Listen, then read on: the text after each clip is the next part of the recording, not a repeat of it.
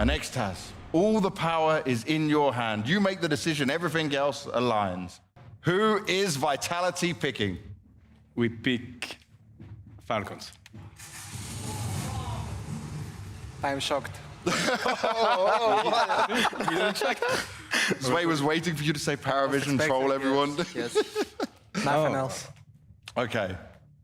Do I need to ask you why? It's an obvious reason, the stand-in situation? I mean, yes, and also with the map pool, we know they can be good. Huh? They beat us with standing in Dallas, so we know it's definitely dangerous, but at some point you have to make a choice, and I know for us, Falcons was the obvious. Were you already preparing to face Vitality? Have you done the homework already? Of course, we were ready, and we received actually a special gift yesterday. Oh. You have it. Oh! Hey! Flurried.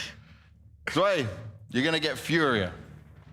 Give me your thoughts on just FURIA currently, who have been struggling. Does it feel like a team that PARIVISION can play well against? I don't think it's about the team we're playing against. Okay. I mean, FURIA is a top 1 team right now, as I know, and we can't underrate them in a way, even if they played not their best on online stage. You get into face PARIVISION. You got to take them quite seriously now, mate. Yeah, we always do, man. We always do. We have big respect for the guys and for James as well. We have one of his students in our team, so it's going to be the master against the student tomorrow. And I mean, of course, it's going to be a great match. Yeah. Like I said in the other draft, we only have great teams here. People are bringing their A game to the tournament, and everyone's coming full power. And we're going to make sure we're well prepared and ready for the game.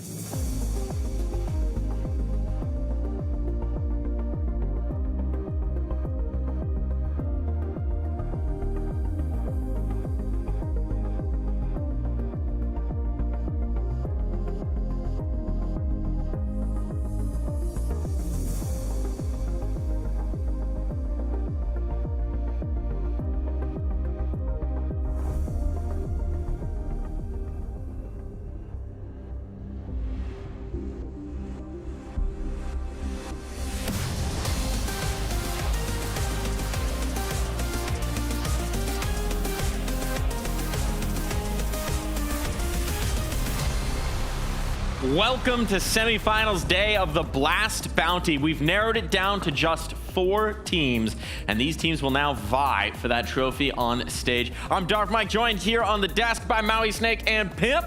How we feeling today, guys? Pretty good. The weather was a little bit better. It was It's B-roll. It's still B-roll. No, it's much nicer today. It is Shout outs nicer. to these lovely views, courtesy of Gaming Malta, who make this event all possible here in the studio. Weather was good today. I saw the sun, you know, no wind, Exactly. no rain. It was enjoyable, Mike. Very enjoyable. I saw some boats out on the water too. Good you join sailing them? day, perhaps. Yeah. Unfortunately, I don't quite have a ride yet, but if anyone at home can figure that one out for me, I would love to get out on a sailboat here in Malta. But we are going to dive into our matchups. We're going to be sailing our way through what happened yesterday. I've made my plug. Let's plug what happened yesterday here. just shameless. Falcons v Liquid to start things off. FURIA, Heroic, Gamer Legion, Vitality, PARIVISION, Spirit. What was the most surprising thing to you guys yesterday? Well, if you had to take a wild guess, Mike, which one do you think that stands out of the results on your screen right now? You could do this one. Yeah. Well, it might be that last one, but before we get into it, let's talk about Falcons versus Liquid, right? Okay. Because it was an overtime game on the first map. Felt like Liquid had a lot of opportunities to put that one away. Falcons still find a way, even with this stand-in, even with Nucleons coming in place of Kyosuke. I have a cool way of summarizing this game, and the way we can do it is that, yes, Falcons won. Good for them to move on. Nucleons did a decent job. Monacy popping off. All the things we know.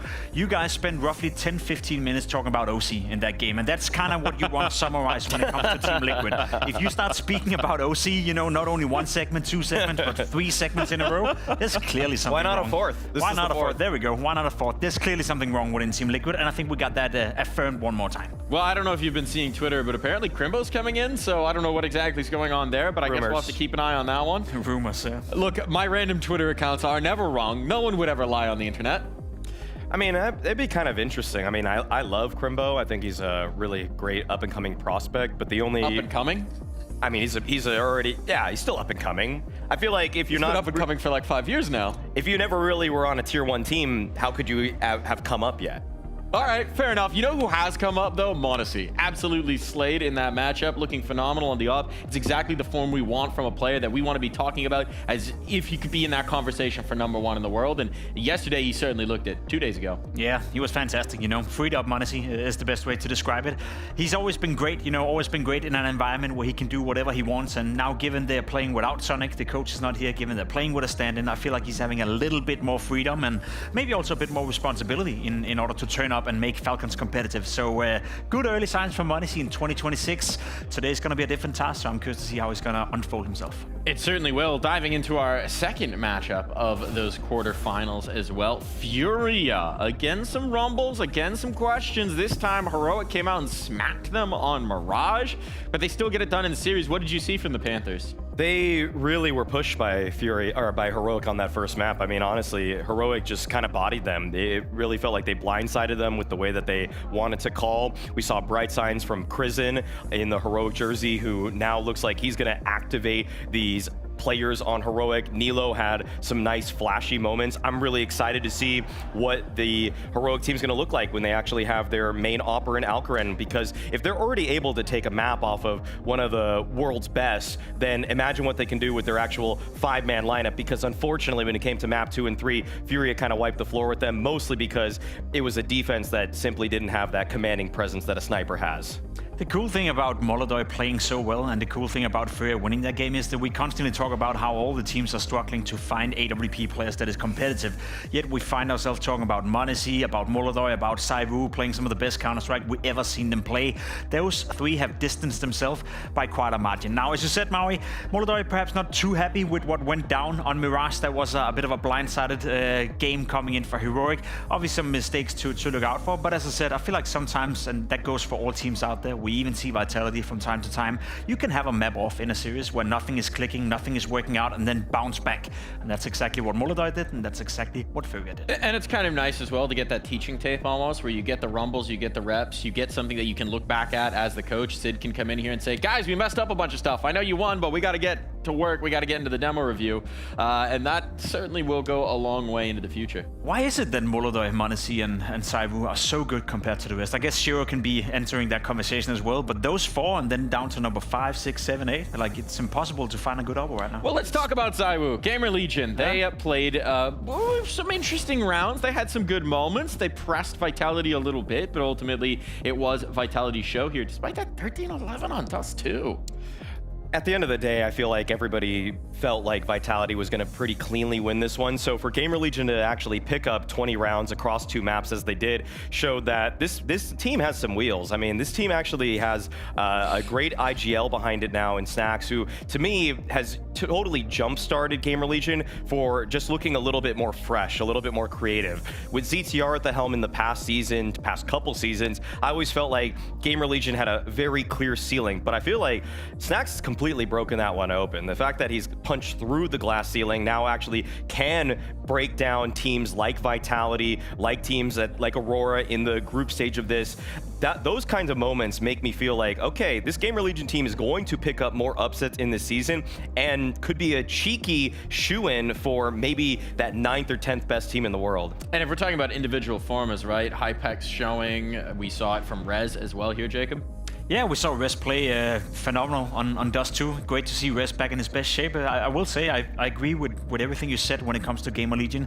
Really showcased himself to be playing at a higher level than I anticipated this early in the second Snacks era, so to speak. And they applied pressure to a Vitality without their best player playing well. I think PR was a little bit disappointing compared to what we know he can deliver. Yet you were still able to put up 20 rounds and arguably should have won Dust 2, or at least were in a winning position. So for Gamer Legion to do so well without their best player not playing well, I think that's a healthy sign. Now we can talk about that surprising result, the final one of the day. PARIVISION triumphing over Spirit. I honestly still can't quite believe it. I don't think Don't can either. No, the thing for me is that obviously it's a big surprise, but it's returning to some of the same things we've been speaking about when it comes to Spirit. Mentally, they just seemed like they lost it. Whenever they were faced with a bit of adversity, whenever PARIVISION were applying pressure, which James did, you know, on pretty much all the maps in essence, it felt like Spirit were just crumbling under the pressure, crumbling mentally, not not really coming up with the solutions. We spoke about it yesterday as well, Maui. Winning like a ton of opening duels, but not able to convert, not able to outplay Jame or outplay PARIVISION. To me, PARIVISION did well, but that was a very disappointing performance. In the final 2 maps that PARIVISION won, Spirit won over 60% of the opening duels. To win 30-something% of opening duels, but to win 2 maps against a Spirit team that has Donk, that still has a great closer in Shiro, it makes you scratch your head. But I feel like we saw some of the deficiencies in Magix as an in-game leader. Sure, if you look at him on the scoreboard right now, you're going to think that he did a solid job. But if you actually look back at that game in terms of the calling, a lot of times after getting the opening pick, they're just walking to their deaths one by one by one. It didn't really look like a team to me. It looked like 5 guys who maybe had a little bit of familiarity pugging with each other, but one where I wasn't seeing any sort of finishers that resembled what tier 1 teams are supposed to look like. You know who was looking phenomenal though, both in the calling and in the individuals? Jame. The Time Lord is back. He's right back in. That final map on Ancient was ruthless coming through from Jame. Every time it felt like Spirit might catch their breath, he just came with that op and just gut punched him. He's so annoying to play against. His play style, you know, the calling as well. You were getting annoyed by it as well, Maui. The constant B round simulator, you know, 6 rounds in a row, you go to the same bomb site. But it does feel like he's one of those players that really install within his players as well. We don't have to do extraordinary stuff as long as we do whatever we do with high quality. All the nades are being placed in the right moments. All the body compositions, the way you run into a bomb site, it's very much drilled into the team already. It's a very young squad as well, where everyone is looking up towards James, so he gets to control it to his fullest. So it's maybe not the most, there's a sexy Counter-Strike, but it's hella effective and hella annoying to play against. Well, one thing is certainly true, which is that we will have a new Bounty champion. One way or another, a new team's going to be claiming this fantastic prize because the back-to-back champions in Spirit are no longer in the tournament. Anyone's game here, and what a beautiful prize indeed. Hopping into our matchups for today, one of these 4 teams will be the one to lift that trophy tomorrow on this stage, but first they've got to battle through earlier opponents. Falcons versus Vitality, FURIA, PARIVISION. Outside of that PARIVISION surprise, we have the top 3 teams of Counter-Strike ready to do battle, and we've got a Joker in the mix with Pari. It's a really cool mix-up, cool matchups that we have. I almost feel like it would be too cut and dry if you had Spirit for PARIVISION, but I feel like that's just kind of exemplifying the growing pains that Spirit are going through, and also kind of the plucky underdog qualities that Jame and his boys have on PARIVISION. But for the other 3 teams, I'm so glad we have the elite squads from the last season all duking it out in the Final 4, because that's kind of how I want to start my seasons, with maybe 1 surprise, but 3 certainties. It's good to see. It's good to see the good teams coming out, you know, hot from the beginning. Often we have a player break and some of the teams are coming out a little bit rusty, but I feel like we've seen good signs from both Vitality, FURIA, and also Falcons, considering the circumstances of the standard. And we're seeing the Superstars fire early, which is always makes from some exciting Counter-Strike. We'll be diving into our first matchup of that exciting Counter-Strike when we come back from this break. But first, we'll hear from the teams for Vitality versus Falcons. What made you decide to make that decision to come back early and practice a bit more? Like, was someone telling you to do it, or was it your own decision? Definitely my own decision. I think I got told otherwise to take a chill pill and stay away from the game as much as possible and be fresh and so on. But I've just noticed throughout my life I don't really get tired like that. So my heart kind of told me that I need to push even more and take a little shorter break. So that's what I did, and we'll see if it pays off in the long run in this season. But for now, I'm just staying focused. Did you make some like training plan for yourself or change something up? No, not really changing routines or like that, anything like that. Just playing a little bit more and trying to be a little bit more focused when I'm actually playing other stuff than practice. And with the rumors that came out around the off-season, right, of like potentially being replaced, obviously Falcons came out and said, no, that's not happening. But how did that make you feel, you know, to have that support from the organization? And were you ever worried? No, I was not really worried at all. The Falcons side was really good at telling me early on that nothing would happen, and if anything changed, they would let me know. But they were very certain from the get-go that nothing would happen, and that made my player break a lot easier to work with, and kind of gave me confidence going into the next season that this is the team, and now we have time to develop like we should have. Obviously, the conversation between you and Donk, I'm not talking about numbers here, but is that like a motivating factor of you that you actually have someone that can challenge you? Like, it's not just you at the very top, there's this back and forth between who can be better. Does that inspire you to play better, to keep growing, to keep becoming the best? Of course, I mean, it's always good to have like a kind of player like this where you can watch him or you can follow him, even though you are one of the best. But having a player like Donk, we can talk about Monesi, Molodor, where they're popping off right now. Just when you have this kind of player, they push you to work harder or to push yourself in terms of individually. So it's always good to have this pressure behind you, kind of to have this kind of player behind you. So obviously it's always good. And what would you say is the thing you value most in Team Vitality right now? Oh, what I value the most, I think our mentality. I think we can talk about yesterday against Game Legion. I think if we had bad mentality, if we start to think about losing, if we start about all this bad thing, we might lose this game because it was really close and we didn't play good as team and as individually, but our mindset was really good. We reset really fast and we were good for that. So obviously our mindset is really good. What a fantastic game for us to start things off with. Wounded or not, this is still a stacked roster. Nico, back turn, catches 2 from the back of the site, 3 kills for Nico, all 4. Falcons in to those semi-finals. That's right, we got the big old game tonight. 2025's Team of the Year back on land in a new season. This was the one trophy that eluded them at the dawn of last year. They're just getting started. Semi-finals away as Vitality keep up their strong Dust 2 performances.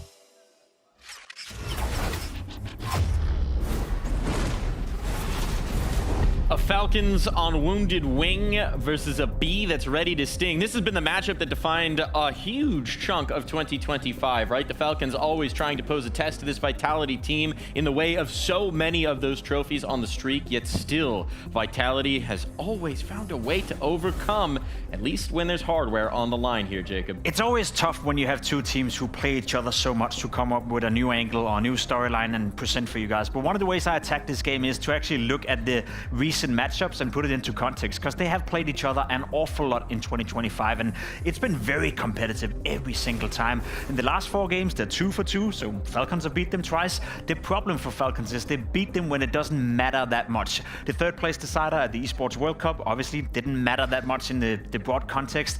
Beating them in the semi-final in Hong Kong, that's nice, but they ended up losing the grand final to FURIA. Whereas the other way around, whenever Vitality beat Falcons, they go on to win the trophy as well, and that's the difference between the two teams. I think head-to-head wise, very similar, very competitive. It's hard to say that Vitality is significantly better than Falcons, judged by everything we're seeing, but the results they're getting out of it, vastly different. It's a really good point to bring up. I mean, the fact that Vitality, what they do, they snowball it into a full-on victory, whereas Falcons, on the other hand, still trying to touch a trophy with this 5-man lineup. Well, even with Kioske instead of their stand-in, that is. Either way, I mean, I feel like for Vitality, yeah, when push comes to shove and it's a high-pressure moment, they've come out better. But the thing is that for the Falcons, what I love about this matchup today is that in many ways, you would say that they have everything to win and nothing to lose, because nobody really, with Nucleons in the fray, is going to say that, oh, geez, this is such a bad loss for the Falcons. But I almost find that's when they're deadliest, when Monesi frees himself up, when Nico frees himself, and they also just carry a little bit more of that burden. I think it's a fair point to make. Let's highlight some of those individuals as well, right? Because there's some natural comparisons we can make between the rosters. I mean, of course, we're looking at Nico over in the Falcons side, the legacy that he brings. And when we compare him to a player like Rops, 2 players who have been celebrated for their work on the rifles, for the heights that they've achieved, it's a comparison of trophy cabinets at some point, isn't it? Yeah, I love Robs' 2025 for a lot of different reasons, but if anything, he brought back to life, at least for my money, the conversation of who's the GOAT rifler of the game of Counter-Strike. I think Nico has had that title for quite some time. The way he's been able to produce consistent results, been part of the HLTV top 10 ranking, top 20 ranking 10 years in a row. Both of them have had such a sick history, as you can see right here as well, in terms of trophies. There's one big caveat, and that's obviously the 0 attached to Nico's name when it comes to majors. However, outside of that, with Robs coming into form in 2025 and now heading into 2026, Mauri, I think this conversation between the two is very interesting. Yeah. I mean, Rop's also, I feel like, the 3 majors to his name and also the couple Grand Slams that he has, it's hard. If you care about team achievement, Rop's just kind of bodies Nico. And even in terms of individual achievement, Nico's got also 9 MVP medals. Some of those are great events, huge events, whereas a lot of, if you look at Rop's 5 MVP medals, some of them are actually online events. So you would probably say that the individual hardware does still lie with Nico. He has some better placements overall in terms of world's best in HLTV's ranking, but I think Rop's, just with how much he has improved practically every single roster that he joins, whereas on the other hand, it's almost like Nico's bringing a curse. When he joins a team, then you just write them off for, no, not winning the major. That's, I guess, what I can take from it. But they are going to be competitive, and hopefully he can eventually undo that curse. Well, let's dive right into the fray of another player who constantly gets the conversation about team achievements versus individual peak.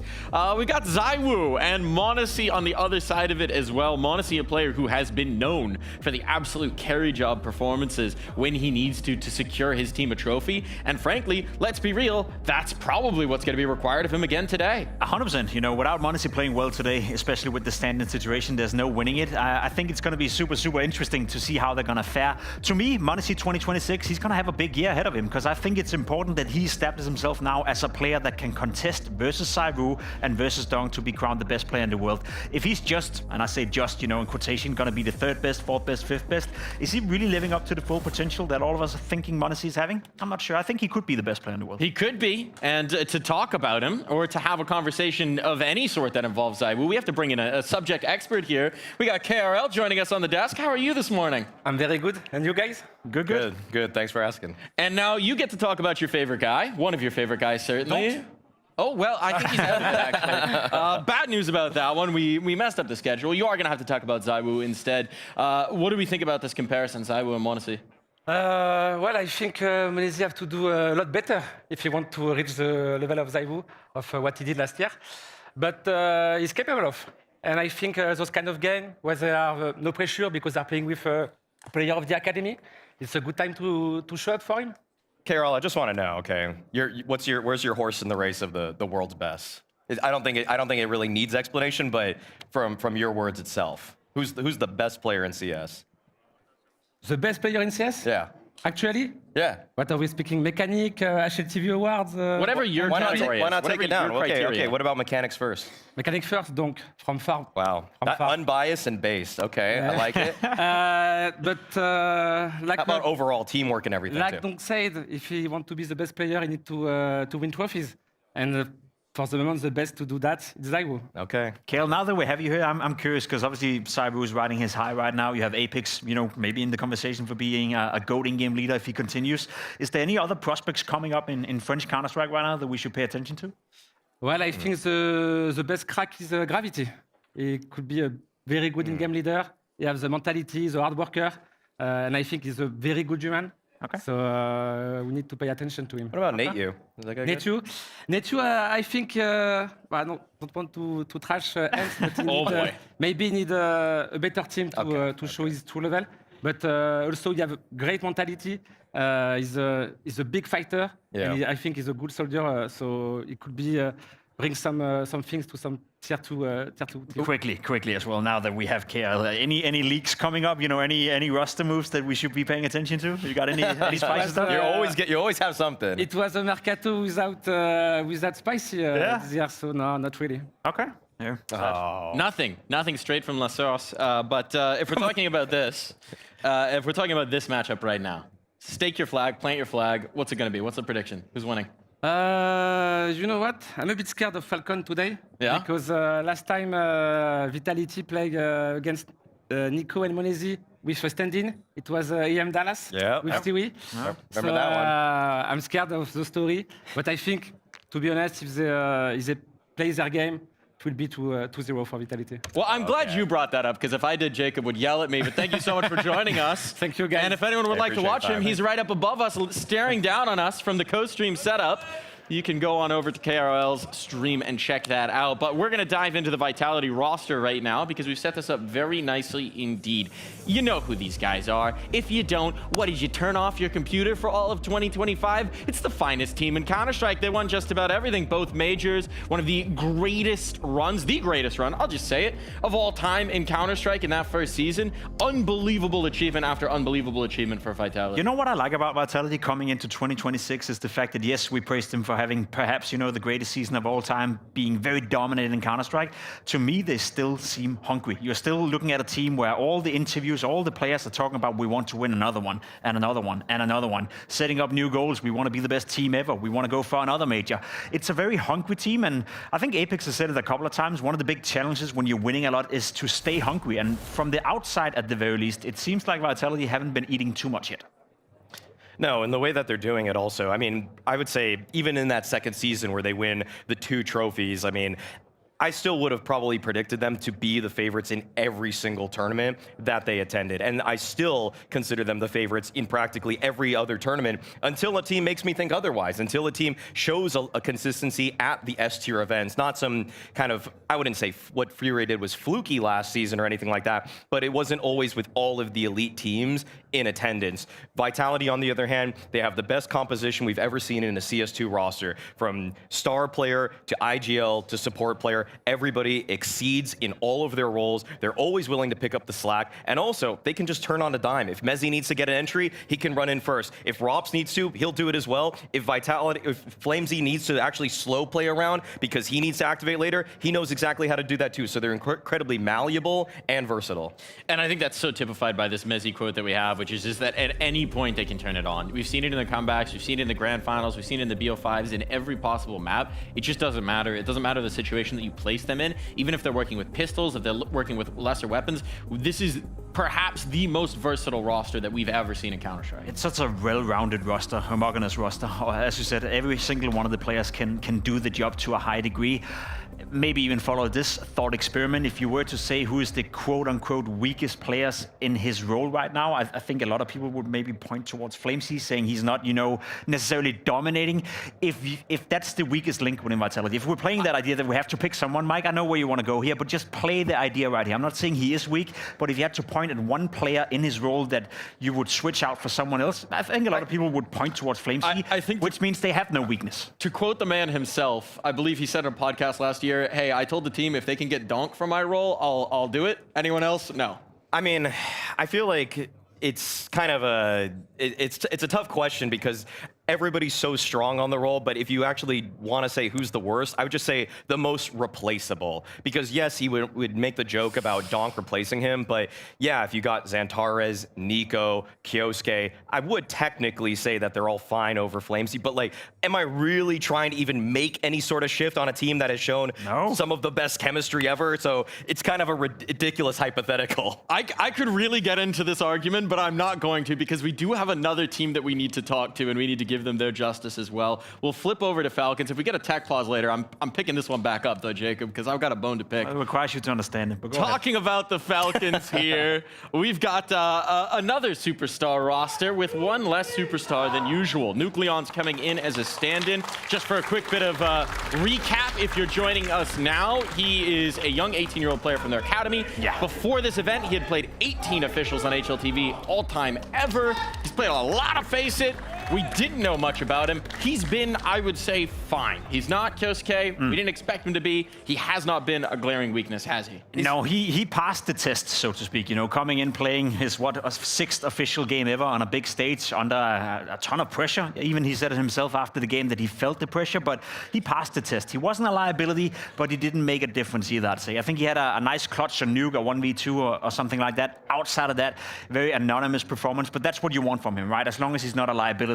However, the opposition as well was slightly weaker than Vitality. So I think Vitality, I think Apex, I think that squad is going to do everything they can in order to expose him. And that's when we get to see if he's the real deal. Sometimes, though, I would even say that for a player like Nucleon's, just kind of get out of the way and stay out of the way. Because at times, even though Kyosuke can just light the server up with 20 kills, you're not necessarily going to find that sort of kill replacement in Nucleon's, but you almost get it in the aggregate of what Nico and m0NESY do in his instead, when they know that they have to step up a little bit more, and Nucleons can just play a little bit more passive, isn't trying to just be a hindrance to the team, then you have the superstars shining a little bit brighter, so that Kyosuke can just kind of watch on and say, you know what, it's okay I'm not there right now, because then he gets to just enjoy the fireworks from the other two guys who have just been billed some of the world's best. I do kind of want to make a light comparison to bring it back to something that'll annoy Jacob, which is Karel brought it up, the Dallas run. If you compare the way that like Stewie was as a stand-in there, he was throwing his face into the blender and then dying to create space to be traded. Nucleons is kind of the opposite side of it, just hanging back, letting them do it, and then figuring out what he needs to do to try and complete the picture. I would rather have a Stewie type of stand-in for somebody like Nico, who instead then can just go in second. I mean, Nico's just one of the best trade fraggers in the world. Monacy's one of the best late-round players in the world. Yes, they can find openings, and that's sometimes what we remember the most about them, because it is sick to see Monacy just swing out with an AWP. But in reality, I'd want him behind Nubox on Inferno, just playing a 1v3 from there, that after Nucleon's made all the space. I'm glad you brought it up, Mike, because I think it's an excellent point. You know, it's vastly different having Stewie 2K, who were aggressive, who were a space taker, opening up stuff for Nico, and also helping with the calling, compared to Nucleons, who's just trying, as you said, to stay out of the way and not be a liability. So in terms of the reference, is it referenceable to the Dallas run? Not at all, because it's two vastly different scenarios. It was Hooksy it was Nexa, right? So it was Nexa and Hunter too, so little different compositions there. Very different composition indeed, but let's see where this composition's going to go, because it's time for the veto. All right. If you're Falcons, you got a tough test. Where do you take it? I mean, I would just say go for Dust 2 or Mirage. I feel like they've already shown some strengths on those two maps. They are ones that obviously a pugger like Nucleons is going to be more comfortable with. Nucleons was even playing Mirage Face-It games with a couple of the guys on Falcons leading into this tournament. So I think those are the pretty obvious choices. Vitality have been going in for Inferno in this sort of matchup, and so they go back to the well. I'm pretty sure they lost it the last time, though, in Hong Kong, but other than that, they've been pretty strong on the map in general. And like I said, I'd be surprised if Falcons go anywhere other than D2 or Mirage. Yeah, I agree with that sentiment, and there we go. Okay. Surprised you are. They're getting a bit free. Well, can we say it's okay? I get the idea though. Sure. I get the idea. It's a huge wild card you're throwing into the mix there for Falcons. You know you're the underdogs. You know you have a stand-in. It is a map that you can kind of just death ball send it, and it's not really going to be too much of a detractor for playing. You don't want to play tactical CS on Anubis as much. I've just gotten a birdie in my ear who said that this is the first Anubis for Nico since November of 24. It's I think it's also the first time that Kixan and Tessis have played Anubis for Falcons. So it's been a long time, I mean, since seeing them play that map. Yeah, that is an interesting pick, a very interesting pick. No Nuke, no Dust 2, seemingly, so we get Mirage as a decider. That was the other one. That's pretty good for Falcons, in all fairness. I think the Inferno pick makes an awful lot of sense for Vitality. I think the Anubis one is interesting for a lot of different reasons. You mentioned a couple of them, but even more so the fact that you just want to try to throw in a spanner to this one. They know they're coming in with a stand-in. They know they're coming in as an underdog. And we did see Vitality play Anubis against Eyeballers in a very competitive and a very close game. Well, I felt JW probably should have won that game with Eyeballers. So if that's the reference point they have, may as well go for it. Well, we are going to be diving into the action here. It's time to see what this bout will be. Vitality versus Falcons, a classic with a bit of a twist. To bring you through it, Harry and Hugo. Yeah, two very big names squaring up to each other, ready to take each other on, Hugo. Falcons versus Vitality. It is Falcons with a stand-in, but thus far, the kind of usual faces within this team, talking about your Monacies mainly, have looked really, really good. Is that going to be enough, though, to rise up and take down big favorites in Vitality? Well, he had an incredible series against Liquid, there is no doubt about that, but we're going to need more than just the Monacy show to stop Vitality on their road and on their run to this trophy, right? Surely the favorites, even though they're seed number 3, they pick Falcons in that draft show, and for good reason. You mentioned this stand-in. As Mike said on the desk, he's been fine. He's been okay. Yeah, it's been very, very serviceable. That's how you would look at it. We haven't really seen him shine in any meaningful way, and that's okay against a Liquid, but you're going to be called upon in a match against Vitality. So there's no hiding behind Nico. There's no hiding behind Monacy. We're going to see what this young player has to offer today, truly, in this semi-final against the world's best. This Team Vitality taking on Falcons. We start on Inferno.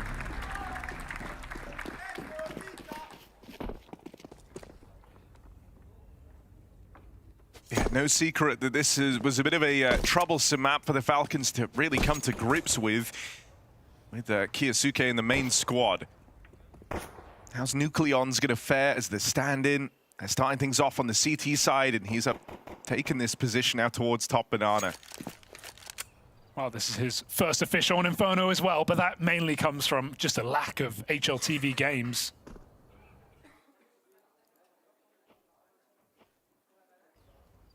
Falcons have definitely improved on this map. Let's see if that can show through today. Oh, Kixon helping out his young player as they wrap all the way round long side.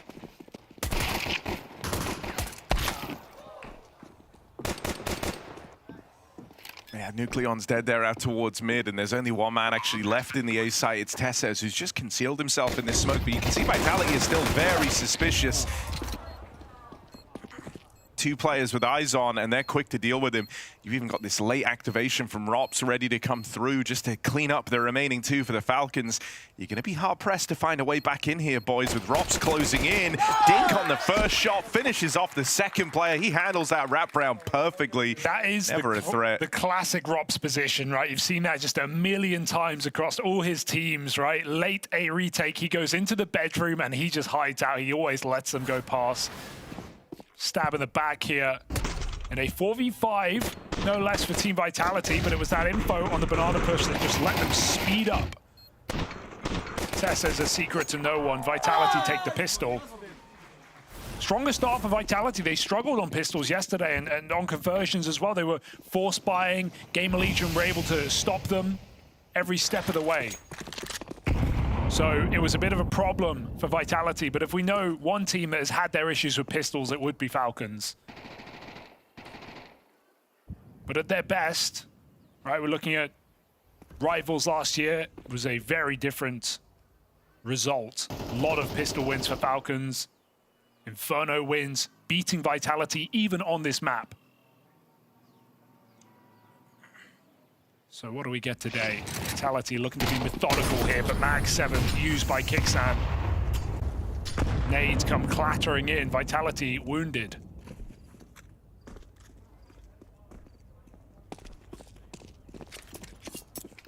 Some realization there's a bit of a stack there. At least 3 players spotted, so Vitality just going to speed up. Going into the under-defended A site, it's only Tesses and Monacy going to need to be lights out on the Deagle. Tesses has found one, but they're already in and past Monacy over on short, so that's a big problem. It means this won't get too much more exciting than that one kill out of Tesses.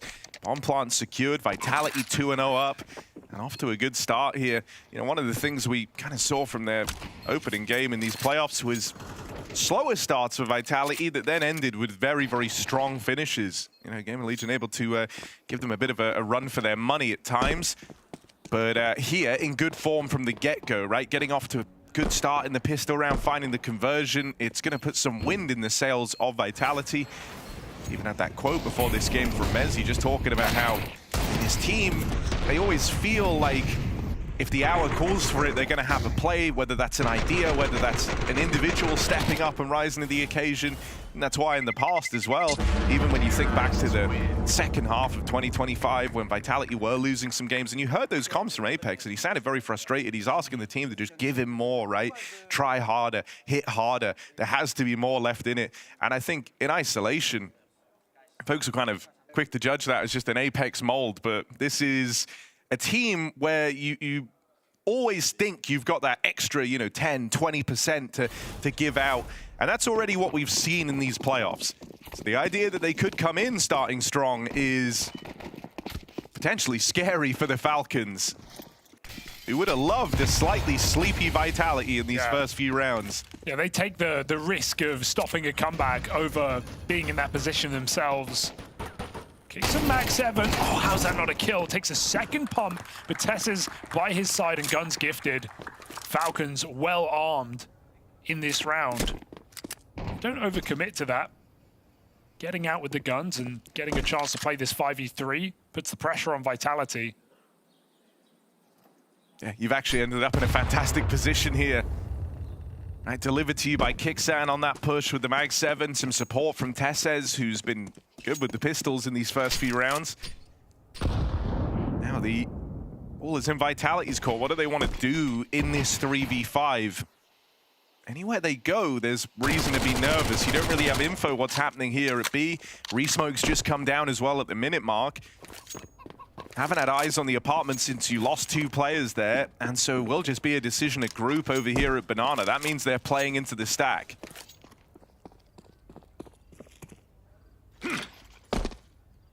Execute with 30 seconds. Nothing to block this. The Molly's on the other side of the map, so it's going to come down to gunfights here. Good new box Molly here for Mezzy. Execute comes in.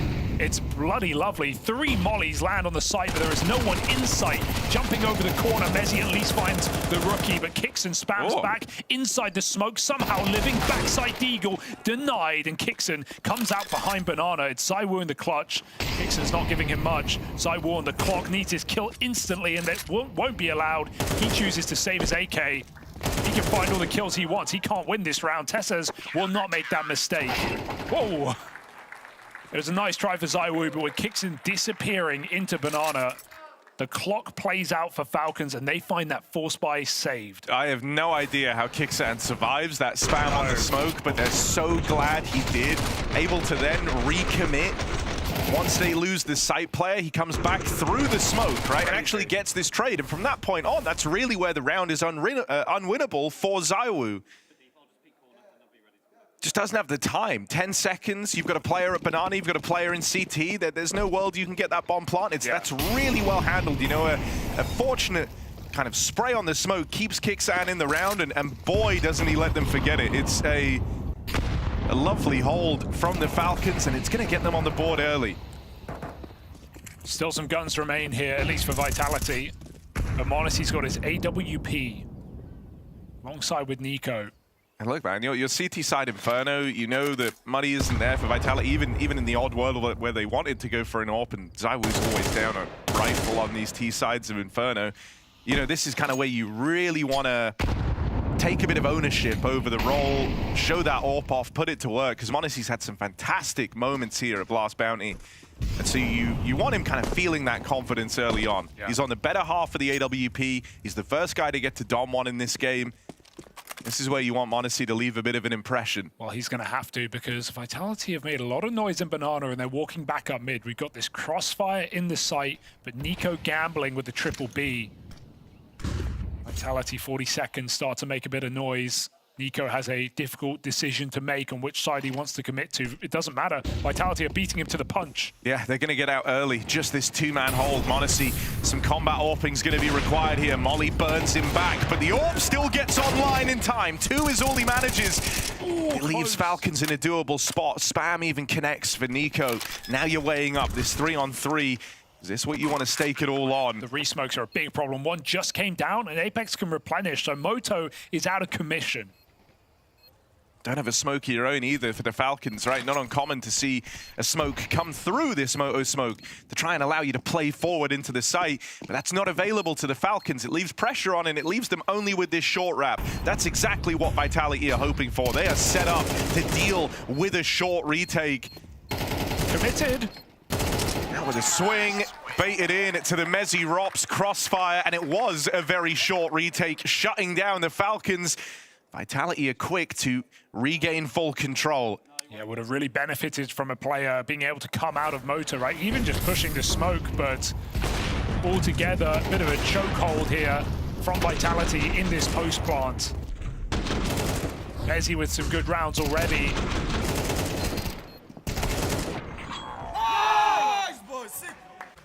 And Vitality, they never waste a flash, man. If they've got one, they're going to use it. They're going to re-peek. They're going to get an assist. ZywOo has thrown some incredible flashbangs in these few games at Bounty. I'm always seeing his name in the kill feed with these assists.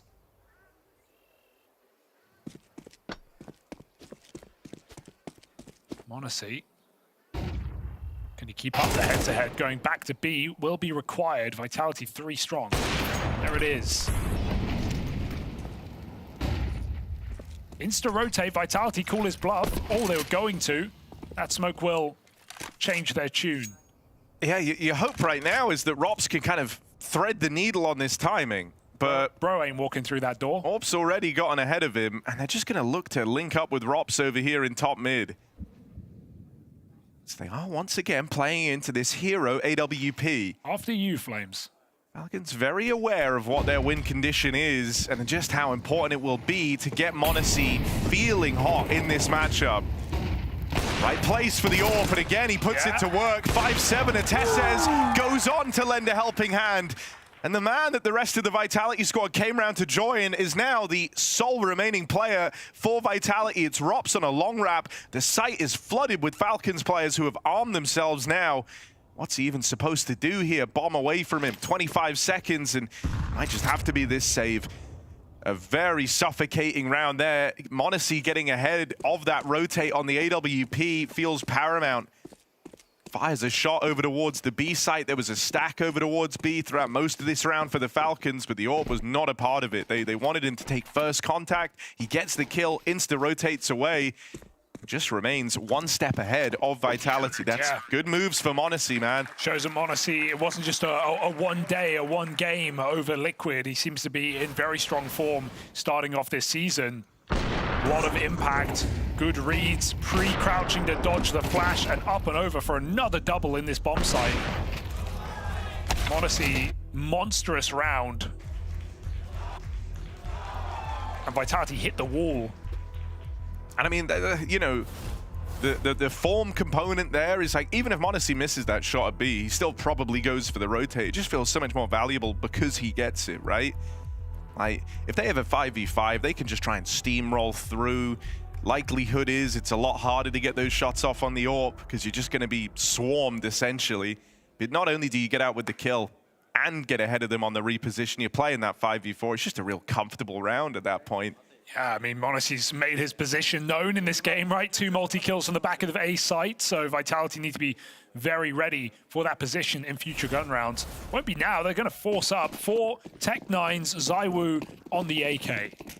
So, far from an unwinnable round, but if m0NESY keeps finding openers, it could be a problem. He takes a deep peek down middle. Oh dear, almost clipped. ZywOo, lucky to be alive, steps into the scope. Vitality getting battered by nades again. And Falcons not only do that, but they own Banana as well. So all the staging looking really strong here for Falcons. And when you have m0NESY on the AWP in any position, you can afford to play triple B. Oh, reliable Tesses by his side. Yeah, and you know, Tesses has been reliable in these rounds that Falcons have been able to win. He's always been a part of them, just getting a kill, chipping away on the 5-7. Yeah, B is the scary part, right? Because you have your weakest fragger and Kixon, but you also have, you know, Rookie. Another one for Kixon to try and implement into an Inferno. And so, don't be surprised if Vitality attempt to abuse this bomb site. They're coming in. Just playing through the smoke, full disrespect. Shut down on the first man in, Nucleon. That's a beautiful round. Plays it forward, the pressure was on, the stand-in rises to the occasion. Kixan dies almost instantly as soon as that site take is initiated from Vitality, and then in comes Nucleon. Yeah, well, that's why you usually see the smoke break there, so you actually have some vision. Look at Vitality coming through gray screen, walking into bullets. Bullets storm here through the smoke. Nucleon just sprays them all down. 4 kills in defense of his bomb site. That is one way to start off. You know, the point you just made about how, yeah, expect to see Vitality trying to abuse B, right? Take advantage of the fact that this is, even with the full Falcons roster, this is the most abusable bomb site they've got, right? It's where a lot of teams look to go. Now it's meant to be even more susceptible to that with the stand-in there. If you're able to kind of set this tone that B is not going to be as free as you're expecting, that B is not some, you know, red carpet rolled out situation, that could cause big problems for Vitality. Because what's the other option? You're looking at m0NESY over here on the A site. Him and Tesses playing off of each other has been fantastic. A real high point of this CT side thus far. Get out in the top mid, and m0NESY, that is just gorgeous. Lets the first 2 cross, only to line up a collateral. Clean tap for the third. Oh dear, I think Vitality are already getting a much bigger challenge than they were anticipating. And some frustrating rounds, right? You know, having the right calls, avoiding the stacks for the most part, and still running into m0NESY back at the A site with 2 multi-kill rounds. They even won one of them. That previous round with no nade on the smoke, Vitality just getting chewed up. These are definitely frustrating rounds to lose, so they got to keep their head screwed on. Falcons in the lead. Nico starting A. Maybe looking to offer some assistance to m0NESY, but they look to come into middle. Vitality pushing the smoke. Whoa! Oh, a little awkward there. He did not. They heard the steps. Flames gets out with 2, and TeSeS so blind. Wow. Very, very punishing round. Hey, that's why you have Flames on the roster, right? Fearless, jumping through smokes with MAC-10s, but still a mistake from m0NESY. He hears him running through the smoke. Nico gets an idea, and m0NESY unscopes. Did not think he had it in him.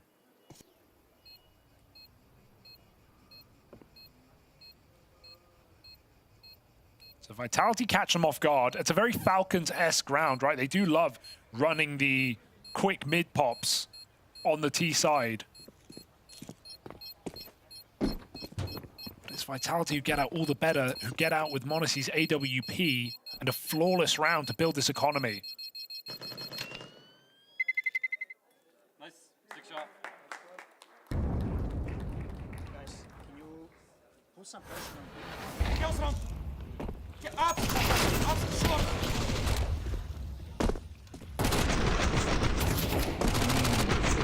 Nice to just catch the comms, right? See what he was thinking. More worried about the balcony rush. He hears them running down the hallway.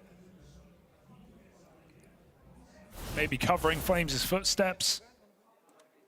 I mean, dude, the same reason why that round is so frustrating for Falcons is also why it's huge for Vitality. It just kind of leaves them now in the conversation to still have a good half. Because so quickly this could have started getting away from you. But now you've broken through early. Chance to maybe even break Falcons' money before the half draws to a close. That's something you weren't going to have had they, you know, remained competitive in that round. But you take it so cleanly. It's all right, slightly slower now for Vitality. Not looking to run 2 pacey rounds back to back. It's no 50 damage nades, but 4 players getting put sub 80 makes these M4s hit like AKs. So Falcons have already done some important chip damage in this round. Even if you're just body shotting, right? It reduces from 5 or 4 shots to 3. It's going to make your life a lot easier.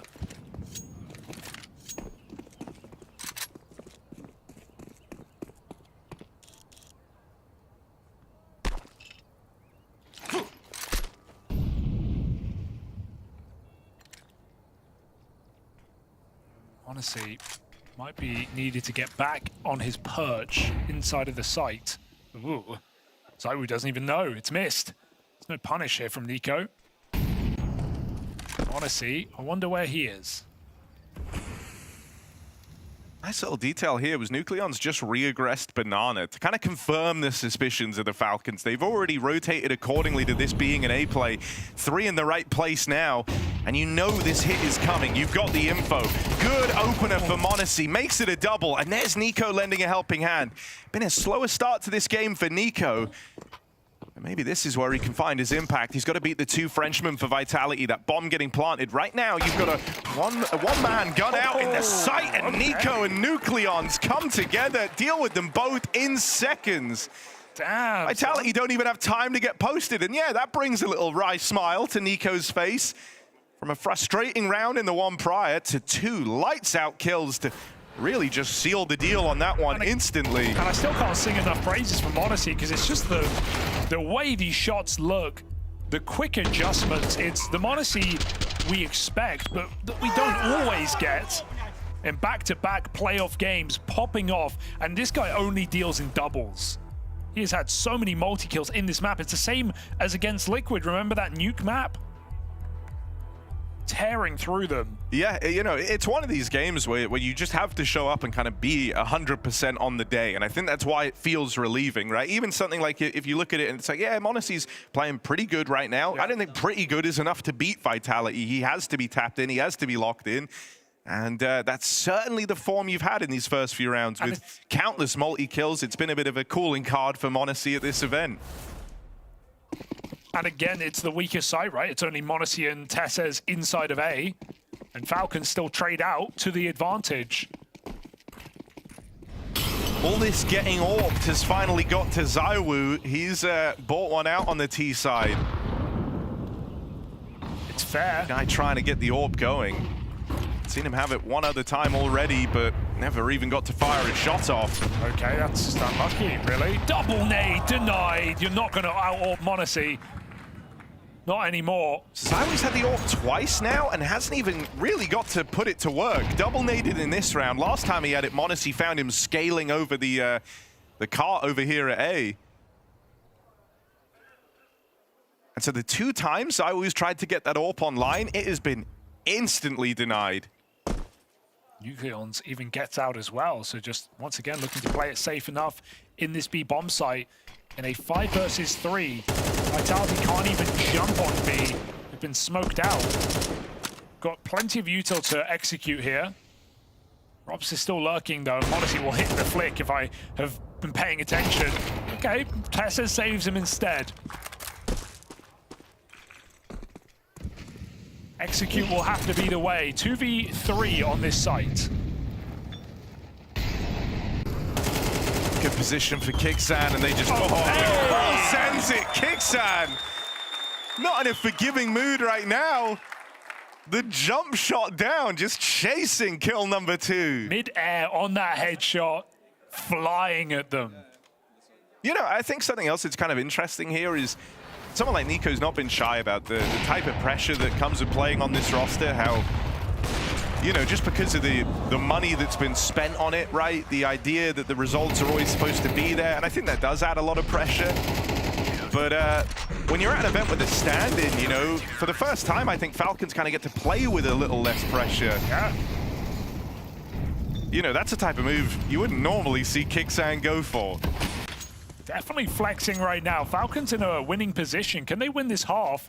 Anti-Eco would make that so. Well, look, it's back to this pop through the top mid-smoke, but they've learned their lesson, right? Last time, Flames able to barrel through, catches them by surprise. This time, it's a more passive setup, sat back, playing the extremities, and so no contact out towards mid. That contact instead comes far later on the push into A. I just need to know what Monacy did in the player break, because he is looking reinvigorated. Just lights out shots on this AWP. Another double kill for Monacy. And another flick to boot. He's even said right before, he's not even trying to do flicks. He's not trying to necessarily be flashy, right? You'd rather just be stable and pre-aim exactly where they are. But it's the consistency that he hits these flicks. But I mean, I remember as well, even when Monacy like first joined this team and it was his first time working with Kixan and the rest of the guys, Kixan saying like, yeah, you know, Monacy's good dude, but like he's always like offering something, you know, he's offering a flash, he's trying to set up others, trying to be a good team player. Something that stood out to me since, you know, coming back after the player break is Monacy is always the guy initiating, always the guy trying to set up fights. I don't think I've seen him throwing a nade. Yeah, it was like that from game 1. Yes. Right? If you remember, he was his opening match, I think, was a nuke game, and he was just really, really keen to try and fight the yard as much as possible, try and be hyper involved. Oh no. The tick attempts. Nucleon's in. No way, right? Oh my, the balls on that move, denied at least, and trades evenly. It's Nico who actually snuck into the site. That might be a surprise. You would expect him CT right now. Vitality with a smoke in the way, slow it down. They've got Robs lurking.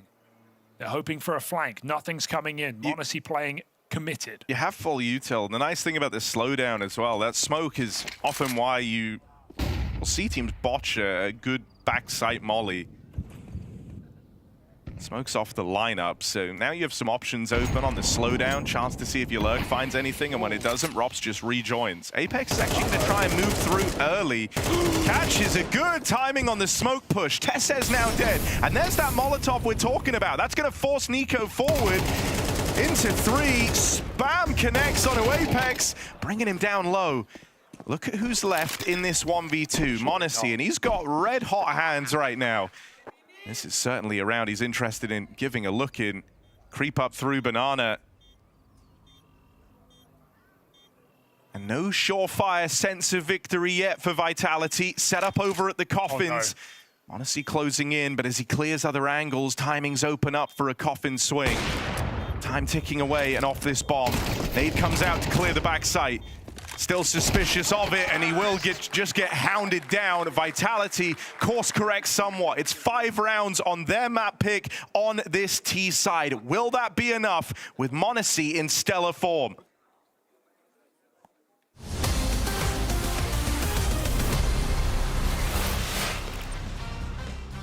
m0NESY, welcome to the Blast interview bonanza, where we ask spicy questions that get increasingly hot, depending on if it's a green bowl, yellow bowl, or black bowl. You get to pick. Let's take black bowl first. Okay, let's start. Green is whatever. Green is like... Green, we have no idea. We don't want to touch. How are you feeling today? That's probably what's in green. Yes. Which team do you think is overrated right now, even if no one wants to say it? Vitality. I don't know, no comment, no comment. Not a single team is overrated right now. Is that hot enough for you? No, it was good. You want to do another one? I think let's take another one. From black. Okay, from black. Yes. What is your weakest map? Inferno. Train or Anubis? I like both. Yeah. But I would say I like Train, the oldest version, not the one that's in CS2. Old. Like the old one from CSGO, yeah. Like with 2 heavens? No, with one. One, okay, not that old. Yeah.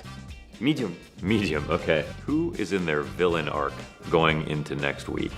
Let's say PARIVISION. PARIVISION. What? I said it like you, I don't know why. You also said it? That was very contagious. PARIVISION. They have James. Yeah. And they have like 4... He's like Gandalf, you know, and they have like 4 hobbits in the team. Like 4 stars. Yeah. You know, I think they have all the potential to be even in top 5, maybe. That was pretty good. You want to do it again? Black. Okay, alright, let's just turn it up, man. You like spicy food? No, I hate spicy food. Okay. This tournament goes wrong, honestly. What do you think people will blame you for? I think people would blame it that I didn't learn from the last year, maybe. What's the criticism people have of m0NESY in 2025? I think the consistency, that I just being on the same level as always. In 2026, who will be the best opper that starts with the letter M? I think people know the answer. I'll let them answer. I didn't ask them, m0NESY. I know. Easy. Wait, you chose to pick easy one. It's my show. Okay, boss.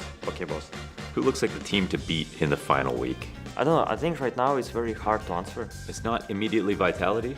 No. If you just take the online matches, how they started, I think Vitality looked a bit shaky. Teams in top 5, they're not used to play this kind of matchups, you know, and they don't have like too much data on other teams. Let's end on black. What weakness in your own game are you trying to fix right now? Discipline. Discipline. More practice. Wake up earlier. Eat better. And we're talking about the game, not about real life. In the game. In the game, discipline, yes. One day you'll be very famous too, m0NESY. Thank you, wow. I believe in you. Thank you for the show. It was great. It's too easy? It was easy. Especially the first question. Still in my head, like.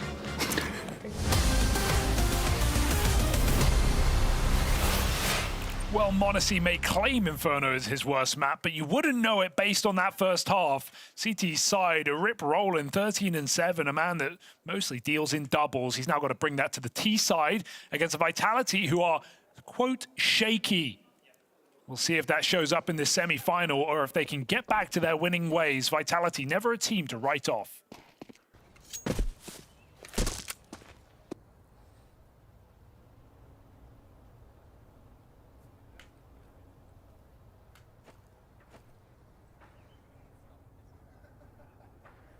I mean, yeah, if you can find this pistol round, man, suddenly you're right back in the conversation. It's a good first half from the Falcons, but it's not immune to the turnaround from Vitality yet. Heading out in towards this A site, feels like Vitality really have an idea that this might come through the apartments and up the short side. Double app setup, ZywOo dropping down. That's the kill that they hope makes them overlook Robs, and it will. Dropping in, gets out with his one. Bit of help as well from m0NESY at the back of the site. How much more does m0NESY have in him? Apparently he's got the whole round. One guy left standing. And m0NESY buys more than enough time. The cavalry arrives for Vitality. Dude, m0NESY just so reliable in anchor positions. These are not positions where you're supposed to be consistently putting up triple kills, but I feel like his mechanics are getting better every month. beautiful third headshot from Mezzi. Another detail as well. I like that ZywOo on balcony fires off those dualies. He's not really looking for a fight. He fires them, he drops, he fires again. And what that tells Falcons is there's no one balcony. They don't clear ops. They jump right past him. He even gets a free kill. So it's a good sell from ZywOo to set up Robs for a single frag. You know, even these little details, these are things that Vitality are talking about. All part of the setup. Falcons with no pistol rounds. Yeah, it's not even the first time they've had this happen to them at an event, right? It's certainly an area, if you were going to pick one out, that Falcons could look to improve upon. It's just so weird because then we see events like Hong Kong where they win almost all their pistol rounds, but you know, the EPL that you're talking about, they won like 2 out of 15. Well, not 15, but lots. They lost a lot. Yeah. Right here, they're 0-6 with 1 break. So highs and lows here for Falcons. But of course, the stand-in likely being a factor. Right now, you're not breaking with this. Nico doesn't even have a gun. Finds a deagle and apps. Finds a bullet in the head. TeSeS' turn. You wouldn't hate seeing him go and look for this deagle. No. See what he can do. TeSeS has actually looked pretty good on the pistols thus far. Bit of a Deagle player, but not here. So Vitality converting both their pistols in this map as well.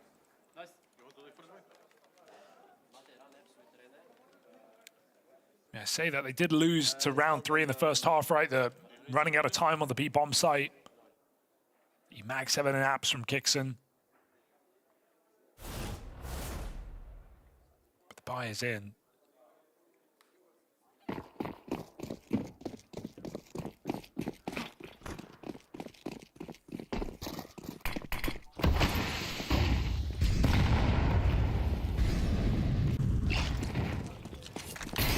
Right, Kixon.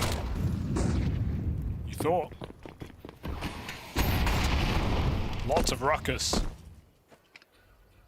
You can see the pressure it's put on. Apex started rotating away. Deciding against it now with this spot of banana. Nade could be big. Just going to get away from it is Nico. Oh, not that one. Backflip. Send him to the circus. Really nice, man. Apex started running over as soon as they heard footsteps on banana. He kind of realized this was an attempt at a misdirection, and he gets there just in time to capitalize on that damage at top banana that Flames is able to do. Just a good feeling that that kill, you know, doesn't get away from you. You actually get the advantage. You're now sitting pretty in a 5v4, reflashing into top banana. Kixan's also been offered up. And so this is a bonus round that is in prime position to move Vitality into the lead. The only thing that maybe could upset that is TeSeS on a deep angle out here towards the short side. However, there's so little time left. Bomb's still up at banana. He needs results, and he needs them now. Gets that 1 kill. Bomb's going to start moving over. Mezzi, he's not going for TeSeS. He knows the bomb has to join him, so his goal is to cut it down with 20 seconds. Yeah, 1 kill on the 1 kill on m0NESY with the bomb, and this could be enough to win you the round. Just tumbling it away from them. He picks his moment very deliberately, does Mezzi, and that is so well handled. Doesn't even focus on TeSeS, lets him have the space, because what use is this A site if the bomb doesn't get there? Yeah, even if he fights TeSeS and wins it, right, the bomb can go back to B. It's in limbo right now. He makes a commit, and then he finds it. And Falcons don't really have the time to go alt mid, through apartments, jump out balcony. They just have to hope that TeSeS has earned that space and that it's completely free. Falcons get rumbled. And another beautiful move from Mezzi to secure a round for Vitality. First gun round in the pocket.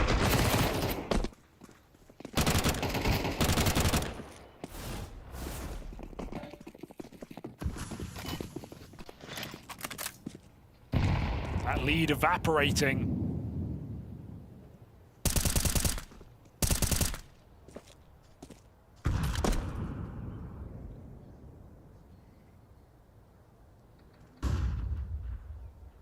ZywOo's all been play.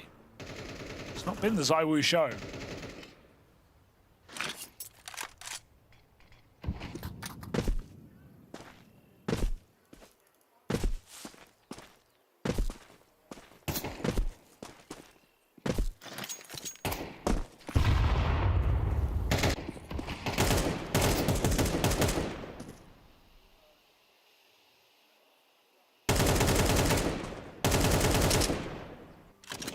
I mean, in that first half, Falcons played a relatively passive CT side, right? Rarely trying to contest for top banana. Oh, okay.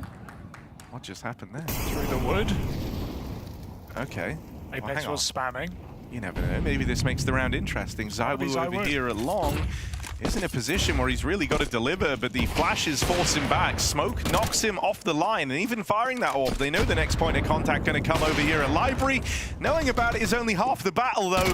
Kicksan shut down. Pistol's still breaking through. You're left looking at Robs and hoping he can clean up. He will manage it with a quick double, and they hear Nico arriving over at short. Suddenly, you don't have to respect these long smokes. You can play through them. Nico's got the full onslaught of Vitality in front of him and can't find a way in. Rob's just taking his sweet time, man. Love to see it. 2 inside of the site.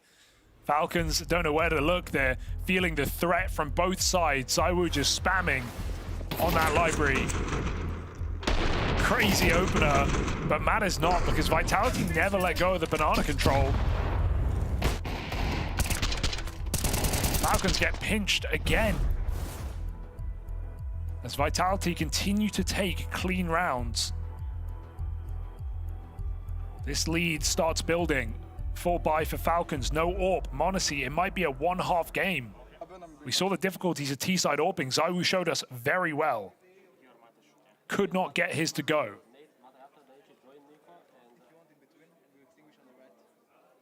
And so rounds in the bag for Vitality. 2-round lead now.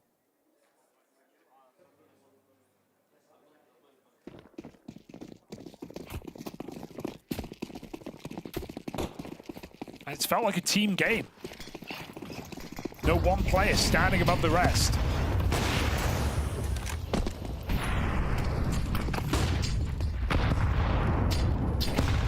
Dude, these nades have been super punishing. Whenever you've tried to go for this banana control early, you've been met with just an onslaught of HEs. This is actually one of the lower damage rounds for Vitality. But even then, you've seen them fight for top banana. So even now, as you hear them go away, you hear the nades coming over, you're still uncertain as to what that means. Have to take some time to clear this properly, but you get the control. You've got 4 players out at top E. Meanwhile, still have a lurk in towards the apartments, right? TeSeS just keeping a bit of pressure on while his team set up outside of this B site. At this point, could feel a little tricky for Vitality to know exactly what the end of the round is. It's about to become clear. Push in through the smoke at banana. Flames holds on for the first, but that's it. Ends at a 3-on-3. Chance at a bomb plant. This is the best position Falcons have been in this half, and so they really have to find this round. Huge spam from m0NESY. He fired onto ZywOo before he even saw him coming through that smoke. Expecting the AWPer's move. Apex with a full belt. Got to pick his pieces wisely on this retake as TeSeS has just given up banana, but Robs, we know he's patient. He's coming in very late. TeSeS checks it out. He's gone. m0NESY, position revealed by the Molotov. He's down half as well. Time is ticking and not to the favor of Falcons as Kicksan is the last alive. He needs to buy time. Back at the site, Mezzy gone. Apex finds him. He can't finish the job, and the nade is not enough, but oh, so close. No kit, no chance. Falcons will pick up a post plant. If Rob's had a kit, he might have had that round. Yeah, I think he would have done. Now seconds making the difference there. $400 making the difference there.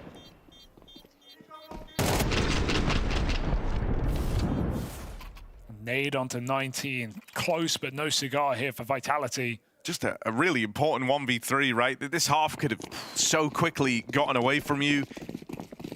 Would have just been left feeling like it's all over. Money would have been broken in dire position. Vitality sprinting away with the second half, but now you've slowed their roll. You've broken this streak of rounds. Got to start building upon it though. ZywOo, bit more aggression out towards top banana, and he is so wrecked by those flashes. It's an easy kill for Nico. How does Robs win that fight? Galil letting down TeSeS. It's been kind of an interesting head-to-head between these two, right? The two players that are responsible for the apartments. Two guys that lurk there on their T sides, not afraid to try and push the boat out a little on the CT half. And Robs has often had TeSeS' number on these pushes, even in that retake, right? Picking up the first kill up through banana. Well, we just saw that stat. It was, after this round, 13 and 5 on opening kills for Falcons. Yet still, Vitality hold a round lead. I mean, 8-1 between m0NESY and Kixen. So they've had a damn good opener, but can they finish the job? It's only Flames at this B bomb site.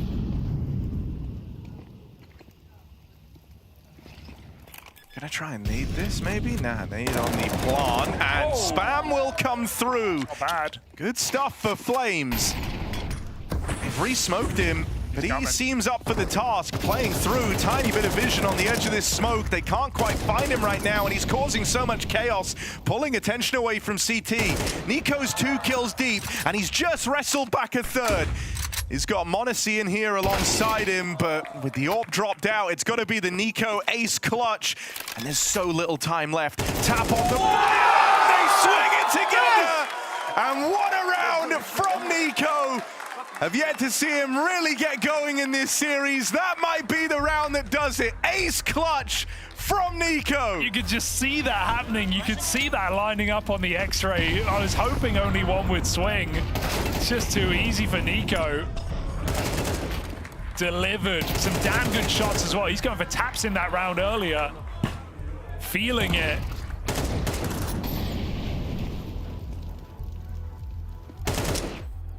My goodness. Doesn't get better than that. Ace clutch 1v2 to tie up the game. And that's after Flames already felt like he had 2 lives in that round. Jumped through the smoke, still disappeared, only to get skewered.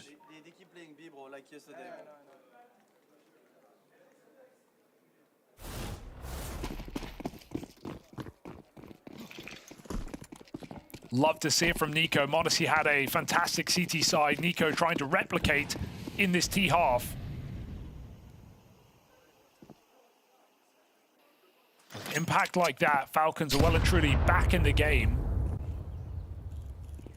It's Vitality's economy that could let them down here late in this second half. Double digits will break one team. Who's it going to be? Another opener here for Falcons. 14-5 in this map. Good chunky nade connects back in response, and ZywOo's going to level the playing field there with his AWP. They give and they take. Nucleon's just playing through on the back of that first contact and able to keep the advantage. Riding behind the Falcons here. They're already in the A site. m0NESY up close. Can't quite stop the spillover. Now we're going to see ZywOo's AWP only able to put up 1 in defense. Flames, it's his time to try a clutch now. Running through the smoke, catches this timing. Bomb plant denied. m0NESY's got to make up for this. And around the boxes, Flames will find him digging deep for a clutch of his own. That's back-to-back hero rounds from either side. Vitality pull on through, refusing to yield on this lead, and it's Flames that delivers them a super critical round, a back-breaking one for the Falcons. You're just shocked it's not enough. Every step of that round, Falcons are maintaining the trades, a man advantage every single second, and Flames, you don't see him in a clutch very often, so he makes the most of it. One missed shot from m0NESY, not to be expected in the game we've had from him, but it's going to cost them dearly. Economy gone, no bomb plant. Round lead for Vitality. That is a high impact clutch at this point in the game. And Falcons might be forced to force. NiKo bought the MP5. Someone tell him we're playing on pre-buff. He's going to sell it back for a Galil.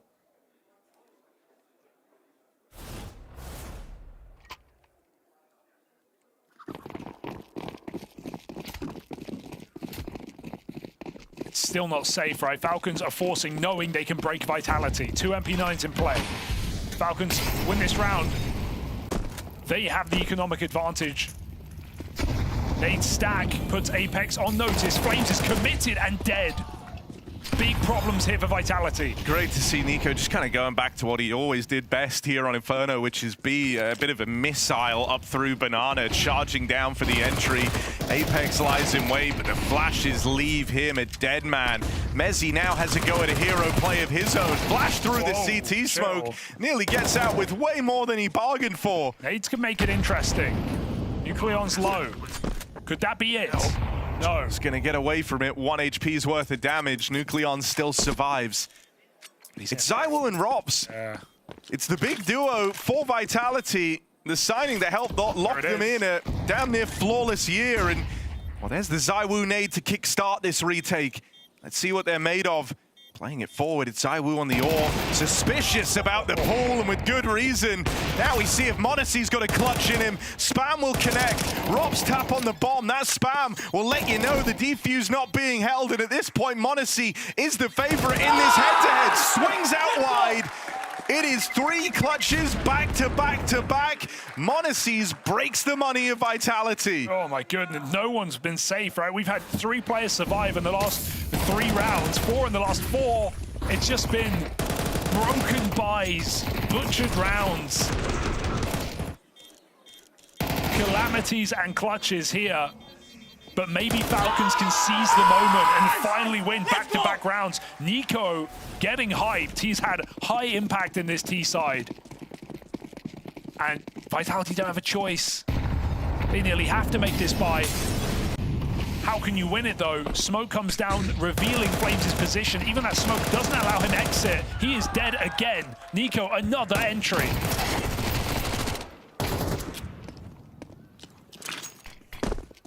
Even smoking, surrendering in a 3-on-4 is a sign of the times here for Vitality.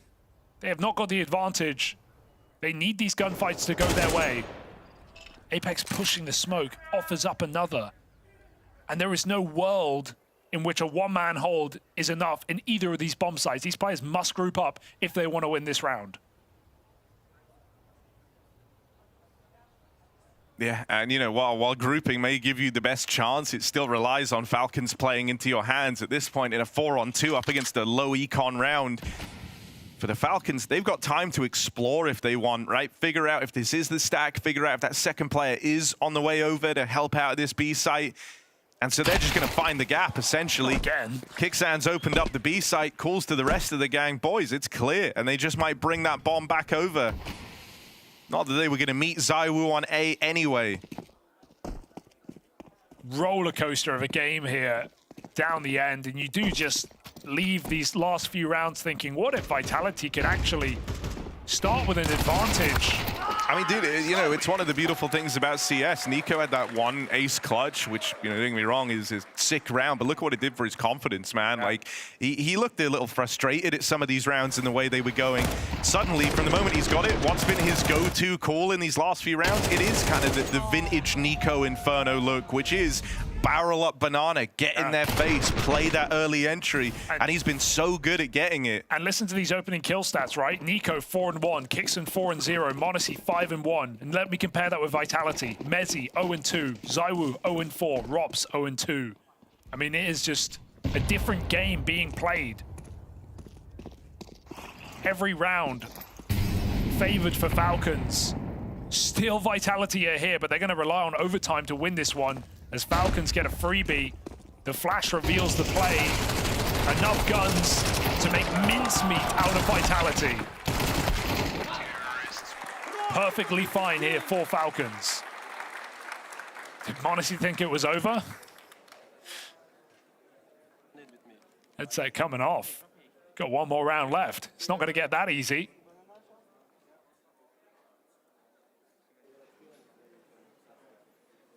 So Vitality have to do more with less, and by that I mean no kit and no AWP. Against a focused Falcons on a 3-round streak. Yeah, you know, these guys have played Inferno in head-to-heads 8 times over the last year. This is only the 3rd time that Falcons would have looked to win it.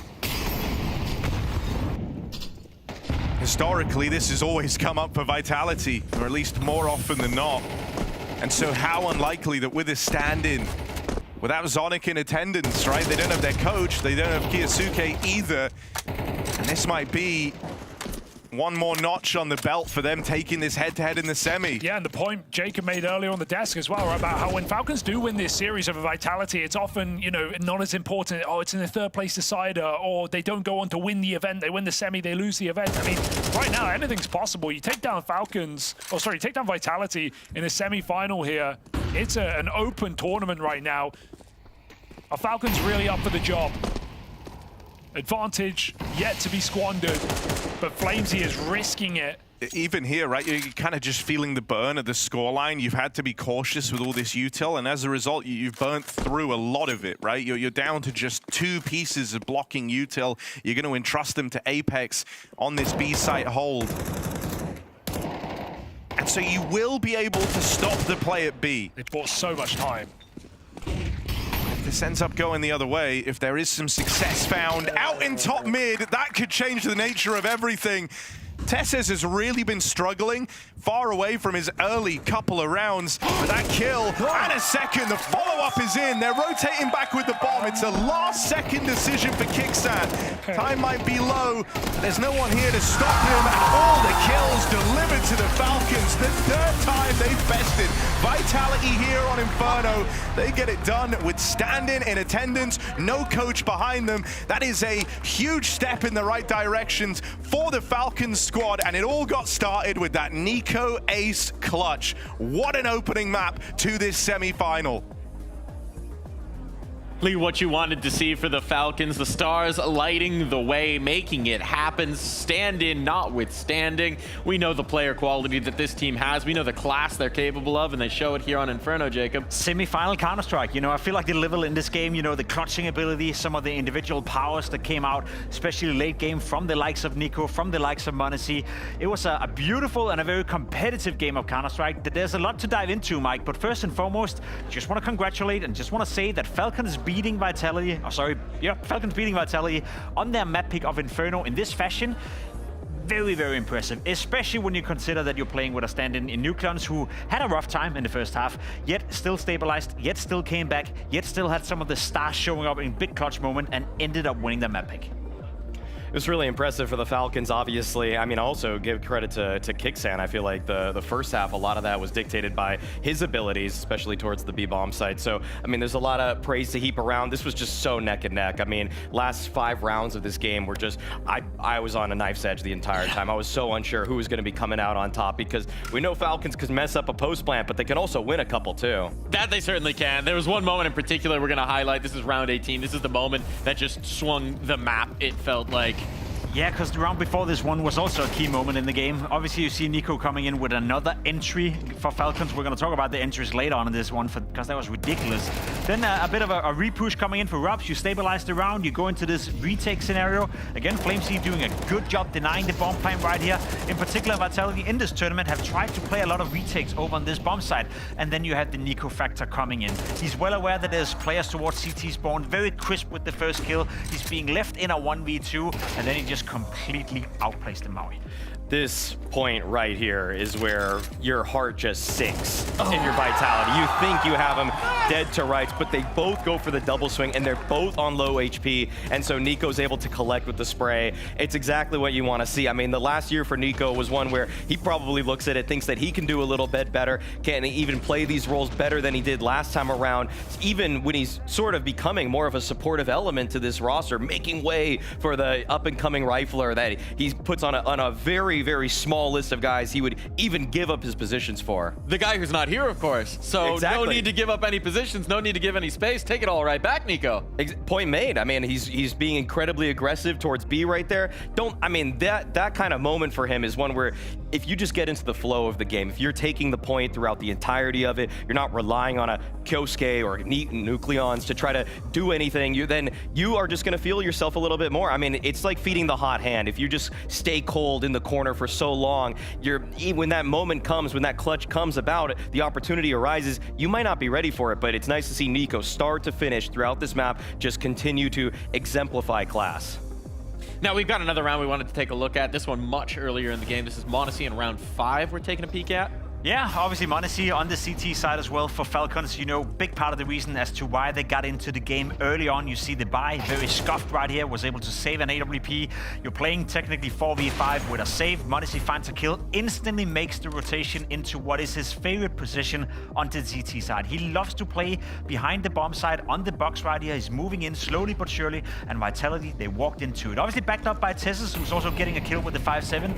But Maui, when you have a Monacy who's all over the map like this, who's hitting shots like that as well, second round in a row, by the way, from this very position. That was the key moment, I feel like, on the CT side where Falcons made the game competitive. It was one of the win conditions for him. To be as active as he is, this is just textbook the way that you need to op on Inferno, where you show your hand on one side of the map to inflict that opening pick, and then to move it back around to try to disguise where it's going to be popping up next. Because reminder, I mean, this was a round where Falcons were able to rattle off, I'm pretty sure 4 or 5 in a row after it. And so for him to just kind of jumpstart them in this fashion, it's just, I mean, it's everything that they needed. And so for him to just kind of outplay Apex, outplay his calling, to be one step ahead of the idea, it's almost kind of what you expect from someone like ZywOo, whereas m0NESY can be more of a brute force kind of player in nature, but you see him show that sort of second decision in the round and how in tune he was with how Apex wanted to call.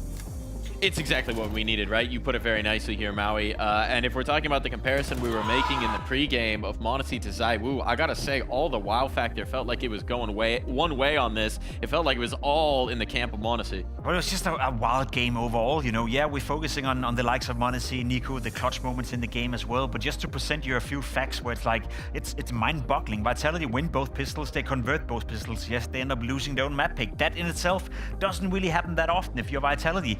The opening kill department, I know Harry and Hugo spoke a bit about it, 18-5 for Falcons. Vitality only had 5 opening kills in this game, and a couple of them were in the pistol round. So you were constantly playing 4v5, so of course you're gonna end up losing a lot of the rounds. So I don't know what was going on. I don't know why they weren't successful with finding any openings whatsoever, but gotta give that to Kixen, gotta give that to m0NESY and NiKo, who stood for a lot of the openings on the Falcon side. Yeah, speaking about Kixen, let's just take some more time to praise him, right? Fantastic in the calls, fantastic as an individual as well, a huge difference maker for Falcons.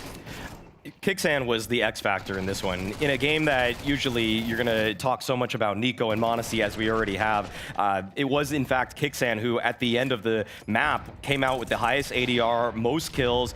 That is a ridiculous task for him to undergo. And I feel like as a fragging in-game leader, still, I feel like I've been beating the drum for quite some time, but for some reason I feel like he's not quite talked about enough regardless of that fact. He's so explosive when he's on these sort of positions. He's incredibly in tune with how he needs to use utility in order to slow players down. I mean, like, one of the reasons that their opening picks were so effective is because he was just pelting them with utility. I mean, the combination of what NiKo and him were doing on the T side to throw nades up towards Flamesy and Apex always lit them up. On the CT side, he's throwing all the nades down, stopping them in their tracks. I mean, everything he did was just such a luxury for him. And you get it a lot on the CT side, and then it kind of just gave m0NESY and NiKo, even Nucleons and Tessus, enough room on that T side to really work. I mean, this is crazy. 5-0 in opening duels, 5 3-kill rounds. What can't this guy do? A 1v3 as well, very crucial moment. We saw it here when the scoreline was 9-7 for Kixen. It was a beautiful game from him. Beautiful game coming in for the Falcons as well. Another note, you said it, you know, m0NESY, ZywOo, highest rated player on the server was Kixen. Lowest rated player on the server, ZywOo. Nowhere to be found. Didn't really get much done with the AWP or the rifle for that matter as well. So I'm just standing right here, left puzzled a little bit. Required a Kixen 1v3. Required a m0NESY, you know, pop off on the CT side. Required a NiKo 1v3 that wasn't really supposed to happen. Vitality won both pistols. They lost the opening kills 18-5, and still it was a 13-11 game. On top of that, ZywOo being the bottom fragger, you know, the lowest rated player. Everything that could go right for Falcons in order to steal away the map almost happened, apart from the pistol round. So I don't know where that leaves us with Vitality. That was a weird game per se. I'll tell you one thing, I was definitely not satisfied. Already back in, warming up, has been there for a minute, trying to get those mechanics back on point for map number 2. We'll talk more Anubis on the other side of this break.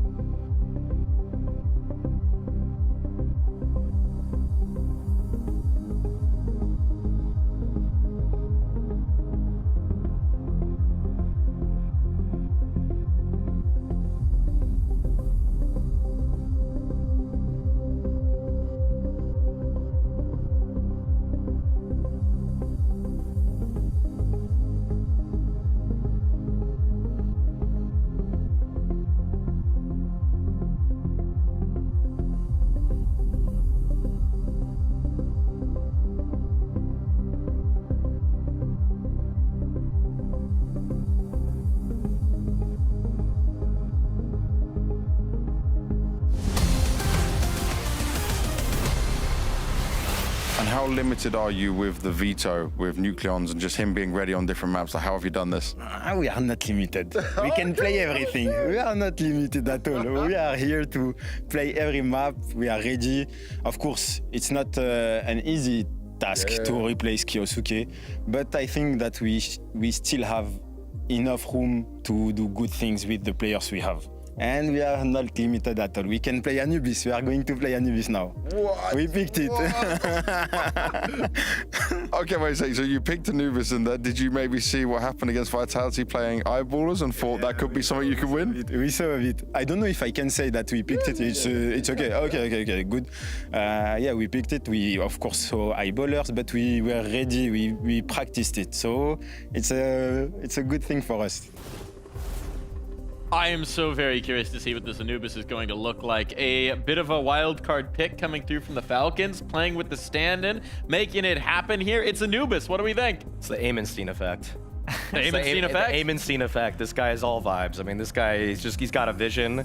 He's executing it. He's carrying it out. I mean, their Inferno already worked out fantastically. I'm just going to trust this guy. He's got a big smile, and it's contagious. It's rather contagious. Pulling off banter in the draft show as well. The best moment, unveiling the FU Apex shirt. I mean, what can't this guy do? He's a showman. He's a coach. He's got the smile.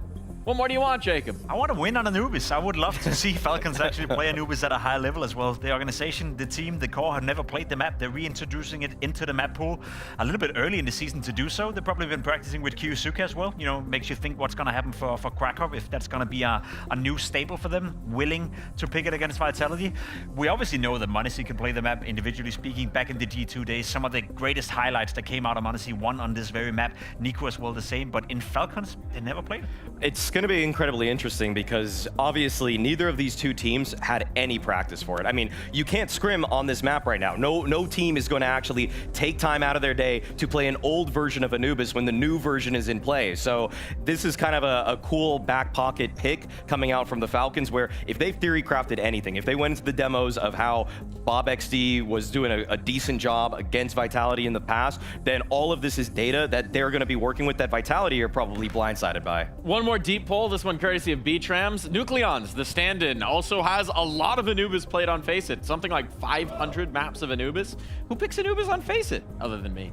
That's really the question. It's pretty common. Pretty common. It's like okay, it's like the fourth most popular, I'd say, but yeah. Well, I tried to do something here, Maui. I tried to do something here, but Inferno would be the surprise. Have been dashed, and we'll see who can bring their dreams to fruition. Will it be the Falcons, or will Vitality get the bounce back? It's time for you casters to take it away, Harry and Hugo. Who knew? Who knew what Falcons needed after all this time? We've done the maths, Harry. They needed one less superstar. Nucleons in the roster. Kyosuke out for this event. And right now, they're just a map away from taking down Team Vitality in this semi-final. It wouldn't be the first time for Falcons, right? We saw them in Rivals, have a great run, take down Vitality there. They 2-0'd them. In fact, they beat them on Inferno, for crying out loud. They still went on to lose a grand final, right? So I still think there's more to do for Falcons, even inside of this series, as they still have to go on to Old Anubis against Team Vitality. A map we haven't seen from the Falcons in some time. We saw Vitality play it at least online, but it was a shaky game against the Eyeballers. Yeah, it's one word for it. JW nearly had their number. It's JW after all, bit of a legend. Might have heard of him. I'm really curious what Falcons have up their sleeve here. Arms. Been a long while since we've seen Nico on this map. And so let's see how he fares in the pistol. Challenge out from mid, and there's a lot of bodies there. Tag put down range, and they are chasing Nico all the way through and into this A play. Flames with a keen double. This is where the poor track record in pistols is really, really rough for the Falcons, right? The idea that they haven't won any in the tournament thus far, sure, it makes the wins, I guess, by comparison, a little more impressive because you're having to do it from the back foot. You're having to do it without those freebies from pistol rounds. But CT side especially, it can feel really punishing. This is where you actually look to get a good chunk of your CT rounds is in some form of success in the pistol, and they don't find anything, just one kill. as Vitality sweep the board to open up Anubis. Yeah, it's definitely going to be a difficult game here, right? Even though it's not a map we haven't seen Vitality on a lot, right? We've only seen one official from them. Remember, they were really strong at it back when it was in the pool in the first half of 25 and prior to that. Falcons in this core have never played it.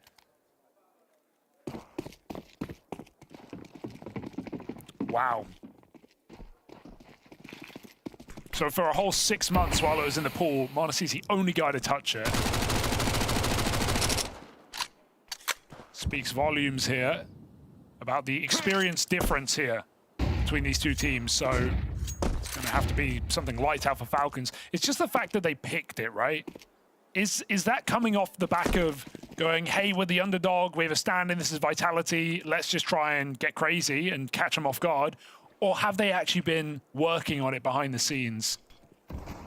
Because I was just at least expecting, you know, the Dust 2 pick or something loose. I know Vitality obviously have this track record on it, but a map that Falcons don't have to prep too hard when it comes to their own play. It's a pretty standard map, easier to slot the rookie in. This still requires a great level of composure and communication on the give and take of Anubis, especially on the CT side. This force buy, here to report, it's going nowhere. Should be a save. Vitality running into an empty B site.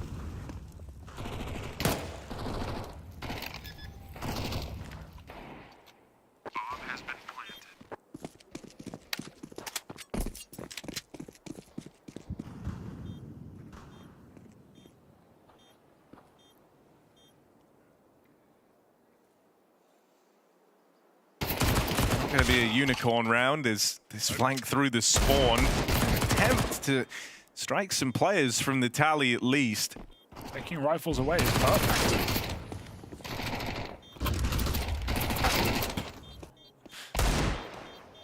A lot of jumping kills in this game. Flames and Kixon being the chiefs. The chicken just soak up it looked the like headshot. I'm pretty sure it did. I didn't even know it could. Can we run that back? It felt like he got dinked, right? Was that really a dink? Or was it through the wall as well? Nice info, Will, on the right. You know, even thinking back to Kixan when he was in the heroic squad alongside Tessez, this was one of their more played maps. Third most played in that lineup, but their lowest win rate. Still, back when it was in the pool, had a pretty sizable amount of reps on it. And so, seeing if Kixan can kind of tap back into that now. Yeah, bit of a while ago. You don't remember all your strats and nades from years ago? No. I wonder also if you've been pracking new Anubis, well, this is old Anubis. I feel like the map is going to drastically change. Just a couple of little holes in the wall.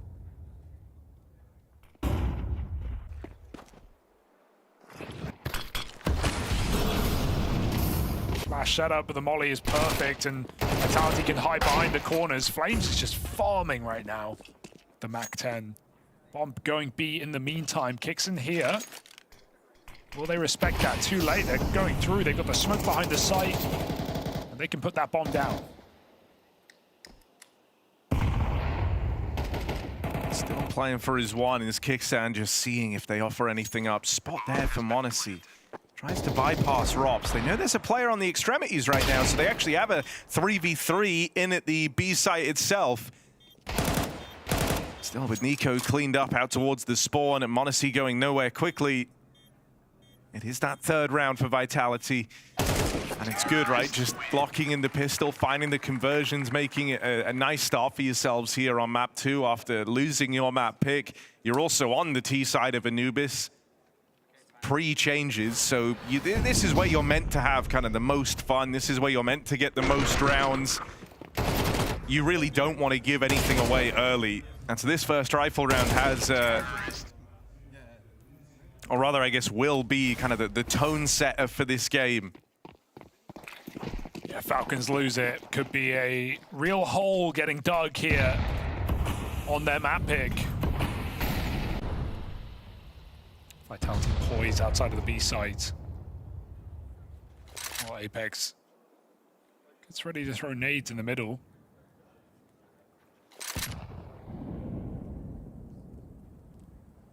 Smoked out on B, they take their time. Whole map is quiet, and Falcons sit with 3 players in this site. Nico has his classic flash ready at the back.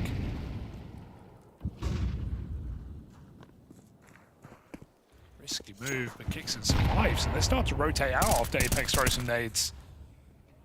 It's a bit of a gap now, only 2 at B. You see Nico just reconsidered, makes his way back over. Will he get here in time? Able to play through this smoke down at CT. Nico, 2 kills deep, but getting whittled down. Support now arrives. m0NESY gets there on the AWP, gets out with 1 more, but won't stop the flood over from Vitality. TeSeS around this smoke, caught on the jump up. That's smart from Rops. Only way you're going to peek around the edge is jumping up onto the platform, and so Rops gets handed a free kill, essentially. Yeah, that's a really nice hit from Vitality. You can see they got exactly what they wanted. Nico had the perfect position with his flash, but Vitality throw a bunch of util in middle, making it look like a mid-split, and Nico rotates out the site. Sure, he gets back in, he still gets a double, but his position would have been a lot stronger had he not left. Vitality got exactly what they wanted. Hook, line, and sinker. 4-0. Reality setting in, perhaps, now in this series, as this was always going to be an uphill battle for the Falcons.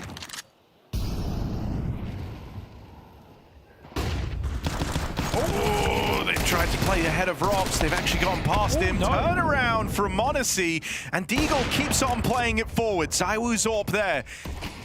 At least keeps this even. Doesn't let it get too out of control on the main push.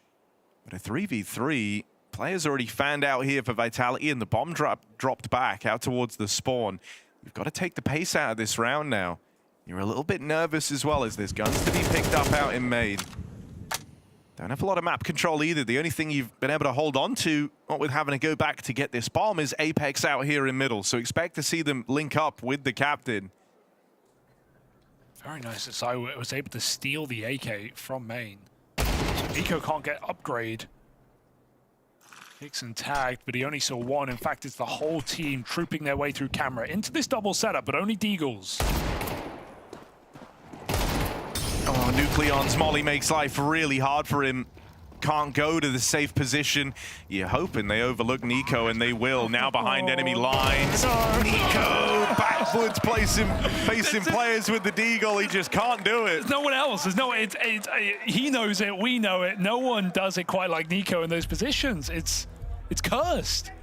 How does he end up behind them with Deagle so much? We saw him go for the knife kill the other day over deagging someone in the back of the head.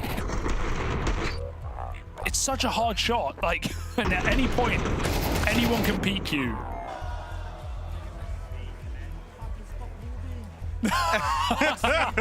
So relatable. Oh, I feel for him. What can you do there? Any other gun and you're fine.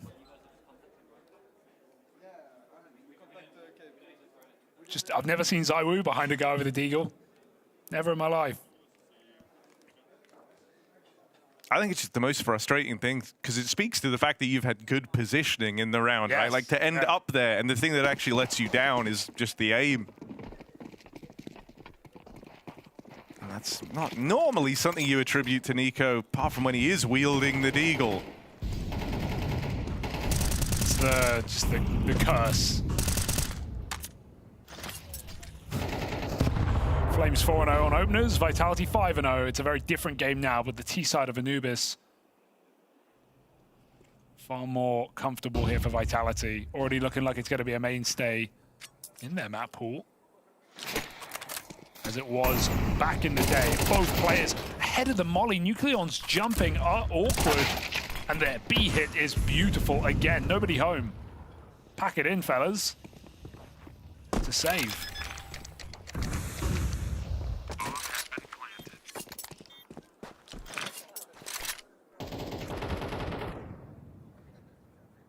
And I mean, this is where, like the old Anubis always used to feel so punishing. This idea that if your anchors aren't able to really at bare minimum, and even then it's often not enough, like trade their way on these execs and kind of leave you in a 3-on-3, it can feel so punishing. I think that's why you're seeing a lot of frustration right now for the Falcons. This B hold has been like a sieve, right? Like Vitality have just been able to pass through whenever they want. And Nucleons has been looking very frustrated. B-side anchoring, it's a really hard spot to be in, super punishing. We just had Inferno as the opening map, and Anubis can sometimes feel similar in that, just losing 2 players to a site here, it's enough for the round to be over. You're fully out of position. But if anything, it's even more punishing than Inferno. What with so many ways to access this B site, at least on Inferno, you've got 1 choke point to worry about. You're able to replenish some smokes. You're able to kind of lock them out and at least slow the roll of an early T-side charge. It's way harder on this B site here on Anubis because you've got to worry about Dark, you've got to worry about main. And smoking off main isn't actually much of a benefit for the CTs if they're doing it off the rib. So easy to just pop through as well. Team Vitality 6-0. Try and take some space, Falcons, look for some fights, but the aim is just a different story this game. Vitality not missing a shot. ZywOo 10-1 on the rifle. He was looking human in that last map. That's not a good thing. Right now, rifling up a storm. No need for this AWP. And CT side on Anubis was always a test of your resilience. Like, you have to tell yourself the better half is still ahead of you, right? The kind of barometer for what's successful on these CT sides is super low. Even if you can scrape by with 3 rounds, it's a super winnable game. Hell, we'd had a number of like 11-1 comebacks here on this map when it was originally in the pool. Bro, we saw a 14-1. Vitality are a part of that.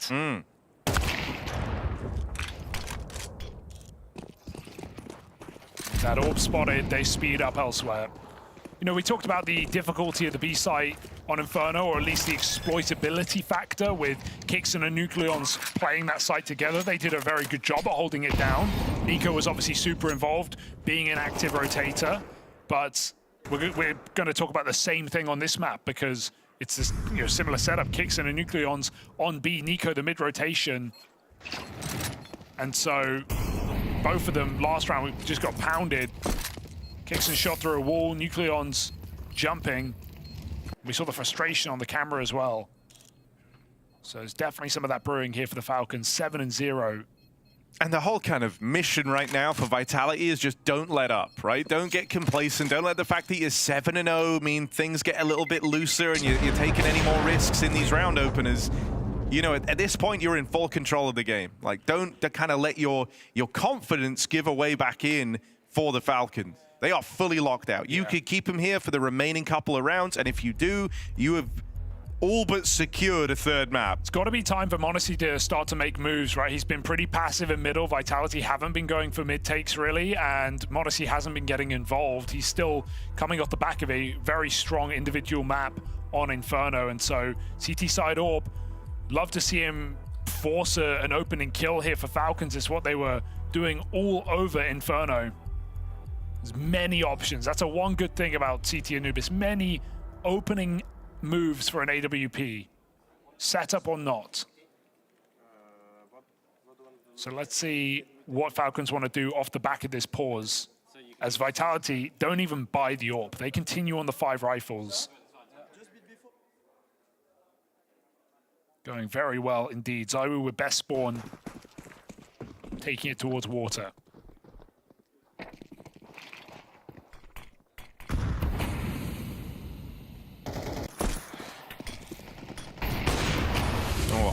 Well, you said you wanted to see more from him. That's a really, really sick way for this round to open up. Head-to-head versus ZywOo, and he seals it with a flick.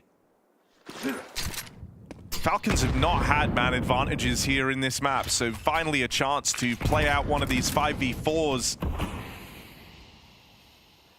You really want this to be your way in, because we said already, it's only a couple of rounds CT side, and it can make a world of difference.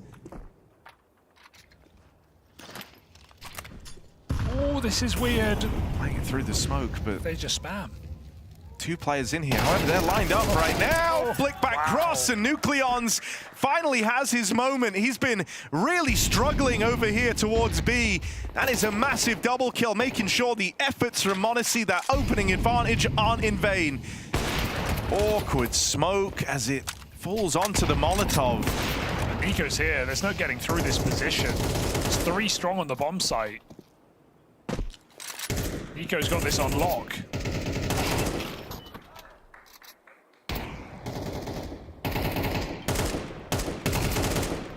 All right, Mezzy. Smooth. Swing out. Oh, no. God, this is building. See Mezzy get away with some fantastic moments out towards B in his career. Looking now to pick up a 1v4 clutch. It's the wraparound from Tesses. You'd like to think seals his fate and keeps him in a box, but make no mistake, all of Falcons were nervous there. Yeah, you feel, the second guy, you feel like a real silly guy when you swing out there from pillar and suddenly your team lose the round. So Nucleon's reassured that his team do have this one in the bag after some nice opening kill from m0NESY, and Nucleon's doubling up in con. It's a cool, risky setup for Falcons, but risks must be taken at this point in the game. 7-1, first round in this map. 5 would be fine, but no signs that that's coming in.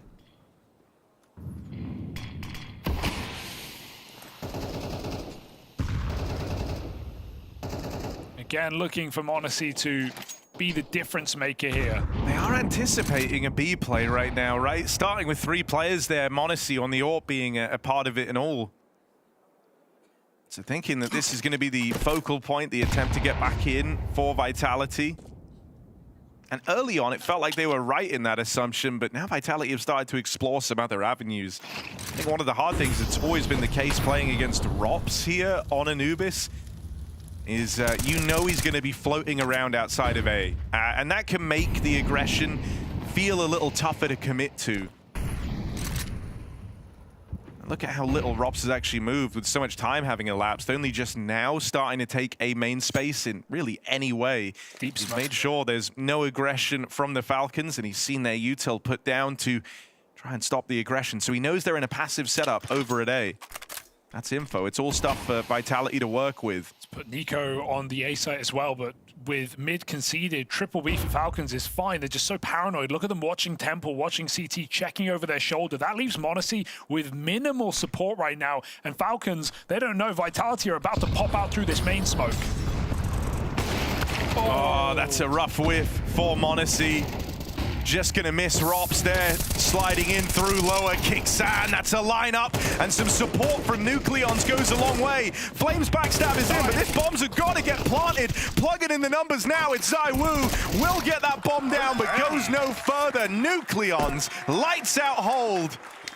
4 kills from the guy, and he was having such a hard time in these opening streak of rounds for Vitality. In the last 2, his multi-kills have kept things safe for the Falcons. Absolutely, doubling con into 4K defense. Teammate just falling like flies, and Nucleons able to put up the money. Big round out of the rookie.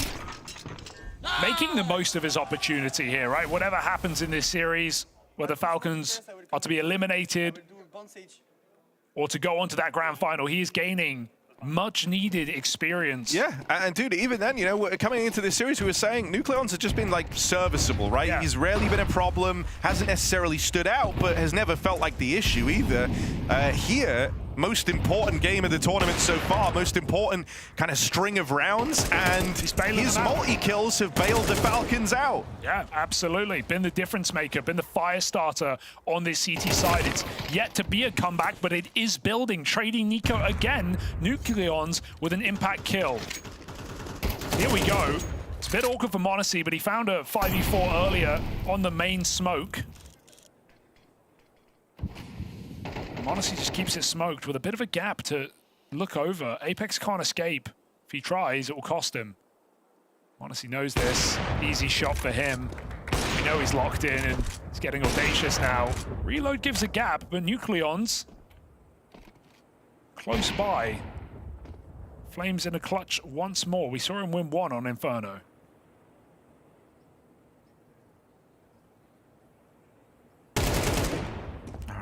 First kill picked up. Nucleons, though, proven to be a real safe pair of hands. Another multi-kill round from the stand-in for Falcons. Dude, I'm really impressed. You know, this is semi-final. We were saying coming into this event, you know, this is a guy who'd only played on LAN something like 4 or 5 times in his career. And so the kind of, officials rather. Yeah, officials. First LAN. And so it's like, you know, the kind of expectation in this game, especially with how bad it started, and I can't stress that, he had no purchase on B in that first streak of rounds. The expectation is he's going to get in his head, he's going to fall off, he's going to be trying to, you know, overcompensate essentially. You saw some of those aggressive moves early on where he's just feeding opening kills to Vitality, but he's successfully gotten out of that hole. And without him, Falcons wouldn't have this streak of 3 rounds. Yeah, you know, what's really cool as well is csgo coming into this tournament, like, he's a very aggressive player, he's a space taker, he's going to be in aggressive roles. He looks super passive in the Liquid game, right? Maybe not wanting to take risks or not being allowed to take risks, trying to just be a stopgap.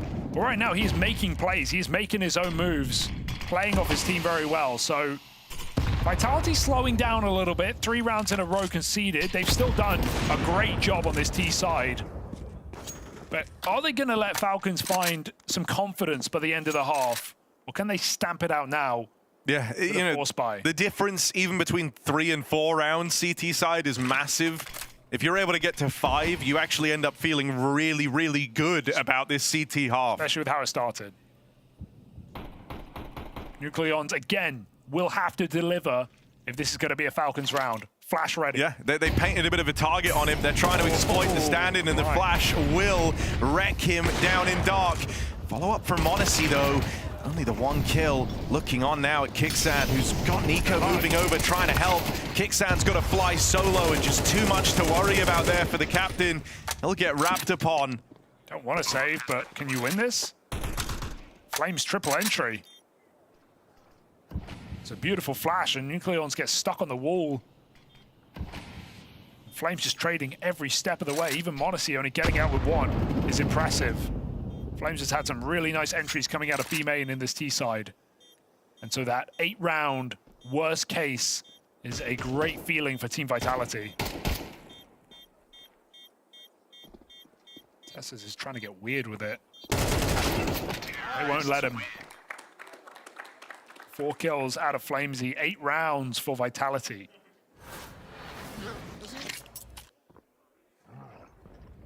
Boom. He almost got out. Not like he had at one point. Oh, lovely stuff. Simply done. Vitality with no interest in these A hits. Until now. Now, you likely feel like you've conditioned Falcons enough to be worried about these B site hits. And you've likely scared Nucleons away from going for, you know, the info peek in through dark. Only 1 player out towards A, and they get ahead of Tessez's util. Kind of a rough way to lose the opener, lose the A-hold. NiKo trying to bridge the gap and make up for it. Will do so with a double. Teammate gets cut down. That's m0NESY dead. And with Nucleons found on this rotate through middle, you're left looking at Kixan. Final round of the half. He's in a 1v3.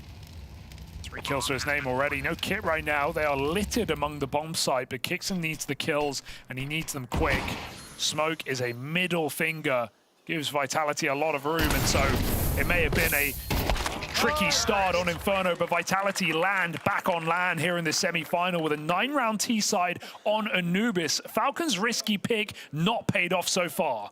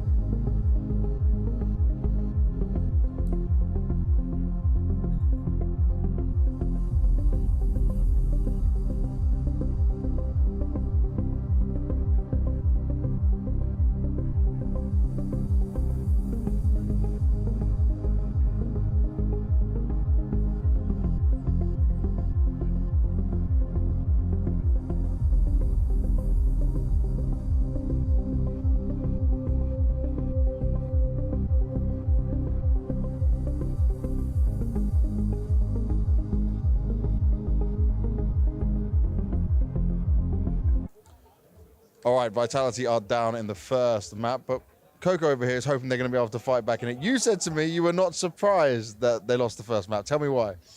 It's Vitality. They're always like a diesel. I always let them the first map, and actually Falcons play better than I expected. To be honest, even Nucleons for standing is playing pretty good. So I expected it. I think the second map will be different, lot better.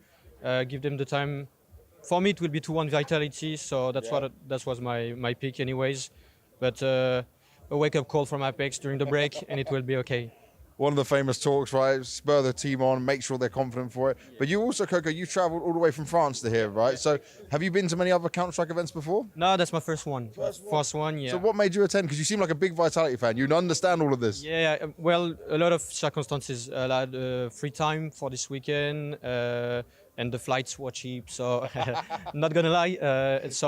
And I wanted to do one, and so I talked to Karel on the stream, French stream, and he told me that in studio it was a very first good step. It's different from what we see on the arenas, on live, and so on, but it's as good. We're closer to the players. We have the same ambience and everything, so. That's very cool, and I'm really happy for now. I really enjoy it, and I hope I'll be able to do much more in the future. Nice. We'll hopefully see you at more events. Thank you very much for coming. Vitality hoping to set the record straight. 9-3 up at the end of that first half. And if it wasn't for the Falcons stand-in Nucleons, this could have been an even more one-sided game.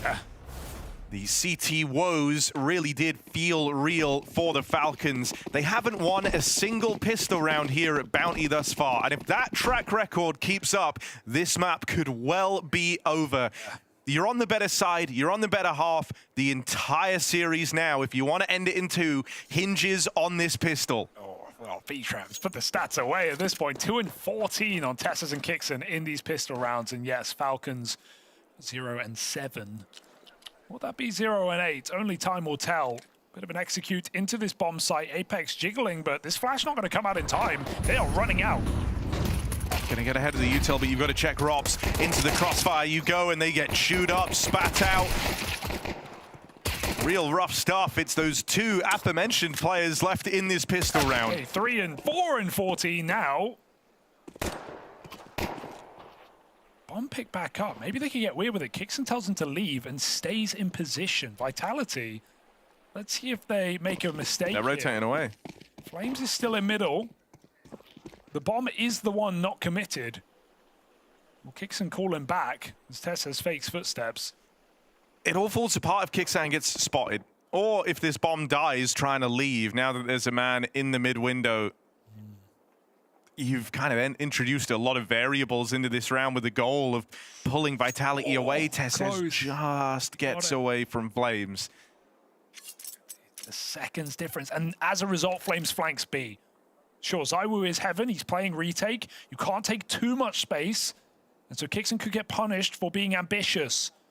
He's hit every time. Dude, it couldn't go better here. Unbelievable. 2v5 brewing out of the Falcons. The 2 worst pistol performers this tournament with 0 pistol wins to their name. 99 damage. It's not done yet. Yeah, it's really not that comfortable, but amazing that you've been able to pull yourself back to this position. Think you'd be foolish, even in spite of the HP, to hardcore write them off. Kixan, 1 health, and now it's down to this. Tessas will finish the job. Okay. 2v5 from Kixan and Tessas to find their first pistol round all tournament. And it's the one they really needed. Gotta respect the hustle here, right? Just a horrible stack coming into that round. A horrible round for the Falcons going into the stack. And then they slow it down, they mid-round. And they rob it right back. Clinical here from the Falcons. Okay, maybe there's still hope. It's Anubis after all. We just saw what these T-sides can do.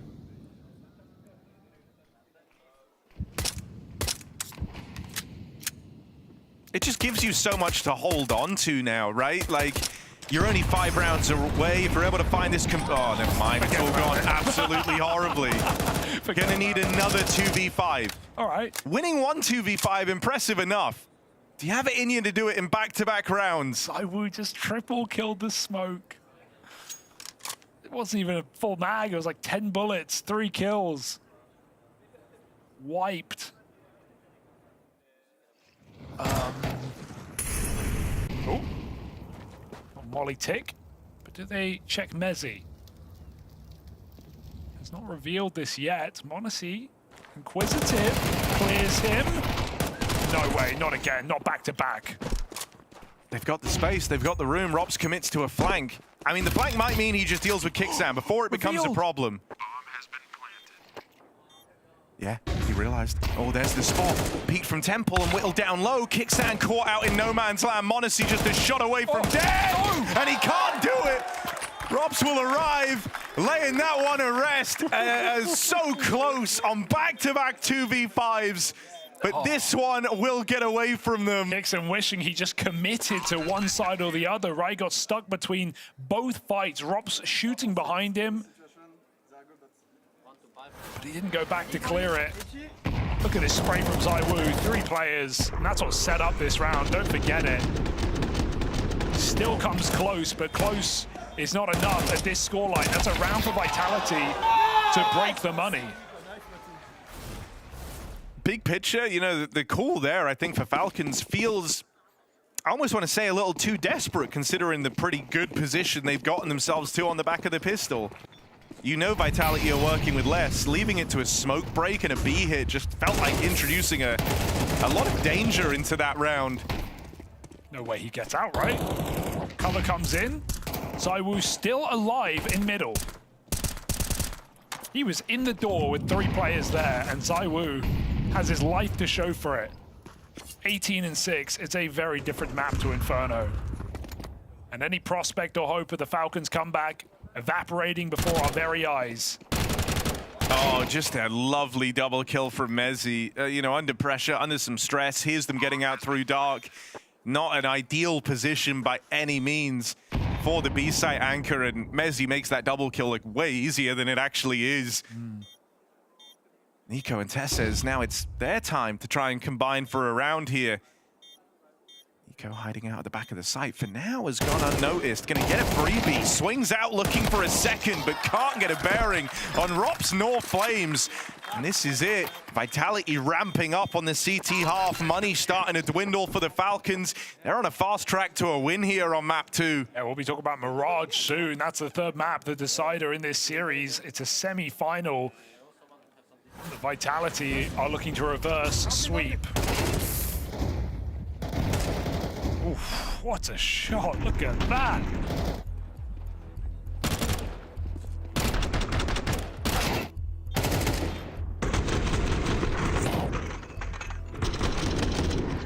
We're in a situation as well where I think if you're the Falcons, if you'd like given them the choice to pick their map after map 1, I don't think we end up on Anubis, right? True. It feels like it's a veto where you've tried to catch Vitality off balance, almost in the expectation that you're going to struggle to fully test them on the head-to-head map 1. I agree, yeah.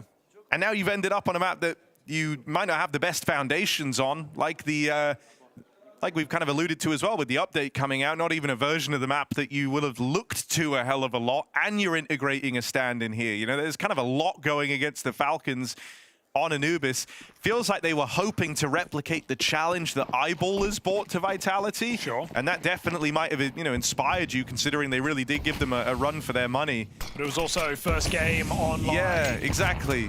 A lot of different circumstances. This is different Vitality right now, even to the last map.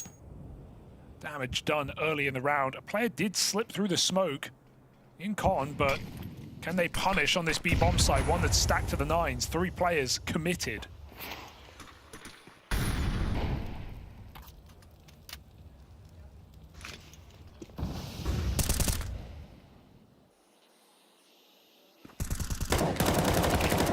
Good spot for Apex. Nucleon's trying to get sly, trying to get cheeky and play around that smoke.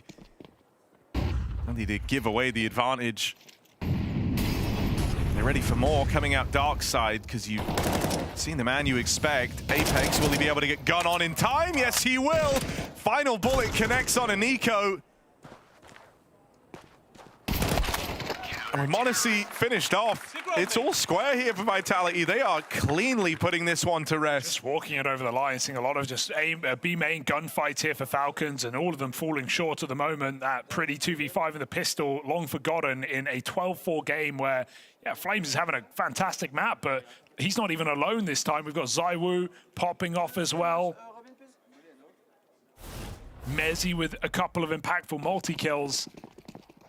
And just not even a competition here in this second map. Yeah, I just think Vitality have a pretty, you know, I found the eyeball result kind of shocking when it happened. It felt odd because you think about some of the individuals here on Anubis, dude, like the B-site Anubis for Mezzy used to just be a stomping ground for this guy. Feels right at home there, and he is a real backbone player on this Vitality team. Won't always give you the crazy moments, but when it comes to just holding his spot, anchoring position, he's so hard to get past. Nico scout naded, even dinked Apex with that. ZywOo getting cheeky behind the smoke again in the middle. Shouldn't surprise you, just see Rifles trying to enter B main, but Vitality block it. They're stacked on A. I think there's no way Falcons would risk it again. ZywOo clears it, but it doesn't matter. With kicks in position, quick trades available. Vitality just a stone's throw away from Mirage. A Falcons that surprised on Inferno, but fell flat on Anubis.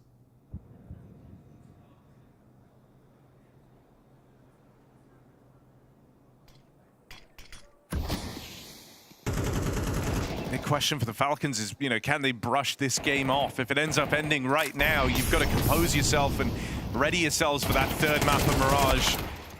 They are kind of cooking here. Can't ignore it. Clawing back a 3v4 with 2 entries to get them in. In arrives Apex with the backstab. As he's still floating around, ready to play into this, and there is the shutdown. 2-on-3 retake, and Vitality stick the landing. A whole different beast by the time we roll onto Anubis. Falcons might end up regretting this one, as their surprise pick of the Anubis map goes horrifically against them. It is a big push out of Vitality to take us to Mirage. Fans in attendance are on their feet and ready for a map number 3. Anubis goes the way of Vitality, showing maybe you shouldn't believe your eyes off of the first Anubis they ever played. The tales of ZywOo's downfall were greatly exaggerated. The bounce back from him as an individual was fantastic. I mean, he was everywhere that Vitality needed him to be. And for Falcons, in what I saw as a risky pick in their first stage of the veto, kind of ended up backfiring. I mean, this is not really anything to be too proud of, getting, 3 rounds in the first half, and not too much that you can say you did all too well. No, that was a tough showing for Falcons. You could clearly see, that they had a couple of visions for the CT side. We'll dive into it later with certain rounds as well. They're trying to be proactive, they're trying to be aggressive, but they got shut down very early by Vitality, who seemed to be in control both in the first half, but even more so in the second. And let's just heap some praise on Vitality as well. We'll mention him early. ZywOo, right? A lot of criticism after that first map. Rare bottom of the board performance. Spends a lot of extra time in the map break, just doing some individual warm-up, making sure that he's feeling it. You know he's frustrated after that first game. Comes out the gate swinging. Looks like the flawless prodigy we know he can be. I mean, yeah, both ZywOo obviously had a great game right here, but in combination with FlameC, I think that's where it got really heated up. Both of them were delivering some sick rounds in the first half, really establishing a certain amount of dominance on the server. And obviously FlameC continued what he did on Inferno. He had a great showing for ZywOo, as you said, Maui. That was a bounce back after having one of his lowest rated maps in a very long time. He's coming in and he's showing that obviously he's here to play. That was a good showing by both of them, but also big part of the reason as to why Vitality was so dominant. Spoke about the opening kills as well. 13-3, I believe, in the favor of Vitality in this game, so completely reversed on what we saw in the first map. I feel like over the last couple years, every time I see a player stay in their chair between maps, they always just come back super hot. They start dominating everybody. Why doesn't everybody do it? Yeah. Why doesn't everybody just do that? Breaks overrated. Bathroom overrated. Hold it in, guys. It's unnecessary. Just get back in the server. just shut up and shoot, you know? That's what Shut up and shoot. Maui Snake special coming on through here. Let's talk about it for Falcons, right? Some of these proactive rounds you were talking about here, Jacob, where you know that there's an idea, where you know there's a plan. These guys were shutting it down. ZywOo, Flamesy looking so dang good on it. Near 100 ADR for the both of them. 2.38 KDR for ZywOo. Oof. That's pretty nice. That is pretty nice, but even more so for Flamesy as well. Like single-handedly one of the few players who actually kept his level up on Inferno, really tried his absolute best to shut down whatever Falcons came with. He continued to play well here on Anubis as well, so that's kind of cool to see. Now diving into those rounds. We have round 7 here particularly queued up to make your point, Jacob. Yes, spoke about it, right? For Falcons, yes, it wasn't a great start, but they were trying. It's not like they were just falling flat and not doing anything on the CT side. You could see it here again. It's an important buy round. You're down 6-0. You're pushing out a player into this very open area. You're trying to have an AWP cover for you, but Vitality was so composed in this round. Put down a smoke, made sure that the AWP player that was m0NESY couldn't help the guy pushing out in the middle, and in the span of 5 to 10 seconds, you're losing all the advancement you have made on the map. For my money, it's a great idea. The execution, not so well, but even more so, Vitality just staying so close connected, very good in the refrag department, very composed, very compact. It felt like Falcons couldn't go nowhere on that CT side, and that's part of the reason why I think the map has gotten an update, because it is like playing fish in a barrel, and they got to experience that in an official game. We're witnessing a moment. This is the insect trapped in amber of the fish in the barrel of the last version of Anubis. So we should treasure these moments. We're not going to have too many more of them. That being said, what did you take away from this one? What did you treasure, Maui? Well, just the fact that I feel like when your entry player in Flamesy is honestly doing as well as he is, I mean, it means that the initial game plan for Vitality was more often than not working. And we saw the ways that Vitality were able to punish as well, like in a round such as that, where they're just able to just kind of cover and smother whatever Falcons want to do. I feel like the option coverage was so strong that even though Falcons did take a couple of risks, mostly prodding, especially towards that A main side, every single time it felt like it was either ROPS or Apex that were just kind of combining to cover whatever it is that Falcons did. Now we've got another round here we want to take a look at, round 14 coming on in. Yeah, interesting round for many reasons. Falcons, they win a pistol round, which ended up being a 2v4 clutch. You can see m0NESY, you know, trying to bait away here with the USP, selling the idea that it's obviously a weak buy that they haven't forced. And guess what, Falcons, they fall for it. ZywOo with a nice spray down, getting a triple kill right here. We get it from his point of view as well. But I bet you, had m0NESY not been shooting with the USP and selling the fact that they thought that, oh, this is a classic round. You buy a smoke, you have USPs. Let's just go through it because they can't really kill us if we're jumping through the smoke. On the other side, ZywOo with an M4A4 was raiding, and that was death to this game. Now, had Falcons converted, maybe they could have picked up a bit of steam on the T side, but losing this round in a very close clutch, that was it. Game over. Good bait all on through from m0NESY there. I love the... I feel like usually when they get the James Bond treatment, usually it's for starting 0-0 and 7, but very positive, JB. This was another good moment for m0NESY. I mean, again, 12 and 11 may not pop off the page, but the ADR actually does to me. And in fact, again, the impact, just how he's able to cover what it is Falcons are doing, how he's able to sell that sort of stack fake with the USP, just always slightly overperforming, and one of the big reasons why Vitality were able to take this so convincingly. Now we have the luxury of hindsight. So with that being said, let's look at this pick from Falcons, right? Because we were kind of wondering in the veto, it was definitely a gamble, definitely a risk. They're a team with a stand-in. They're a team with very little to lose. What do we think of the call coming through in retrospect? I'm still going to say that I feel like it's not that bad, even though they got blown out that way. I personally thought they were going to go for a Dust 2 or Mirage, because I also thought that they could force Vitality to veto out Anubis in the second phase. Vitality probably weren't looking to play this kind of a map, and so maybe they missed an opportunity to get a Dust 2 and a Mirage both in this map pool, but I'd say swing for the fences when you have opportunities like this. It's not frequently you're going to get a map at the end of its lifespan where teams aren't going to be practicing it, where you probably came up with a couple different plans for how to upset them, but they just didn't go the way that they wanted. It wouldn't have happened had they had the full roster here. I think it's worth the gamble as well, given you're playing with a stand and given that you're trying to surprise your opponent. You are the massive underdog against Vitality. Yep. So I agree with you. It's worth the gamble, and if anything, the performance on Inferno is now giving them Mirage as a third deciding map. So in reality, there's no consequence to taking the gamble right here because they did so well in the first map. Now, as we start to transition this conversation, we've got a few words from Flamesy, so let's give those a whirl. Now, can you also explain what it feels like and how you know when Vitality is like in form, like what's happening in the server where you guys are connecting at your best? Because you guys talk about this so much, but I just want you to kind of quantify it. I think the communication is really really explosive. Like people are really decisive when they talk. They're really precise. The way they say it. Yes, the way that they're saying things, the way everybody's like talking to each other. To some extent, even when we lose like shit rounds, the way that people can clash back the ideas, like, okay, it's all good, like we're gonna try to focus on the next one instead of, being grumpy about a round that's lost already. Yeah. But it's always in the communication. You can hear from the get-go, if the communication is really precise from even like 2-3 teammates, it could be a really good day, and you always feel like, the communication is in charge of it. And obviously there is some days that we're just insane and everybody has like a live game to some extent. So you can see it on the server, everybody has confidence, everybody's mashing ideas, bringing things. And sometimes on the prep, like even in the morning, you can see that people are energetic and they have a lot to offer. And sometimes the opposite, and you know that you need to kind of bring more energy during the game. So both ways it goes. Well, why don't we check in on those comms, and what a better way to do so than to dive into the team speak? Stay close. We can play 2 minutes. You flash. Outcave. Dead. William, can you molly right side? No, I don't have no molly. Give me molly. I got 2B. Molly and flash B, William. Okay, let's go. Quick B. Okay. Flash in. I'm adding dark. Maybe saw it. Yeah, right side, Will. I'm adding darkness. One more epic. Nice, Cave dead. One more right side main. I'm holding. I'm adding dark. Last there. Last here. Holding him. I'm locked around. Towards you still? Nice. Damn, sick. You're insane. Finally. There's an echo.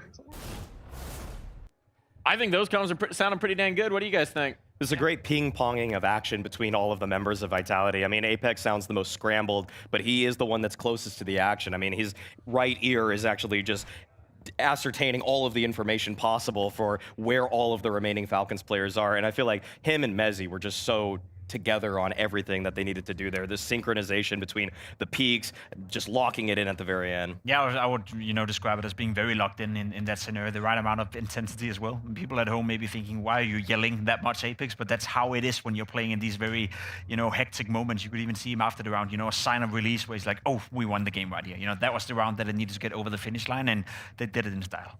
I think you see the effect of just how long this roster's now had, right? The chemistry's on point. They've played 1 million reps at every stage of a tournament and every point of the trophy. Communication's on point. We see the form that led them to so many victories. We'll see if that can lead them to a victory here. You got one more thought, Jacob. What is it? Just like we're talking about potentially the best team to ever play Counter-Strike. That's the conversation we're having surrounding Vitality. That would not be the case if the comms were not impeccable. Impeccable as you like. We've got one more map to play when we come back.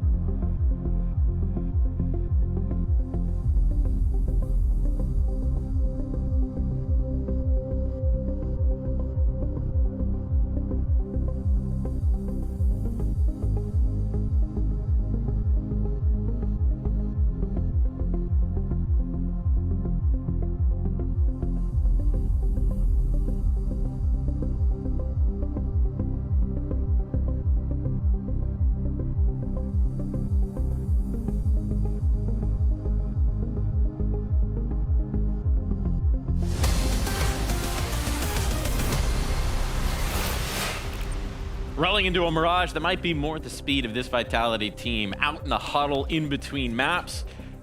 No ZywOo back on the setup just yet, so we'll see if that changes anything here, Maui. Well, they're all in a huddle. They are in a huddle. We should get a cam on the huddle right now. Outside huddle, we're getting the inside outside huddle, shots. banana consumption in fine form.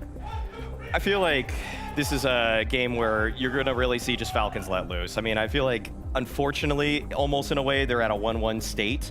I feel like with the map in their back pocket, oh, there you they could have been a little bit freer there on Anubis, but didn't really see that. They tried following the game plan. It was to no avail.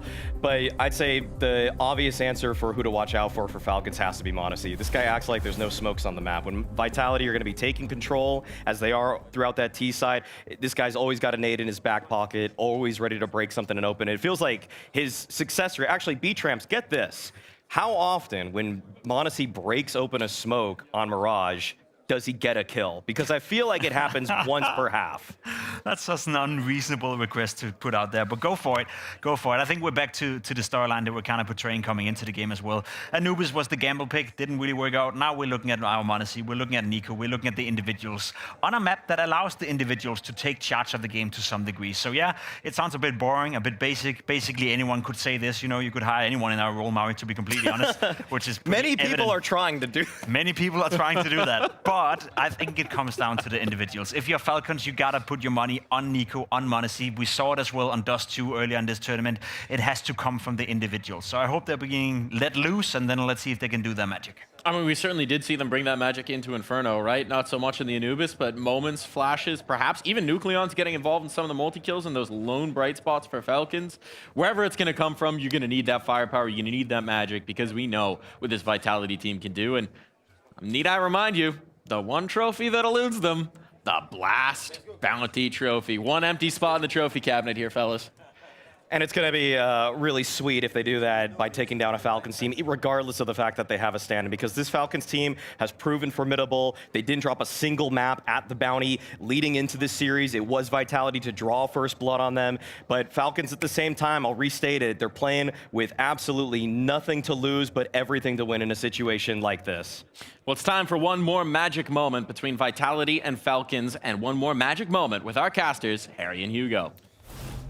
Such a flirt, Mike. And yeah, Maui with a very unreasonable request, but I'd love to see it come true. I'd love to see if we can get those numbers, because m0NESY has been the standout player for the Falcons in this series. He's now going to have to go above and beyond if they're ever to take down Vitality. I'll give you one little good luck charm if you're a Falcons fan out there, because this is a common series, Harry, but it's not a common map to see Mirage. It's come through 3 times in this head-to-head, and not since Rivals Season 1 back in May last year. Falcons won it there. They also won it in that Melbourne final as well, and they lost it in the Melbourne group stage. So going all the way back, but a good track record. 2 win streaks, 6 for Vitality, 4 for Falcons. 1 will get broken here and now, and 1 team will go into that grand final of Blast Bounty.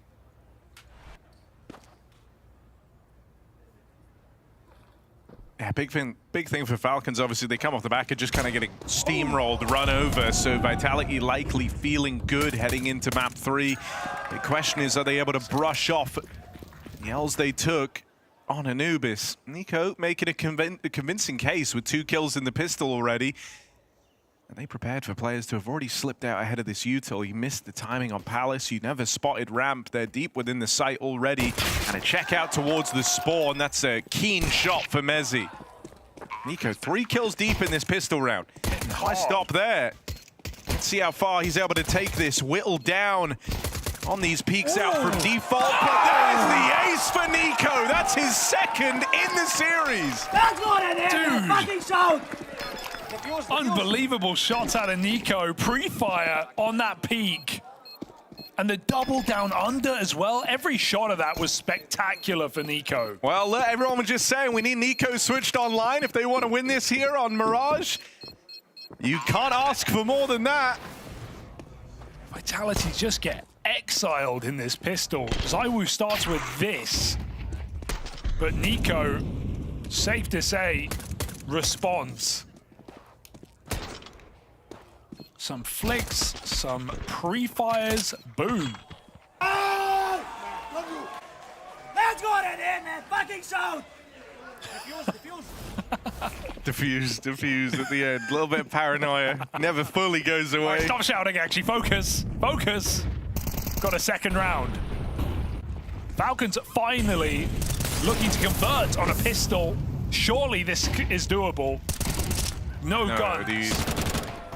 Can't just be a sudden level up from Nico on the dawn of map 3. Well, it can be, and it might be. Oops. He's the only person who have got a kill for the Falcons thus far. 7-0. They won their first pistol all event last map, and then they lost the second round. Nico not letting that happen. Nucleons follows up. There's one more player with the bomb.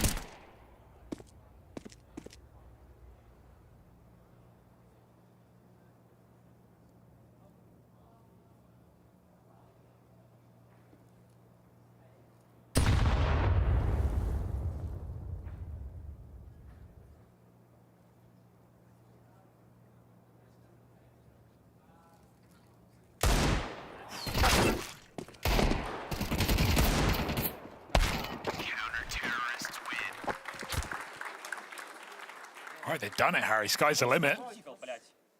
Not just the first round, but the second. Never seen before this season.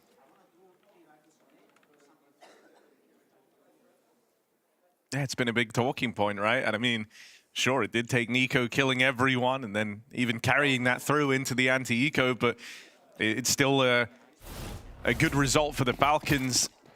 Just a position they haven't got to find themselves in yet. Classic nade stack here behind the top mid smoke. Nico, good luck. Oh, 1 in window, 2 in con. What it could have been.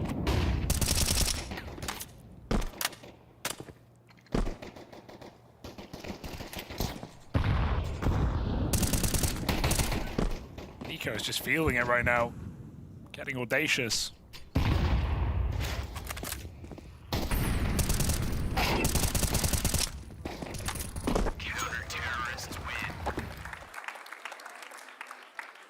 I'll reiterate that Vitality have not beat Falcons on Mirage since the Melbourne group stages. Both times since that match, Falcons have won this map. Both times close. We can, yes, we can.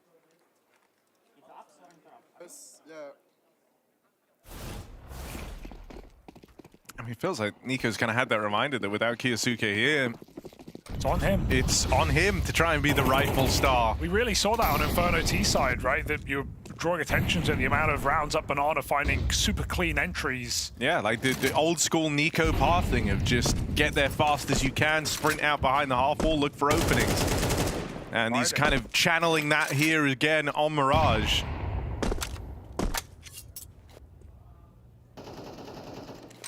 Even just a nice detail, like when he got the ace, trying to use it to actually hype up Tesses, because you're certainly feeling he's had a... I'll say, map 1, I actually think Tesses started off fine, and it maybe even better than fine. He was really important at helping Monacy in like the first 6-7 rounds of the game, but then just hit this wall, and he's not really moved past it since that point. I feel like maybe that's been a bit of a realization for the Falcons too, with Nico trying to kind of hype him up on the arrival of map 3 on the back of the Nico ace. Kixon is on a big flank, but will that leave him out of the play? They have to go cat with Mezzi back in apartment. It's Nucleons who lines them up and knocks them down. With a bang, there's a fourth. And there's still a player left alive. Nucleons is hunting the ace. Go on, go get it. Nico's have one already. Messi is a hard 5th kill to get. He's not going to make it easy for you. Not the type of guy to just give an ace away. You've got to go and earn it. Nucleons will get shut down. One shy of all 5. But for Mezzi, he's living on borrowed time, and Nico there to seal the deal. Nucleons had a couple of very pretty looking multi-kills.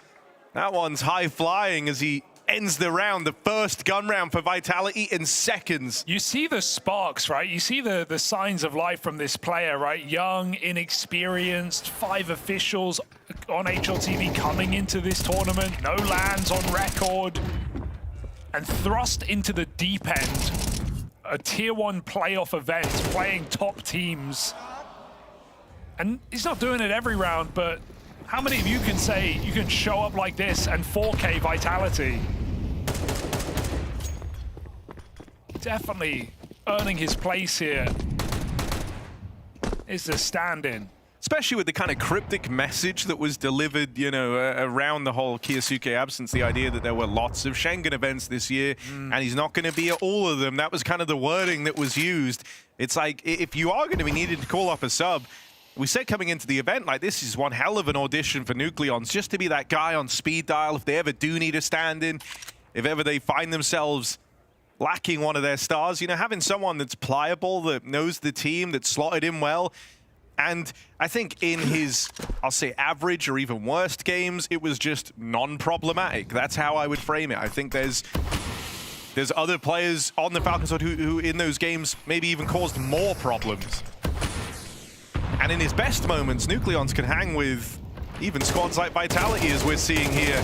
Oh, teed up for an A play. How do Falcons do when they've lost the advantage? m0NESY and Kicksam both get mopped up, and with these smokes down, NiKo can't play through. He faked it though. It's Apex who's taking space. Back to spawn, gives some control in this post plant. They're gonna need it. Some tagged up players already. Nucleons just walks in. They don't expect it. He has swung into CT spawn, clearing with a perfect flash. NiKo and Nucleons, who knew this was the duo? They are carrying this game right now. 5 kills between them, 2 deaths between them, 21 kills from these top 2. It is just a race within the Falcons to see who is the best player whose name starts with N. NiKo and Nucleons are making every round feel winnable. That was so audacious to just walk through that smoke like Apex did to them. Shift his way to CT spawn, and NiKo teed him up with the perfect flash. Full blind, back behind ticket. You're a guy standing in who hasn't even played on LAN, and you're in the semi-final playing the #1 ranked team in the world. And you're doing things like this. And, you know, the environment inside of Falcons must be incredible, right? Every round feels winnable. No position feels like it's gone too far. More often than not, actually, you've been fully in the driver's seat, so... You mentioned this coming into even Inferno, right? It's a team that has their issues with pressure, not just playing in it, but experiencing a lot of it. Well, right now, the pressure really is off. There were no expectations, certainly not this. And so in a third map, 5-0 up, full control. m0NESY's making moves too. Nucleons puts ZywOo on notice. A nade will finish off the AWPer. m0NESY still has more to do from lower. And Vitality put into another predicament to start this round. Nice break from Robs. He opens that smoke for an entry, and suddenly flamesy follows up. So a brief moment of madness, but Vitality now control the round. I mean, look, this game also thus far, and don't get me wrong, it's impressive, has been a 3v5. It's been m0NESY, NiKo, and Nucleons the only players with kills, and you've dealt with 2 of the 3. NiKo, 12-1, still in the picture, but this is also going to be a test of the floor of the Falcons. How are Kicksam and TeSeS going to respond in this spot? What a position. Have you ever seen this? Who's clearing this? Tell me. If he stays tucked, they'll never know. Oh, moving around a bit, but yeah, gun on. They don't know. That's a double for Kicksam. Screw it, why not take them all? Mezzy's just played his card. He's on the other end of the map. There's no winning this for Mezzy as he goes into the crossfire. The alarm bells should certainly be ringing as these rounds are convincing out of the Falcons. The individuals are there. That's a 3v5 turnaround. Or 3v4 rather, but still. Just such a smart move for Kicksam. He was looking like he wanted to full flank and then just deposits himself up top, tucks in, and you can't blame Vitality for not being ready for that. I think it just would have been easy in this position when you're deep ramp to try and do too much, right? Like to try and take the space, to try and keep going, piece together where the round's coming. But no, yeah, Kicksam just backs his aim, plays for the position, not for the information.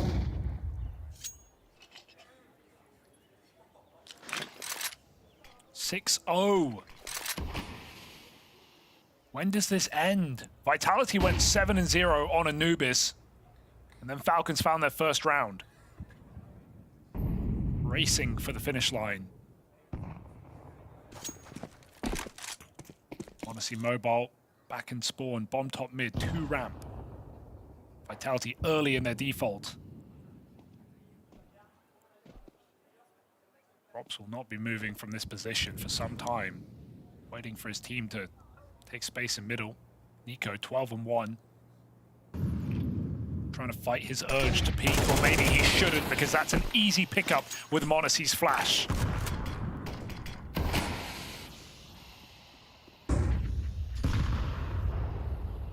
Mid is off limits. ZywOo takes the bomb background. Apex looking for timings again. Oh, break on the smoke, and Nico sees him. Oh, Apex, that is a ludicrous fight to win. The reaction.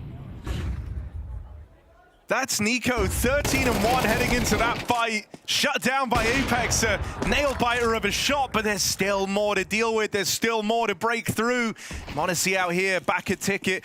Looking to play it forward, knows about to play it out conside. It's Apex, top of the stairs, shut down, no contest. 7-0. Even if you get past the big man, 2 more of them show up. That's the most sickening entry. It's the peaker's advantage moment for Nico getting cleared there. He knows he has full info, and he still just gets swept. But it doesn't matter when you got m0NESY to back you up. Check this. Eyes to the back of the skull.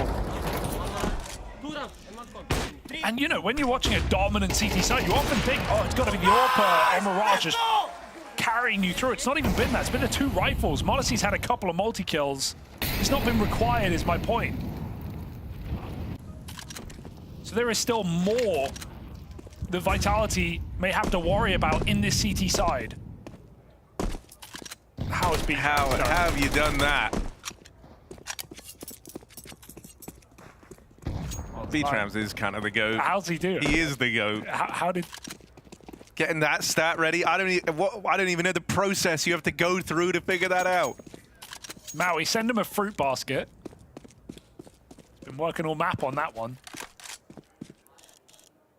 Well, ZywOo with a smoke shot or 2. We do know Vitality like to break smokes for him, that's for sure on this map, but he's just not had the money for the AWP. Full execute here. Kickson in the sight. m0NESY not far behind. Yeah, Nico also ready to rotate over. Good opener for Kicksan. Shut down after 1, so the pistols are going to get to close the distance here. No nade on Nico to break these smokes open. Got to just show them some respect. Wait for the fade. That leaves m0NESY out here towards the spawn. On the fallback angle, he's actually just going to play it forward, widen into the open. And they weren't expecting that. No one was in a position to trade. Knows when to stop. 4v2. This one's looking locked out. There's just some fights you really don't envision m0NESY looking to take there, right? They'd kind of given up the idea he was going to re-swing from CT.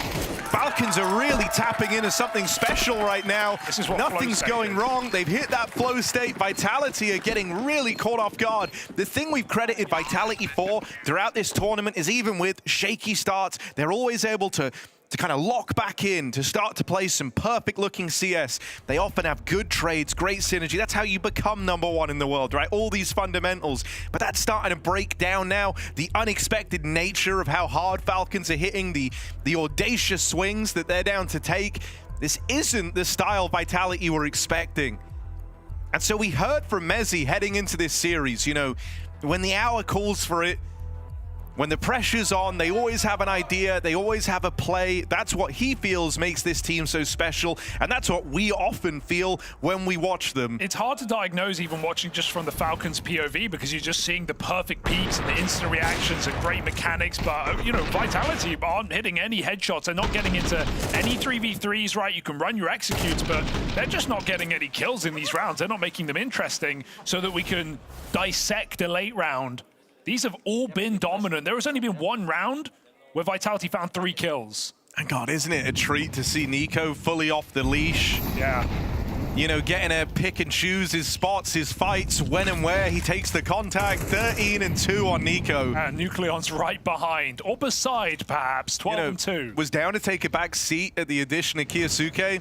Down to try and give him a bit more of the spotlight. And I think you might have forgot that Nico was capable of games like this. Right now, he's driving the bus. And the rest of the team are thanking him. Tess says he's in the boot on this B-bomb site alone. Vitality try and push as the smoke blooms in Palace. Denied again. Flames needs this entry. And he'll find it. Surely, Nico, there's a limit, right? Smoke, flash, he's blind, but he's still time. Like, that's a fight where Flames is favored. He's normally so good at getting these entries. Nico with a follow-up. Can't kill him. Plot armor. No way, he's not going to go hunting Zywoo, is he? Tech 9 pulled out, runs the smoke. Nico is the main character in this third map. Fine, you can AWP. You've earned it. Yeah, let's see how it fares. This used to be a troublesome gun for Nico, one that he always respected, always adored, in fact. A coveted gun in Nico's eyes, but ones that he's had struggles with. He's got Tessez here in the sidecar, trying to play backup, trying to play sidekick to Nico down in the connector, but he's got to do it alone. It would have to be his third ace of the series, his second ace clutch, and he's only got the AWP by his side.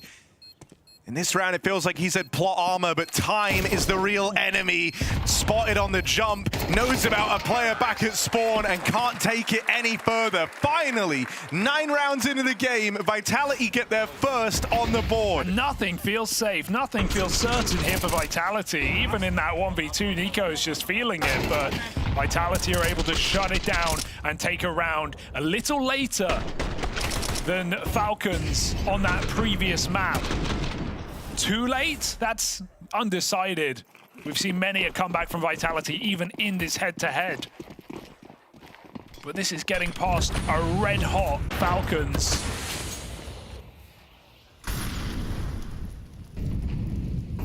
With minimal pressure, but maximum presence.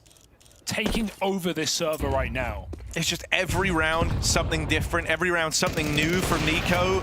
Always trying to push the boat out on what's possible, on when and where he gets these opening kills. And in this round, it's spam in the top mid to find Flames after a con push. Now he fades away, disappears into obscurity behind this con smoke, but still sitting pretty and anticipating a chase, a chance at the trade.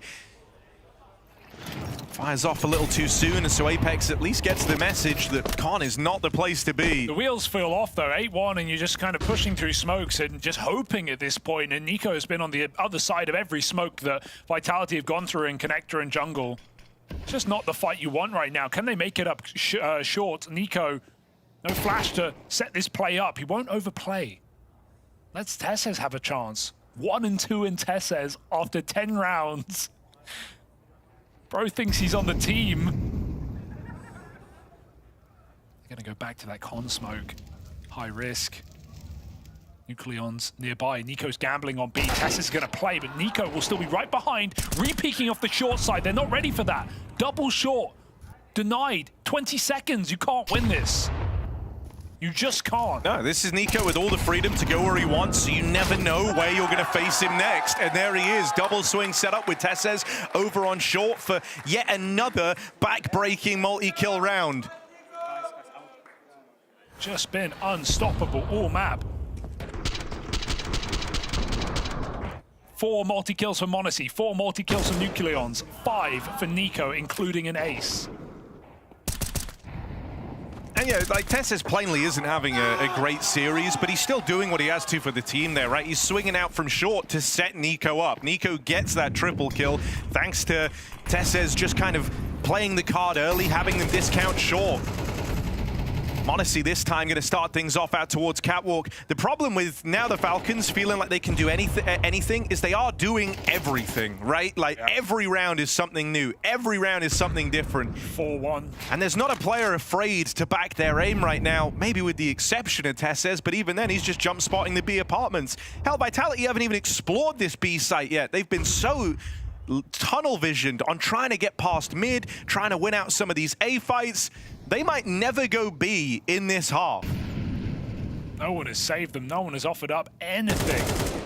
Drops, whittled down, just whiffs in the Palace, and they come running through a con smoke. How's that going to go? Seen this one before. Nucleon's on the other side this time, 13 and 3, revealing position with nades. Apex again, swinging your smoke. That's felt like this whole game right now for Vitality, and of course it's covered. Kixon's got it. Nucleons does fall, but Nico's in the sight, and wherever Nico is a big problem for Vitality. That bomb is at his feet. Kixon is drawing them in, and Nico doesn't even need to knock him down. Captain puts on 4 kills in this round, and Nico closes out 20-3 on Nico against the world's best in Vitality. Unbelievable game out of Falcons. Where did this come from?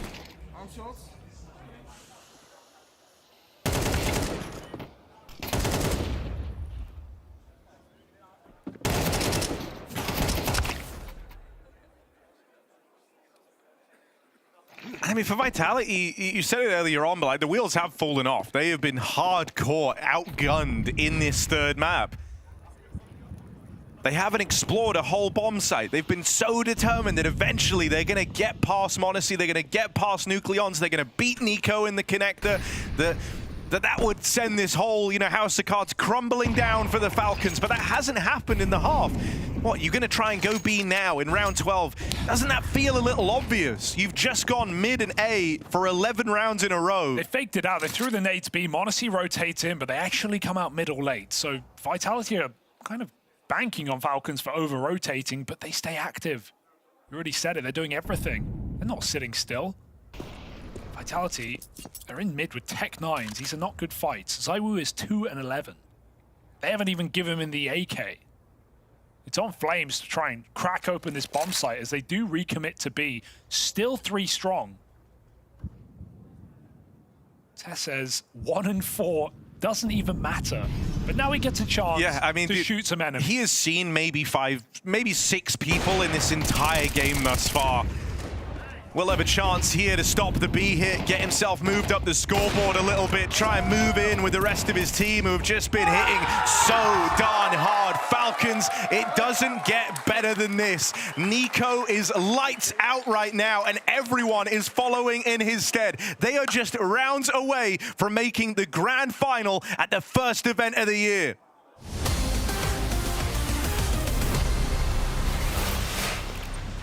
Okay, Flamesy, welcome to the Blast Interview Bonanza. We ask bold questions here at the Blast Bounty because we're here to have fun.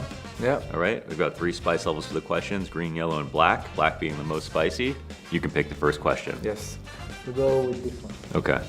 We'll see if we enjoy. Which team do you think is the most overrated right now, even if no one wants to say it? Like, I genuinely don't know. I will shoot my bullet at the BC game roster. BC game roster, okay. Actually, that's a good one. It has a lot of hype, but I don't know. I don't see them getting invites to big tournaments or winning some games that are. So I would say them. Was that too hot for you? Huh? You want one more? Yeah, one more. One more, okay. Just all that? questions. Yeah. Really? Okay. Yeah, I think so. What weakness in your own game are you fixing right now? Sometimes I'm too aggressive. Instead of like taking my time and picking slowly and like giving myself a chance to kill, I just try and sacrifice myself even though it doesn't make sense. Apex said in a tweet recently, Mezzi was his best teammate of all time. Yeah. Who's your best teammate of all time? Vitality. Mezzi. Yeah, I would say Mezzi. Oh yeah? Yeah. What is it about this guy? He's just a person who doesn't care taking like a lot of shit. He just cares about winning. He's so nice outside of the game. And I think is a key part of the success we had last year. Like such a good human being that it's undeniably him. What matchup are you actually hoping to dodge in playoffs? Maybe I would have said like Falcons, because they have a stand-in, like they have nothing to lose to some extent. Every game you guys come into, it's everybody's cheering for the underdog. Exactly, but on the other hand, it's like last year I was hoping a lot of games were gonna get something easier than what we got, and you deal with it, so it's fine. Spice 24/7. Yeah. Which team do you think is one bad loss away from a full collapse? First team that popped in my mind could have been Liquid. Liquid. Yeah. Oh, right. Because okay. I think they've been struggling. Although they got a Legion, I think it's a good addition to them. If they keep having like 1-2 more losses that are really like, they should have won those games and they chew them, I think it might get a bit tough. Maybe we go on with yellow, maybe. Yellow now? Okay. All right, let's try yellow. If this tournament goes wrong, what do you think people will blame you for? Entry is bad or something. Yeah. Probably that's the equivalent. But if this tournament goes wrong, we'll probably do roster changes. Who's first to go? Yeah, for sure, ZywOo. Last question. You want to try a green one? Okay, let's just try a mild salsa here. Who do you think has been the most underrated team at the Bounty? I think they genuinely played good, and they should have won Anubis against us. That's how I felt when we were watching, that they actually did play well. Yeah, they didn't give a fuck, you know. But also these guys like JW. That's what I said when we were casting. I was like, they probably can do this because JW is giving them confidence Yeah, to I be don't like, give a fuck. you can just go play it. He's Like, such a legend. I think JW would put them back in the game, even though it's on stage. But I don't know how much they would adapt compared to the online. Flame Z, Bob XD forever. Bob XD forever.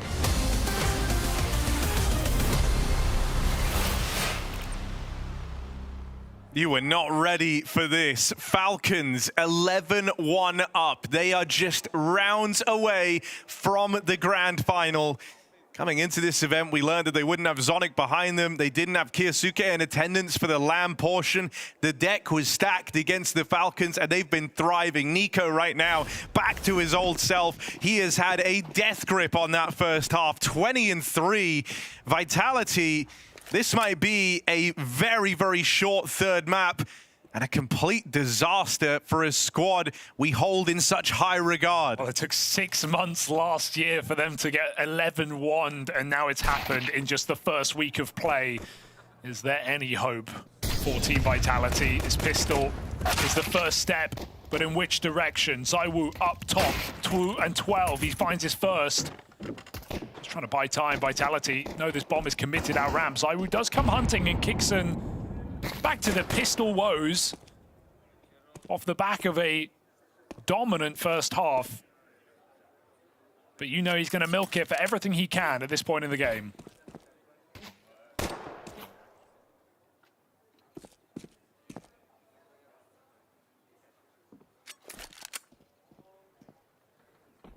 Nowhere to go, really, but forward for Kixan. He's hoping he can kind of beckon the arrival of this this flank, baiting in Mezzi for the push, but that's not happening. And so they'll swing him together. There's the finish for Vitality. And yeah, Falcons, they've always struggled at pistol rounds. This one's no exception, but they're a long way from worrying yet. Yeah, it took a Nico ace to get that CT pistol, keep in mind, so safe to say this is back to the regularly scheduled programming. At least Vitality don't have their screens off. For Lico. Just the deagle, because you've earned it. Go buy yourself something nice.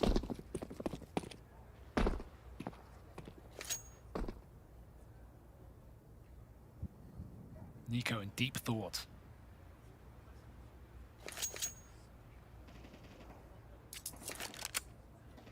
I like that they're using this time early to have the chat, you know, like just plan out that first round, make sure it's all right.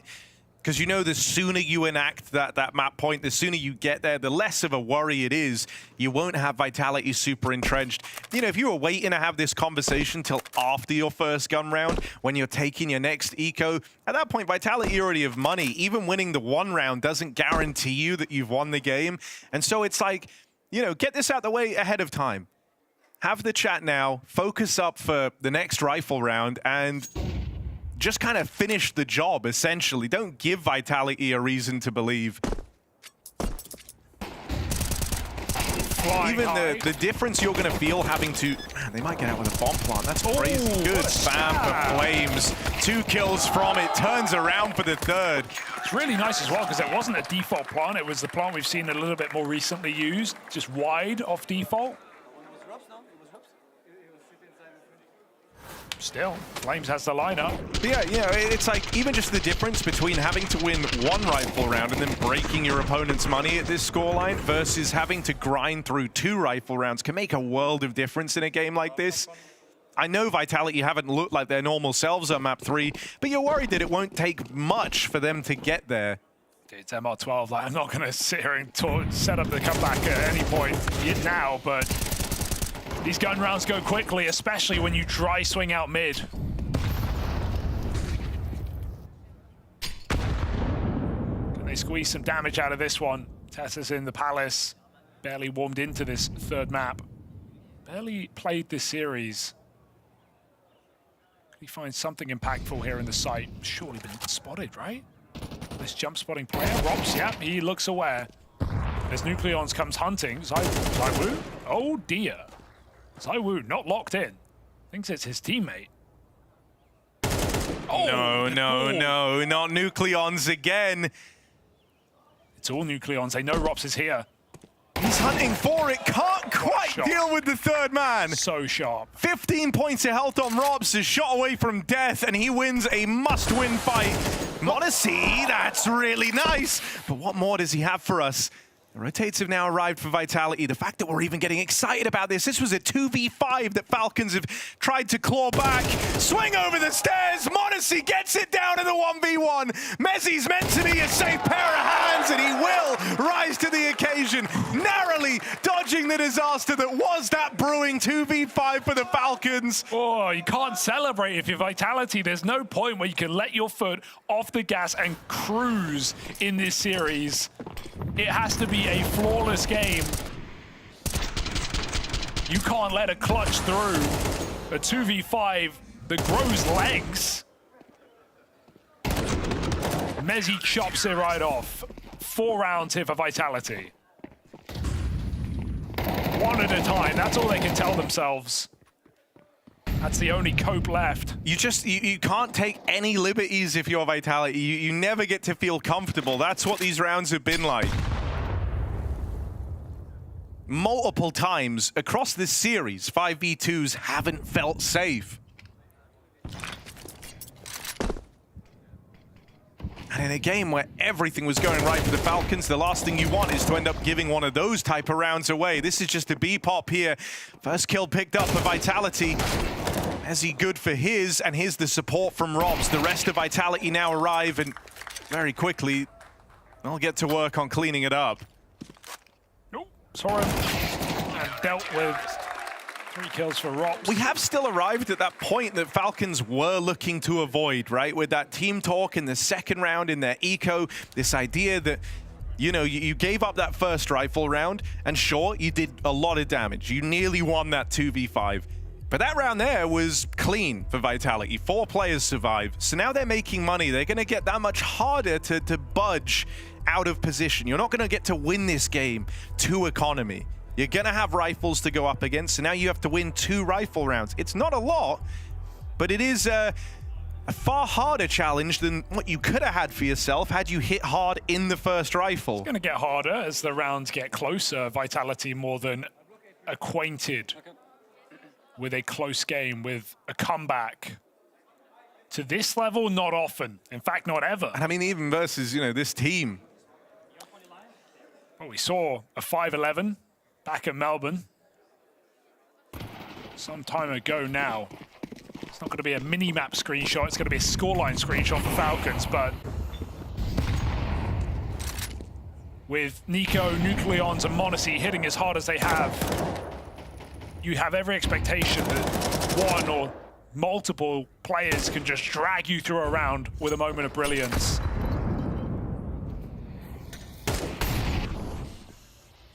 Cleon's out lower. I want to see him off the leash. I want to see him getting up to his tricks here on this T side, freed up on Counter-Strike's most popular map.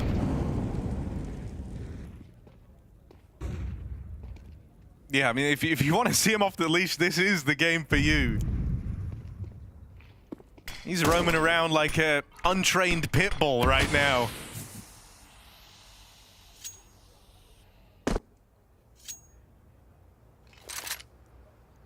Nico patrolling the spawn. But no audacious pushing from Vitality, looking to just hold down their sights. ZywOo 3 and 13. He does have the AWP. Looking to play a late round. He's read it. Rotate coming in towards this B bomb site. Kixon's trying to fake. Oh, ZywOo moves over to CT. So right now, Falcons, the fake is working. It is. Mezzi said at times he is just the backbone of Vitality. Always difficult to entrench, always hard to get past. And his holds over towards B have been solid. He also delivered that 1v1 versus Monacy just to keep them in the game by stopping that 5v2 from getting out of hand for Vitality. There, it's another clean finish over at B. This is now a kind of unignorable streak of rounds from the Vitality camp. Yeah, 5 in a row, and you know, two of them flawless, 2 of them with 4 alive. These have been very good rounds out of Vitality. Just that one 2v5 that got scary. So it's not going to take much to make Vitality believe. Falcons know that.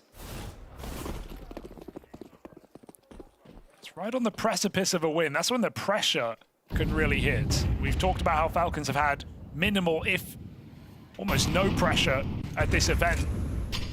This is where you have to close on what has been one of the most incredible halves that we've seen in some time.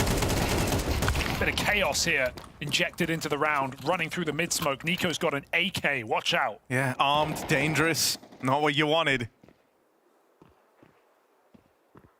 This third map has not been at all about ZywOo. Instead, we've looked towards the rifling talent on Vitality. And ZywOo seemingly has checked out a map early in this semi-final. Slow down here in the 4v4. They're letting Vitality get nervous. ZywOo with gaps and timings open. Apex takes up window. ZywOo watches B, but right now Messi is a little bit alone. This is brewing into an A split. They could get a window boost in. Apex. Remember, we saw Nico in this position so many times. Deliver impactful kills. Can Apex rival that? He will need to. Tesses has opened up. A is open. Apex is the last line of hope. Drive-by Monacy. ZywOo, it's now or it's never. Yeah, not being a fixture, not being any type of a problem towards the Falcons in this game. And it's not going to start now. Tesses, a really unlikely candidate, has pulled through for the Falcons. 2 keen shots on the Deagle. Mezzi, he's been the guy giving you some degree of faith here, but expecting him to find anything in this 1v3, surely it's asking too much. They've had so much time to get comfortable. They've got 2 players playing around the bomb, ready to swing the moment he taps and closing in ahead of time. Falcons come in swinging. It's an eco round to move them on to match and series point. Oh, well, it's a very stable player, very stable mental on Tesses, right, who's able to come in and deliver brutal deke headshots. He's not had a great series, not had a great map, not seemed to matter, and he's going to remember that one, showing up with the double kill that gives match and grand final point away to the Falcons, off of an eco no less. 6 rounds, 6 chances to find one. So you're saying there's a chance. If you're Vitality, you've got to believe you can still do this, but I can tell you one thing, if ZywOo doesn't hit a shot, you can't do it. Just never seen this from ZywOo. You know, Tesses has been struggling in this game, but he's not the de facto star power of the roster. ZywOo is. And he's bottom of the entire server right now. Can't even say he hasn't had his weapon of choice. He's got the Don the Orc, had some really rough misses in there. Well, we always say that ZywOo's so solid, just hitting these easy shots and just coming through, aim in the right place, nailing the shots, repositioning. 2 rounds in a row, he's whiffed his openers, and Rops is even AWPing to try and make up for it. Hits a leg, not even that much damage. They come up connector into the window. A lot of control taken. And so this is the attempt at the killing blow from the Falcons. Instant trade from Nucleons, who's really tapped into a top level when the pressure reaches fever pitch. ZywOo doesn't miss that one. It would have been unforgivable. Out here towards the jungle, they know about him now, and they've got him in a box. It's flames or it's nothing. Grand final awaits for the Falcons, and they're gonna move on in. What a series. Nico with a stellar 3rd map, back in form, back in his element. And Nucleons here as the stand-in, really rising to the occasion.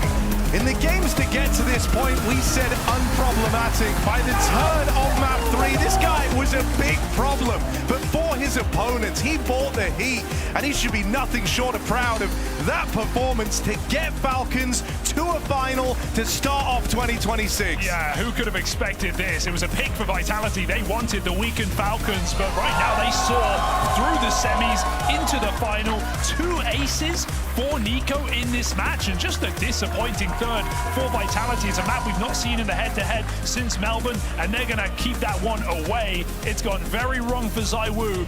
by the end of the day, and Vitality go home to a stand-in in Falcons. Yeah, Bounty remains the one tournament that they just can't leave a mark on. It's another early exit for Vitality, shy of a chance to compete for the trophy, and not the start the team of 2025 wanted to this new year. Well, at least last year started the same. That's all you can hold on to if you're Vitality. They missed out on that Bounty finish as well. Still went on to the best season of Counter-Strike we've ever seen. But for right now, Falcons starting 2026 on a high in the most unexpected journey all the way to the finals. Let's see how far they can fly. Let's see how far they can fly, because it's looking damn good right now. And this audience, you love a bit of Falcons, right? Nico, let me ask you this. Are we getting some Dallas vibes right now? It's looking like it. I don't want to jinx it, so let's see. You don't want to jinx it, but you were very pumped up. You were very loud throughout this whole game as well, dropping 2 aces, an ace clutch, a pistol ace as well. Did it feel like you needed to do some more to turn this situation around? Did you want to just give it your all?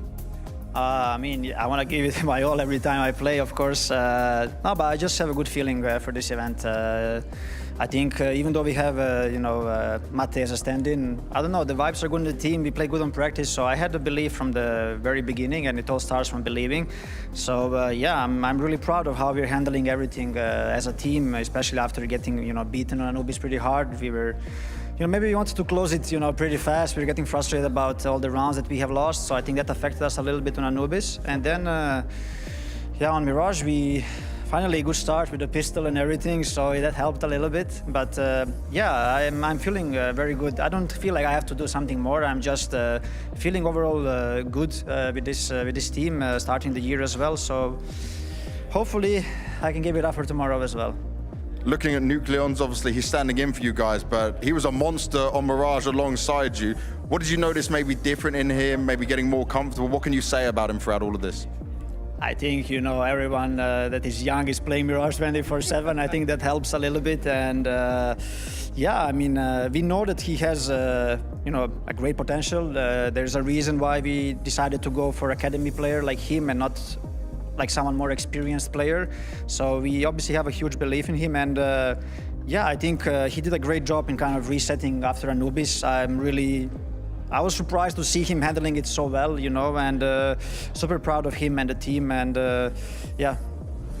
Do you feel like as well there's a bit more space in the team right now? Kioski's going out there for you guys to be able to maneuver around and do some things. Is there a change up that you have specifically because he's not there?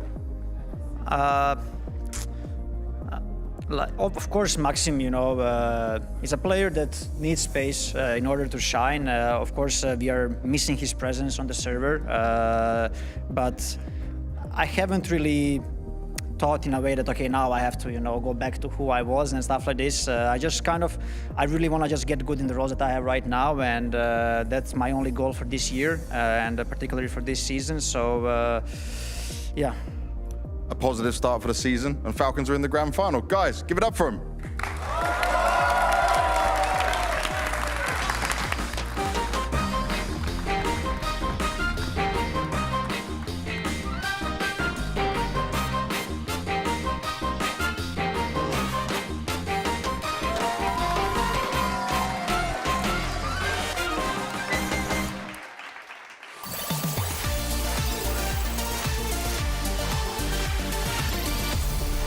It's time for the Bounty Bonanza. One hell of a bounty of rounds on the server. And now Tessis joins me on the wheel for another win on in. Tessis, are you feeling the Bonanza energy? I don't know what it means, but yeah, sure thing. Are we feeling the Bonanza energy? We absolutely are. So Tessis, I'm going to spin this wild wheel, and wherever the number stops, you're going to win a prize. Are you ready? I'm ready, I'm ready. He's ready. Let's see what we're gonna get. We're giving the wheel a whirl. Away it goes. Where it stops, I just don't know. It's gonna be just past the giveaway into number 6. Tessis, you have won the number 6, and behind number 6 we have... You have won this Team toilet paper. It's soft, triple ply, perfect for those hard to reach places. Made a mess of that last map, why not wipe it up with this, the face of your enemy? You already wiped the server with them, but now if you want to wipe your something else with Vitality's logo, you can, courtesy of this custom-made toilet paper. Now keep in mind there is a Falcons logo in there somewhere, so you might need to be tearing out every like 8 sheets. Yeah, I'll take care of it, no worries. We're gonna keep it pristine, just like Tessa's will be keeping something else pristine with that toilet paper. This has been the Bounty Bonanza. You can go back and join the Falcons flying high. Thank you.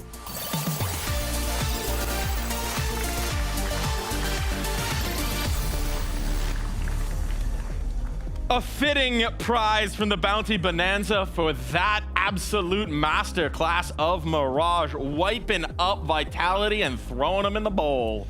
It was a stinker, so it's fitting, obviously, that it gets a little bit of toilet paper. I feel like it's just going to be one of those games where you're left scratching your head at where some of the stars were for Vitality. But for Falcons on the other side, how can you not be elated for them? I mean, I'm just dubbing it right now, the Neek Leon's game. This was the Neek Leon's moment for them. I also just enjoy the fact that Tessus already handed it out to the fans. Love that. We've got 4 more roles going to the team, so you know that one can go to a fan here. Displaying it all. Look at that. Look at those teams. We got everybody here at the Bounty. Everybody from all stages of the game. Oh! There we go. Oh, damn. Oh, man. We just did that. All right, Tessus didn't want to lean into the trash talk, but we've got an avatar for him. Holy calzone. All right. That's a gift that will live for a while, I think. Yeah, that's only fair enough. There was a stinker for Vitality, to be completely honest. A stinker for Saivu as well. I mean, we have to talk about it. Saivu, you know, best player of the year 2025 to a lot of discussion. Not off to his best start here in 2026 together with Vitality. That is a massive loss. All the credit in the world to Falcons, all the credit in the world to Nico, Nucleon as well for that matter. But for Vitality to fall short in this fashion without even giving a fight on Mirage, that's not how they would have hoped 2026 would have gone. Leaning into it as well, right? Seeing what we've seen from the Falcons side, I want to stick on them just a little bit longer. This does feel like a magic moment. This does feel like the echoes of Dallas coming on through. We've been referencing it all this time. Nico referencing it on stage. This is just a roster that can seem to make something out of nothing when they have these issues, when they have these pitfalls that come in, they thrive. It really does feel like when you unshackle people like Nico and m0NESY, you just get the best version out of them. I mean, I feel like going even back to when they first formed the roster at Melbourne, they had one of the best tournament runs that they had for the entirety of that kind of duo being linked back up in the Falcons jerseys. I mean, that was a reminder even with Magisk, but as you introduce structure, as you introduce more protocols, layers to the way that everybody plays, sometimes it just kind of clouds the heads of superstar players who, when they rely on intuition and instinct, maybe they aren't playing the perfect team CS at every single moment, and that's why the results that they have can be more variable, but you also get these highs that otherwise aren't necessarily there when everybody's trying to think about, what do I need to do next? What did we go over in practice? Now, obviously, it's too early to make any conclusions for Falcons. They still have a grand final to play tomorrow. Whether that's going to be FURIA or PARIVISION will remain to be seen. But all I'm thinking here right now is the prospect of Nico playing so well now when kyusuke is not here. Obviously, he's going to come back, you know. No offense against Nucleons, but he's not going to be part of this lineup for the future as soon as kyusuke is back. Does that give food for thought within Falcons? Is it worth maybe putting a bit more focus on Nico still? Was it too much of him giving up space, you know, giving up responsibilities to kyusuke? Or do they have to revert something? It begs the question at the very least, and to me that's interesting. In many ways, I feel like this is one of the best things that could happen to Falcons, that they get a victory like this in a situation where they are working with a separate coach, a stand-in there, that now you're just getting these fresh ideas coming in. I'm not necessarily saying that Nucleons is not a better player than kyusuke. Like that, I'm not going to even get close to that claim, but I'm sure that Amenstein is bringing some of the ideas for her that he's kind of been bottling up as an assistant coach for G2, as an assistant coach for Falcons. So if some of those are coming to the foray, then maybe they can consider those when moving forward into other tournaments throughout the year. That is a reminder, yeah, this is a building block that's not going to change. Eamenstein's going to be there consistently with the team. He might not be standing behind them, but his energy, his presence, his voice is going to be a huge part of Falcons going forward. It is, and I hope that him and Sonic obviously can have that cooperation between the two when Sonic obviously also will return as the main coach for Falcons. I agree with you in some sense, Maui. It's just, for me, it's fun to theory craft on, right? Because what happens if they don't go into Krakow and they don't deliver when csgo is back and when Sonic is back? Are they thinking themselves that, oh, we can only perform when there's no pressure, etc., etc.? That's all speculations, but this result and them doing so well right here, at the very least, it scratches the surface that we already know that Falcons obviously is a world-class Counter-Strike team. They have world-class players as well, but this whole notion around pressure, can handle it, etc., that's only getting amplified when they're getting a good result when there's no pressure. Well, it just really unearths the question that who do you actually want in the star positions for Falcons on the rifle spots? Is it Kyosuke or is it Nico? Because right now we're seeing a prime example that Nico absolutely, unequivocally still has it. I mean, to take down Vitality in this fashion, there's no real question that he can still be a super elite player in the world, one of the best riflers, and maybe the ranking net last year didn't necessarily show that, but to have this sort of example before us that he can take down the easy favorite in this tournament, the easy favorite for Team of the Year last year, that, I mean, there's a reason to maybe shift some of the resources and some of the priority to the old head on the team. The old head who's still in that conversation for the absolute peak of his position. Let's talk about that presumptive easy favorite #1 team of last season. This is not a great result coming into this season, and a shocking one in many ways. That was ZywOo's 3rd and 4th worst rated maps in CS2, I think, in the 1st and 3rd of that series. This was a really troubling result for Vitality. Obviously, it's not a great start to the season for Vitality, but then again, we saw what happened last season as well, at the very same tournament in Copenhagen when we had the studio down there. Also, Vitality losing in the quarterfinal, not getting off to a good start, and then they bounced back. So I'm not gonna ring any alarm bells just yet. I don't think they played necessarily too poorly right here. Obviously, Mirage, that's one to throw out of the window. That was not a great performance. But overall, am I worried on behalf of Vitality after this performance? Not really. Is it a bad start? Yes. Is it bad for ZywOo as well? And does that add more pressure towards him and Krakow? Sure. Well, I'm curious to hear how worried they are in the Vitality camp. So we've got some words from Apex. Vitality once again at the Bounty won't be having a chance of lifting that trophy to start off the year. Dan, just give me your initial feelings of facing Falcons with no pressure and having a stand-in. How disappointing is this in the grand scheme of things for you? Well, it's not about, for us, this tournament was not about whoever opponent we played. It was more about the way we play and to be able to improve because it's the beginning of the season. And yeah, the showing today was not great. I don't care that if the player is standing or not. It would not have been much different with Kyusuke, I would say. So for me, it's just focusing on us. And yeah, bad individuals. The team play was off, like calls as well, and everything was bad today. So yeah, not helpful. When you're saying like the team play was bad as well, we were noticing in the clutches you guys weren't coming out in it the same way. You were struggling to get the opens. Did you just notice the lack of everything from the team in that regard, especially on Inferno?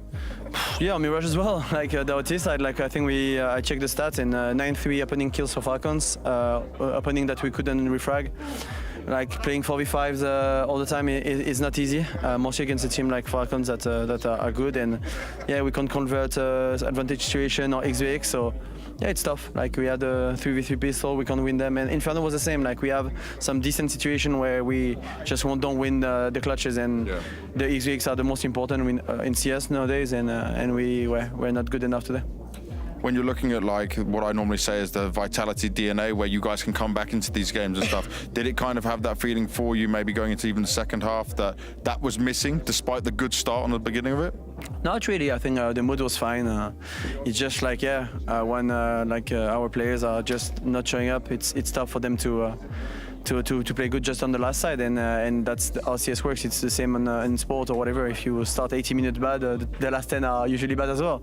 So no, I think they were better today. We lacked a lot of stuff, and yeah, that's no way you win against a team like Falcons, even though they have a stand-in that played actually really well today. So yeah.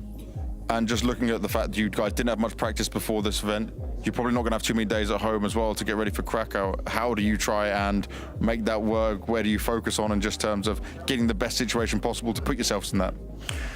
For me, what's going to be important for the next few days, weeks, is to play individually. Yeah, today was a bit of a disaster. I heard a lot of I whiff. I miss my shot. So it's not easy when, of course, I like CS. CS is a firepower game, and you can see even though like they have a stand-in that's really young that never played. If you click on this game, it's the way it is, and that's how CS to work. And yeah, today we didn't show up as everything, so except on the noobs. So yeah, it's not easy. Grind time then after that. Thank you very much, Dan. Thank you, bro. CS2, a firepower game, but some misfires for Vitality. See them stumped. What do we think of his answers there? Pretty much as expected. You know, I don't think there's any reason to panic winning the Vitality camp. They've been through so much together. He said again, the communication thing. I feel like that's a default answer for Vitality whenever they're not winning a tournament. And yes, comms can always be better, but I think the few sneak peeks we got into the communication, it sounded pretty good. So I think I more so want to put emphasis on what he said here in the later stages of the interview, the lack of firepower, the fact that he had certain players feeling he wasn't hitting shots. And in Counter-Strike, Mao, you know it as well, you know, one player whiffing a shot that he normally would hit can completely change the tide of the round. And if that kept happening over and over and over, then I understand why they're frustrated about that aspect. Really, I mean, looking at this series, it was kind of just Flamesy that showed up for them. I think there were little spurts where certain individuals kind of popped off, but on the other hand, it was just too much to match for Falcons, and that's why Falcons are just such a crazy adversary for Vitality. They're so stiff in terms of you take them toe-to-toe in so many different duels, and you got even Tessus banging people out. So there's never really a moment that you can relax when you're playing against Falcons, and Vitality learned that the hard way. What do you mean by even Tessus? Like, he's my favorite Falcon, personally, so I have nothing against him, but it's just that even the supportive elements, the guys that you think you could take your foot off the pedal for, those are guys that you still have to watch out for. They're all dangerous, okay? Just wanted to clarify. Yeah, I think that's important to clarify. Even you could have said even Nucleons, you know, the guy with 5 officials before this event. Even there were a Nucleons. lot of examples there for you. Even Kixan. Even Kixan has his moments. Especially Kixan over on Inferno. Oh, for sure. Throwback all the way to that one. I mean, crazy results here. I do want to ask a question, though. We did hear from Vitality at various points talking about taking a longer break, right? After the year that they had, they wanted to emphasize the rest. They were coming maybe a little later into this than a lot of other teams. Meanwhile, Falcons have been talking about their preparation, talking about Tessa's coming back, your favorite Falcon, early for some individual prep. Do we think that maybe Vitality just need a little time to be back to that team we know? Vitality earned the luxury to take a longer break. When you have the best year in CS2 history, even if it's short-lived, arguably the best year of Counter-Strike we've seen in a calendar year ever, then I think it's completely merited that you just take maybe another week off than some other teams. You're gonna be able to play yourself back into shape. A lot of people see the Bounty more as a little bit of a warm-up. We're seeing a map pool change as well. So there's a lot of things that are happening right now where I would even give passes to Vitality.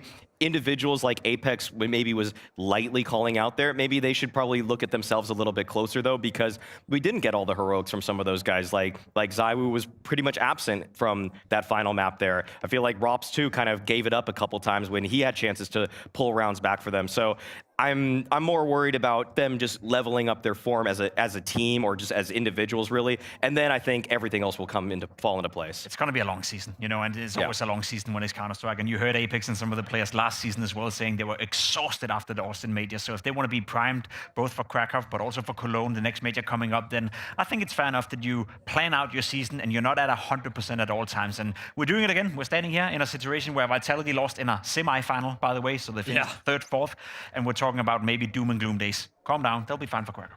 Well, let's see how doom and gloom we are about our portfolio over on the Nova Shots. NovaShots.io. You can join into the challenge, courtesy of Nova Wallet. Play with some points, see how much you can earn. There's a very substantial prize for first place. And bad news, gentlemen, we were heavily invested in Vitality. I stood away on the last one. We had 5K, now we're down to 3.3. We're down to 3.3. We need to get it back. You guys wanted to get it back in this next series. Where are we going to go? All right, Mario, then go ahead. You guys wanted to take it away from me last time, and then you guys went too much into Vitality. All on you. Hands off. So, all right, we got FURIA and we got PARIVISION, okay? It looks pretty skewed, these odds, okay? PARIVISION with a 0.6. Do we think they can do it, guys? I think they can win a map. Chat? What do you guys think? Oh, no, I'm just kidding. I'm not reading chat right now. I'm not reading chat right now. Genius. No, we're gonna go pretty into. Okay, the thing is that I want to pick FURIA because we'll get some more points if they beat PARIVISION. That was a big win. I'm gonna be going. It's a big if. I want to do 25 on them. Okay. And then I would like to, if you guys agree, Hey, you're taking the wheel here. This is all on you. I'm going the rest in the Falcons. I think they're going to win the whole thing. I think they're winning the whole tournament. Okay, even in the Magic now. I'm giving it all, yeah. You're fully invested. This is it. This is going to be the first trophy lift for them. I mean, so Vitality already cursed in bounties.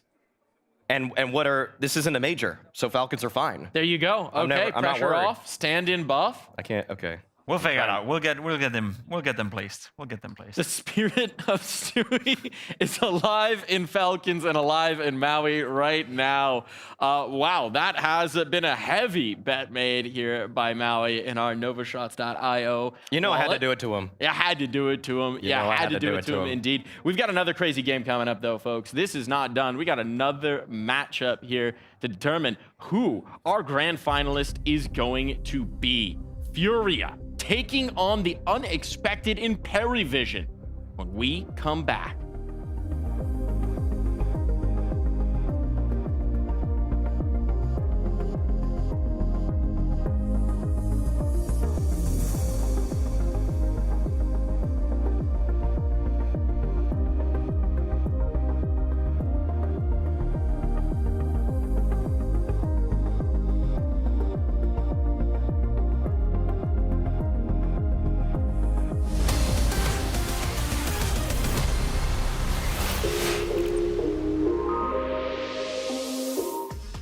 Hey guys, Jacob Pimp Vinegar here.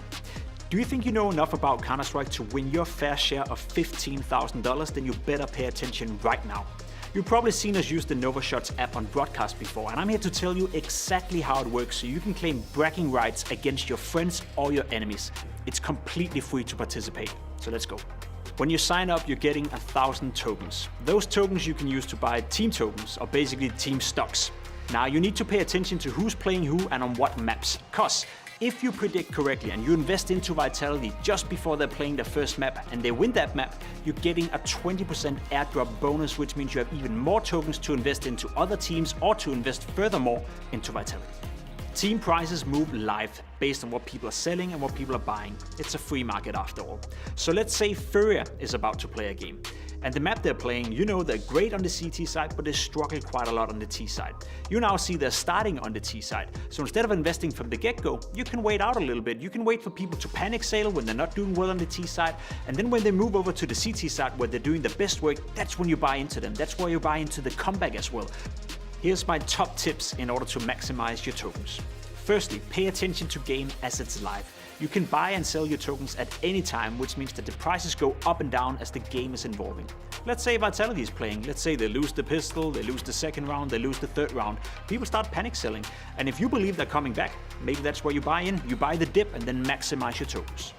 Don't forget the 20% map bonus. You don't need to hold a team for the entire tournament. Get in before the map, ride the success, then reassess. There's also a daily mode where you can predict match winners, match scores, MVPs, etc. So you can flex your Counter-Strike brain even more and win daily prizes. So make sure to get the NovaShots app and see if you can beat me and everyone else.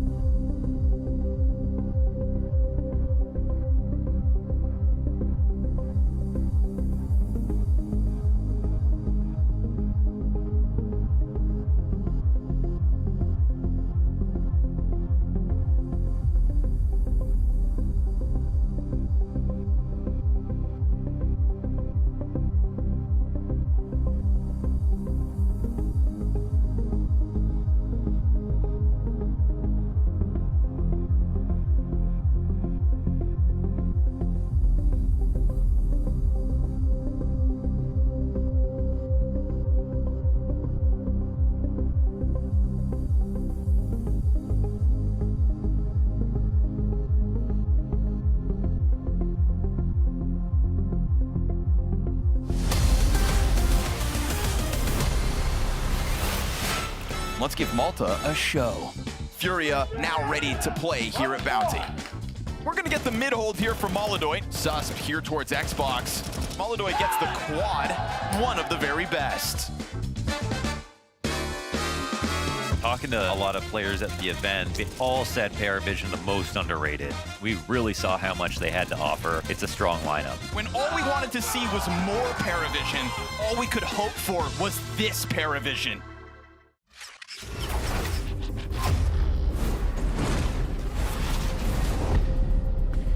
A PARIVISION team that has done the unexpected already, triumphing over the Dragons of Spirit to earn their spot here in the semifinals. This is already a tremendous result, but with the energy, with the explosiveness we've already seen from this young team, complete with their sensei in Jame in tow, what more can they do?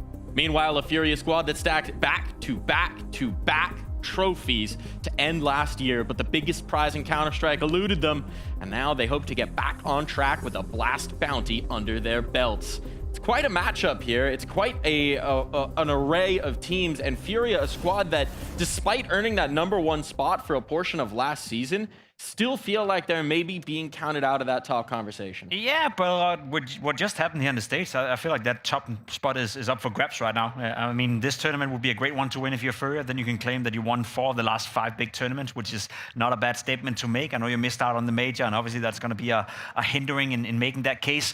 Overall, though, FURIA so far, they've just gotten the job done. Yeah, there's been a couple of close games, and yes, the online game versus FUT got significantly more close than they probably would have liked, but let's be honest, beating Heroic with a stand-in right here, yes, maybe not pretty as well in the fashion, but they're getting the job done, and I think that's something that I really respect, you know, for a team like FURIA, because a lot of the other teams haven't been able to get the job done. FURIA right now are in a position where they can absolutely capitalize off of the loss of Vitality in this tournament. They now almost kind of jump up if they win this game to be the favorites. I think that they probably would be the bookmakers' favorites in a grand final versus a Falcons team with a stand-in. So there's a huge opportunity for them to seize, and I'd say what better way to get it kicked off than to take down a PARIVISION that, yes, they're great plucky underdogs. They had an awesome run at the Budapest Major where they were able to win out through stage 1, through stage 2, but my eyes, by stage 3, sort of got figured out, sort of lost gas, ran out of steam. People started seeing the style that they like to play, that explosive, poppy, bomb site hit style, but then it kind of just fell flat. And I feel like if you're FURIA coming into this and you've prepped adequately, which it feels like they should be doing with Sid and Fallen at the helm, then now is an opportunity to just kind of put these guys away and let the plucky underdogs have their run, but let it be and let it die. And it does feel like FURIA have been getting some advantageous matchups, shall we see, through the draft format. I think a lot of teams have been picking into Falcons, continually falling for that trap that the stand-in is going to hinder them. And so we do have FURIA. I mean, in the last night, they were the second pick, right? They get this matchup with PARIVISION, and it does just feel like maybe that's a blessing. Yeah, a little bit, you know, to be completely honest, because playing Heroic is one thing. Now getting PARIVISION in a semifinal is another one, and you even make the case that getting Falcons in a grand final without Sonic, with a stand-in as well, that's another little gift, you know. So there'll always be people who would add an asterisk to FURIA if they were to win this tournament, but I'm also a firm believer in you can only beat who's in front of you. It's not FURIA's fault that no one else is picking them or the bracket didn't turn out that way, and as long as they beat whoever is in front of them and they do it in a fashion where I'm like, okay, you're playing good Counter-Strike, then I don't think it's fair to hold that up against them, which we kind of have a tendency to do sometimes, saying that, you know, a certain team has an easy run, etc. At the end of the day, I think PARIVISION deserves to be in the semifinal, and let's see whether or not they are good enough to apply a bit of pressure to FURIA, who can claim to be the best team in the world if they want to. Now, to start this conversation about FURIA, as we get deeper into it, we've got some words from Fallen. And looking at PARIVISION, preparing for them, getting ready for them, what do you notice that makes them different to other teams you might face? I've been playing and watching Jame and his teams play for quite some time now, and I think what makes Jame's teams very special is that they play very conservative and very specific Counter-Strike. Like, they are not a team who's going to win games by taking huge risks. Yeah. They're just going to play as a pack, as a team, make good moves and play close to perfection CS, you know? And if you don't think some stuff playing around against them, your life's going to be even harder. So managing utility well, having an understanding of how they approach the game, and making choices is very important for you to be able to beat them. And there's a reason why they have been doing well in the last tournaments. And I think it's the James system. I really appreciate his system. I'm a big fan of his system. Is it hard to get a read of that system even when you review it, or do you feel like you've got a good understanding and you can do this through good mid-rounding? I mean, I think it's easy to understand that the game is meticulous and the game is it has a slower pace than some of the other opponents you can face in other matchups. But at the same time, it's not so easy to understand everything that's going to happen. And of course, there is some individual proneness that can come and change stuff. Like yesterday, for example, Jamie was showing his AWP on mid-mirage for the team to be playing 1A, like nobody does stuff like that. So they will come up with some tricks under their sleeves that you've never seen before, and I'm pretty sure he prepared some against us as well. So in the end, you just got to figure out on the game. A lot of praise for James coming from the words of Fallen. Big fan of the James system here. What do you see, Maui? I feel like Fallen is slightly rehashing some old narratives there regarding James. I mean, we know his idiosyncratic style that he had with Outsiders and VP back in the day and how slow and grueling it was. I'm sure nobody better than Yekindar on his team could probably tell him about that, but James has really changed up how he plays with PARIVISION. Even the way that they took down Spirit was a lot different. I mean, it was more so just going for bomb site hits repeatedly. I mean, it was almost very little map control even being taken. There wasn't that slow constricting effect that the old James would have called. He knows he's been working with younger players, and he knows that he needs to just get into the action a lot faster. That's why they're grouping up so much quicker. That's why it's 5-manning into a bomb site with just the most basic split possible. He's not overthinking it and trying to play all the margins and run it down to the clock every time. It's extremely frequent that you're going to see a bomb site hit with 50 seconds still on the clock when James calling PARIVISION. Yeah, and I think it's fair enough, for Fallen to reference some of those old, James-esque style of playing, because he's playing so many different teams throughout a season that you cannot be an expert against anyone you go up against, and that's why they have a support cast behind them. That's why CET is there to help them to prepare. That's why coaching staff of FURIA will have a very important role, because I agree with you, Maui, and kind of one of the narratives that you've been putting out is that they do a lot of the same stuff over and over and over. And maybe early tournament or in the beginning of a tournament, it works out, but it's fairly easy to read and it's fairly easy to counter if you know what's coming. And obviously, when you find yourself in a semi-final, if you are FURIA, you are going to be well prepared for James and you're going to be well prepared for PARIVISION. So I'm a little bit afraid that what's been working for PARIVISION so far in this tournament is not going to be as potent when you go up against FURIA, and that's why I want to see if they have another gear, if they have a different way of approaching a game instead of just running a B-side simulator. Yeah, I mean, could we just bring up that stat one more time? I mean, those are from the Skybox Edge numbers, where it's just the way that they took down Spirit yesterday. It was just constantly the same plays. It was no secret throughout this matchup where James wanted to take the fights to bomb sites, and it was a lack of adaptation from Spirit that obviously cost them the game. And that's why I think that even if Fallen isn't completely up to date entirely on the PARIVISION playbook, he'll make live reads in a game. He's going to understand that James hammering this site over and over again, and he'll just call it out. He sees something happen once, twice, he's going to shift the defense over, and weirdly, that was just something that Magix and Spirit couldn't do. I guess it's not that weird because he's a rookie IGL, but I feel like all of those tendencies are going to be caught so much faster by a FURIA team that has shown that, yeah, they understand how to provide counters if they are just thrown the same exec over and over again. Now, speaking about that FURIA team, diving in a little bit deeper as well, we have also seen some slow starts from them, right? That rough first map against Heroic, various bumps and bruises through the online play against Foot. We've seen some signs of concern, maybe just a little bit of rust getting into the season here. I think that's it. To me, it's been signs of rust. I think some of the maps where, the one against Heroic where you do nothing whatsoever on Mirage, that's one you can just write off. Again, some teams, some players will just have a game where nothing really works out. The only thing that worries me a little bit was the one against FUT. I feel like that game was very, very close, and that's a game they could have lost. That's a game where they were applied a lot of pressure on 3 different maps. But then again, it's the second game of the season. It's online, and I'm not going to hold that accountable towards FURIA. I feel way more comfortable and way more confident when they're taking on a stage, especially when you have the likes of Fallen, Yuri, and Kesarado, who's been doing it so many times and for so many years, let alone Echidna for that matter. And the bright spot that's really lit the way, right, to get through some of those rougher patches has been this man, Molidoy. I believe the top-rated player of this event so far. Top-rated player of the entirety of 2026 so far. Small sample size. Huge sample size. Small sample size. I love it. I love it. Definitive, really. Call it out right now. Best player of the year. Thus far. For now. Thus far. In the month of January, the best player of the year, Molidoy. I mean, look, we're being honest here. He's looking like the kind of player who could be contending for that title down the stretch. That's the thing, right? He's also looking to obviously win more trophies with FURIA. That's something that he was quoted for saying in an interview, but also taking the next step as a player. I know that the first year he had, or the first 6 months he had as a pro player was absolutely fantastic. Now he gets a full season and he's off to a good start. I am curious whether or not Molidoy has the ability to take another step up the rank and contest consistently against the likes of Saivu, Dunk, and m0NESY. And I have a feeling that we've seen early signs of it, we've seen glimpses, he's consistently playing at a high level. I can't see why Molidoy shouldn't be in that conversation as of right now. I mean, when you're just comparing pure mechanics between Molidoy, m0NESY, Saivu, Molidoy, he's not third. He's not third in my book, okay? I mean, I'm not saying he's the best at positioning himself. I'm not saying that he's always going to have the best rotations, call out what the opponents are doing so that he can put himself in the right spot to succeed. But if I just want a guy to hit a 10 out of 10 difficulty shot, he's not the third best opper in the world. That's an interesting conversation to have. I also do want to highlight some things he's been saying, right? Because we've gotten a few Molodoi interviews here on the broadcast, also over on HLTV, and he's had a few interesting points. One thing in your conversation about how much higher he can climb, how much he can improve, he watched every round that he played in 2025, watched it back over the break, focused on it, wanted to see every mistake he ever made and improve on them. And that's not somebody who's ready to get complacent. Do you watch every death segment back, Mike? Not every. No, not every death segment back. And I think that's a lot easier than watching every single round back.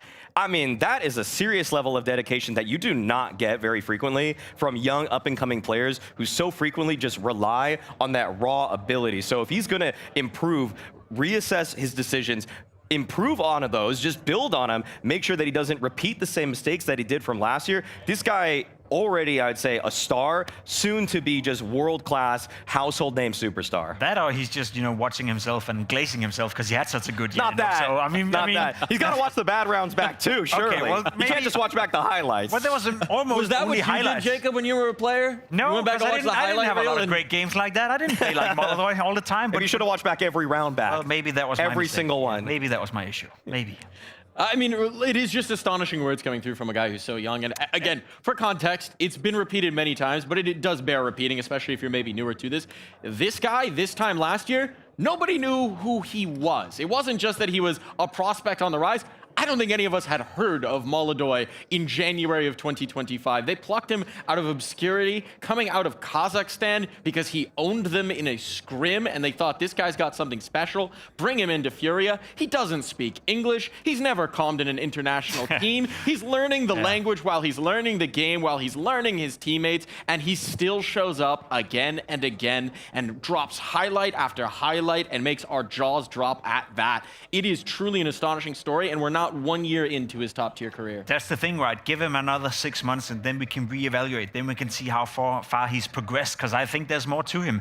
You're right in saying that we live in a day and age, I guess, where Saivu came in and in his rookie year, best player in the world. Ridiculous. Then you have Donk coming out of nowhere as well, being absolutely astonishing, maybe the most mechanical gifted Counter-Strike player we ever had. And now we get Molodoi in sort of like the same generation of players coming in. If anything, we should be lucky, right? We should be thankful that we're getting such an amount of players who are so skilled. Add in Monacy to the conversation right there as well. You have 4 of generational talent players all duking it out at the same time, arguably in their peaks. It's not bad.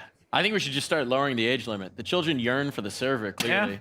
Yeah, look, Molodoi is an absolute superstar, but it's up to PARIVISION to figure out how to counter him. With some ideas, we have Dastan. Dastan, you had a huge victory over Spirit yesterday, the biggest win for this team. What can you say about the team's performance across the 3 maps from what you saw? We don't have any pressure. When I talk with team, I said that don't think about winning, just play with confidence, and whatever result is good. And I think it helped us because no one believed that we can win, and it helped us. I think pressure was on Team Spirit side. Understandably so as well. I got to ask, it seemed at times in rounds that Jane was trying to avoid Donk or not fight towards him. Was that part of the game plan? Of course, when we play against Donk, it's not secret. I always tell the guys, if you kill him, you need to say that you killed him. Yeah. It will be easier. It's like Monacy, like Zaiwu, if you kill the superstar, and the situation is a bit different. And of course, you don't need to give him like 50-50 chances early. And that's the reality, because he will kill. He wins, yeah. Yes. He wins.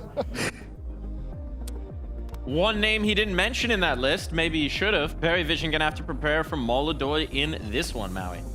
And that's going to be fairly difficult. I mean, even though you obviously want to shut down him, I don't think we can underrate the other weapons that are on FURIA. I mean, Yuri was one of the most overqualified anchor players of last year. Yekindar is also a guy that is a star in his own right, which I'm sure Dastan and Jame are not unfamiliar with, given their history on past rosters. And how can you even overlook K-Serato? So the thing about FURIA is that they aren't as one note themselves as a team like Spirit. So making a game plan where you're going for bomb site hits away from the superstar, you could name a couple people that are stars on FURIA. So try your luck as you will, but even if they do find some sort of gap in the defense, adaptations are one of FURIA's specialties.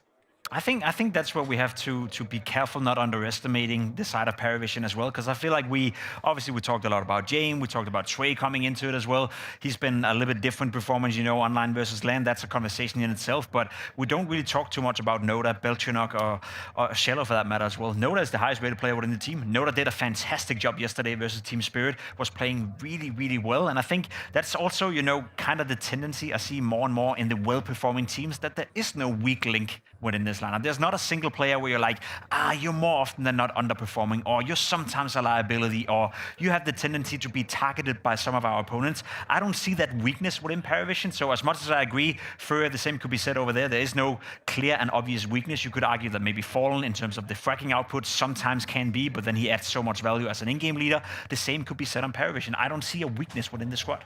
Now, there is one player that maybe we want to see a little bit more of here on LAN. It's the new addition. Sway coming in, right, had a phenomenal online play.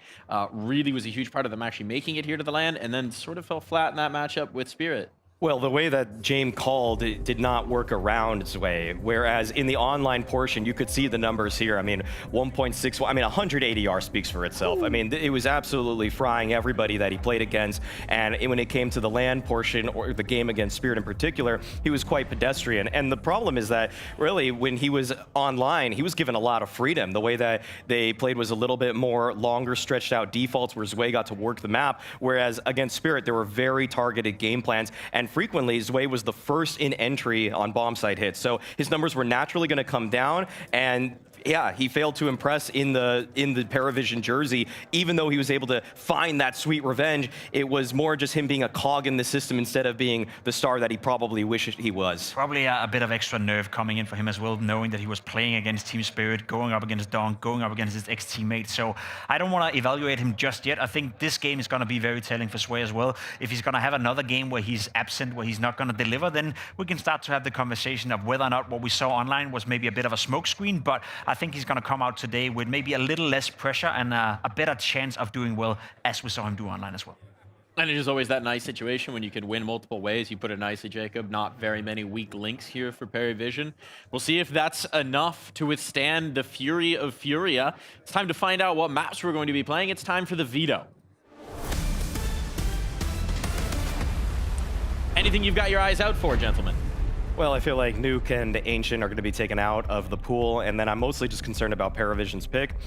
They've shown an interest in Mirage. I feel like that could go their way. I'm not really sure. I mean, I think for the FURIA side, I'm curious if they want to go to Overpass, which was one of their strengths of last time, or last season, that is, and we do get the Mirage out of PARIVISION here, or they want to save it, because both of these teams like Overpass a lot, and so picking into a PARIVISION Overpass where they've already shown strength on it might be playing into their hand. I was just about to say, they share the same map pool, whether that's Overpass, Dust 2, they both like to play it. It's definitely going to be one of the two maps. It's the third deciding map as well, I feel like. Inferno coming in for FURIA makes sense. I feel like that's the one map where PARIVISION have a track record that is not that impressive, so no big surprise right here, and Noob is out of the way, and as I said, it's going to be either Overpass or the Handshake on Dust 2, a map that neither of the two teams have lost in more than 4 months. So Dust 2 coming into the mix as a potential third. I hope that's going to be the case. I'm just a little bit curious that FURIA, despite the fact that they had a 12-map win streak on Overpass last season, don't want to go for it for the decider there. But I guess they're scared of the showing respect to James. Yeah, I think really it is. They're a little scared of the James system. You don't also, it's hard. It is sometimes hard to play against a team that hits B over 80% of the time. You just feel like you're losing your mind sometimes. If there was going to be one team that would show respect to James, it would be this, right? Because it's not just the Brazilian memories of what James done down at that Rio Major, but it's also Yakindar, his Padawan in many ways, coming back to challenge the Master. Now Sid set it up nicely in the draft show. This is who Yakindar learned to play Counter-Strike from. It's a long time ago, though. You know, I get the reference and I get the point, and there's definitely certain tendencies or certain ways of acting that Yakindar can share with the team within FURIA, but I very much side with what Maui said earlier. I feel like James has gone through a process where he's not the same player, he's not the same in-game leader as he were back in the VP days. So I feel it's limited how much Yakindar can contribute to the preparation outside of what Sid is doing already and outside of what Fallen is preparing as well. Final thoughts, which way is this going to go, gentlemen? I'll take FURIA in 3. Yeah, FURIA in 3, sounds like. FURIA in 3. I'm taking it in 2. We'll see what they can do. Time for Scrawny and Launders to take this one away. Darth Mike, straight to the business, hoping for the 2-0, and all of our desk, Mohan, going for FURIA in this game. But I think just the fact that the experts are saying 3 maps, FURIA just means PARIVISION have already earned enough respect so far at Bounty. That means that FURIA have to come into this on notice. I mean, also, if you've been watching the FURIA games, they start slowly so often. I mean, it almost cost them versus Foot. It almost cost them again when they got to LAN. I mean, the PARIVISION are going to be the strongest team throughout the series. I think FURIA on paper should definitely win this match.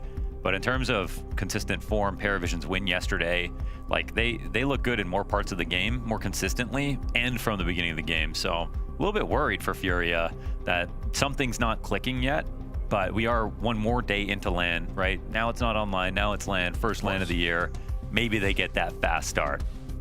Feels like they may need one, whether that's just as a team gelling together or whether that's just another individual who can try to step it up to Molodoy. Molodoy, I mean, coming into the LAN portion of the event, highest rated player moving into this semifinal, and it is still leaps and bounds above the likes of even m0NESY and Nico, who just had some star-studded performances themselves. So will Molodoy be another hard carry? Can PARIVISION shut him down with their systems? There's going to be a lot at play in this, and that's because James is in the server. What a treat it is to watch this anomaly of Counter-Strike back at the very top. Yuri and a teammate, one with Berettas here inside of the ramp. Nota's just gonna tap this, but it's the perfect fake. They do still get 2 kills back and forth. Fallen tries to dive it. Palace players coming out, and now the edge over to PARIVISION momentarily. You've got Quesarado smoked off. Yakindar's gonna fight in the meantime. And as he taps that back to Palace, pressure back on Cello. He'll cut it down. We go 1v1, and now the round can breathe. And Zell is looking for the frag. Bombs back on the ramp. Oh, headshot position. Quesarado now in a very awkward spot because he doesn't really want to move, but he was just spotted. Bonk can get planted default. Zello knows he's got the headshot. Now it's up to Zello. He can go for a wide swing if he wants to. Let this go to stairs. Oh, that was kind of mistake. Really silly. You think a jump across? You think Quesarado's not going to hit that? It's an impressive shot, but like obviously unnecessary jump.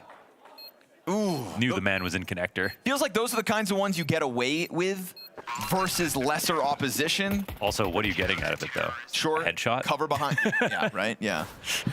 You want a flying headshot on a guy who has 15 health? Yep. Cowering in the stairs. Really also, this shot behind triple, oh, that shot of the year for me. That is shot of the year for me. That is a laser pointer. Oh, that's good too. Catching him on the jump. This is like kind of Zello. This is kind of like brain off. Like, oh, this is what I would do in this situation if I didn't know where they were. I'm jumping across. Don't need the jump. It doesn't make you faster. So round 1.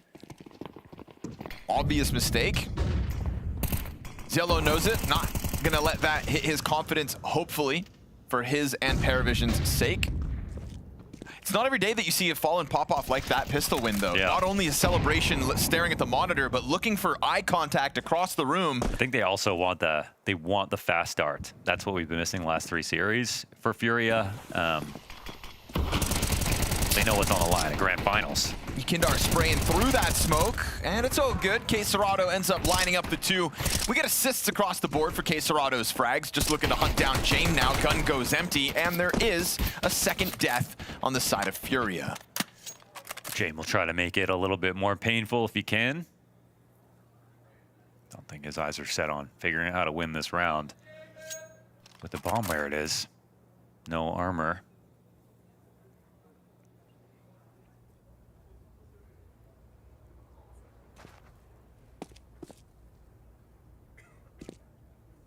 I believe it was with your sit down with m0NESY, where he was asked, you know, who's kind of on their villain arc coming into this week, and he said it's going to be PARIVISION. He said Donk. Oh, he said Donk. Damn. Wait. Somebody answered Jame. He said Jame because he's kind of like Gandalf with 4 hobbits, referring to the riflers on this team. And that's kind of how I like to think of Jame now more often, like a wizard that disappears into the woods and emerges back out of nowhere and somehow saves the day. In this clutch, he's not going to be able to It was save anything. Youngstar, he said Donk, about because of last year. Yeah, so I think it was m0NESY m0NESY because it was during map 1 halftime earlier today. Right, yeah. So. But yeah, he said PARIVISION very underrated. It's definitely a shout out for them. And Yakinder versus PARIVISION is a really cool storyline. And honestly, I don't think people realize, like, you might have seen the media, but like, Kinder references James all the time. Like, even when he played on Liquid, it was like constant. And then there was stuff that the callouts that they had, Kinder brought that to Liquid. He's always credited James as sort of teaching him everything for foundation of the game. And I think that will play a factor. You know, I think there's going to be a part of him that just wants to impress James. Sure. Yeah. Look, father. Look at what I've become. I mean, genuinely. I don't think there's anybody who's played with James at any point and found success that would then go on to say that, like, he hasn't shaped him in their early years. It's what we praise James for constantly. I'm not sure what Electronic would think of James, but I don't really care.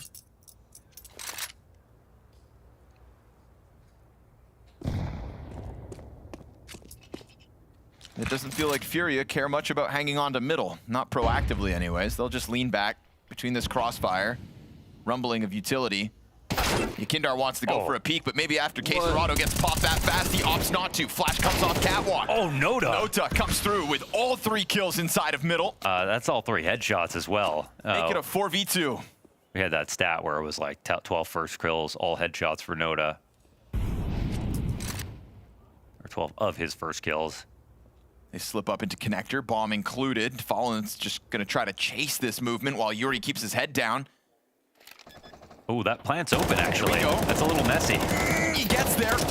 Bomb still goes down in the meantime. Palace player caught out in the open, tags Yuri down at 25. We've got a health advantage here for both of the PARIVISION players. Gun advantage, not so much. That Tech 9 goes swinging. It can actually grab an upgrade, but he's so worried that Fallen's still playing around mid, perhaps. Jungle control and Fallen. I mean, 2 players, they can just isolate. They don't really have to show themselves. So all should be good. You hear Belchanok running around in the Palace. Okay. Fallen's got a kit Might as here. well, actually. Incendiary jumped on top of this. Bomb is planted. Oh my God, no way. Running he away just straight from up it. wins this. Fallen's going to grab it, right? 0.4 seconds. He does it again. No way he ran from that. Belchanok just gave up as if there wasn't any time, but Fallen around the world shows us once more that this guy's internal clock is so well tuned. It's the major play. He just did it again. He walked into the site diffused. Gotta say, though, even though his teammate dies, Belchanok, what's the value in not going to check if he could get the defuse off?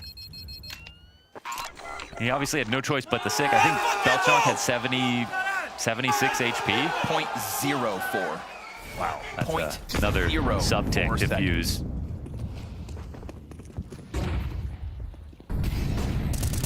Quick play out from the A ramp. PARIVISION just going to try to pounce, looking to keep it simple. FURIA gunning for the 4-0 and gunning down the challenge that just attempted to cross out through the stairs. James buys a second, loses a teammate, and as he finally recovers a first kill here for PARIVISION, FURIA are looking ferocious. That's the pistol, the full conversions, a late clutch out of Fallen, and another pop-off from him. It just feels like he's just more emotionally invested than we get in some of these games. And I think emotionally, that's what they need. They just need to be fired up. Because we saw in the last half of their last series, full strength FURIA. Pretty unbelievable. Sure, they get Everything was great. They just want that right away. So now we're getting it.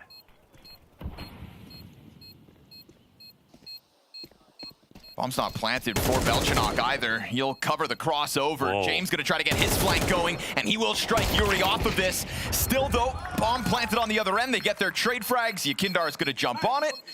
Another close one, but it's good. Whew. FURIA come through with another calculated retake, and time's on their side, which isn't always the case when James is your opponent. That's very true. FURIA have been doing some amazing stuff so far.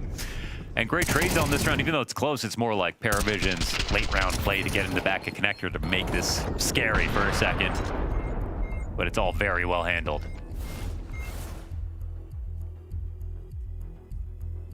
I'm sure they feel like they're through the thick of it now. They got what we wanted out of the gate. The first thing you brought up was the need for a hot start. Yeah. Right? To come in with energy, electricity. Definitely. And clearly a good show of form.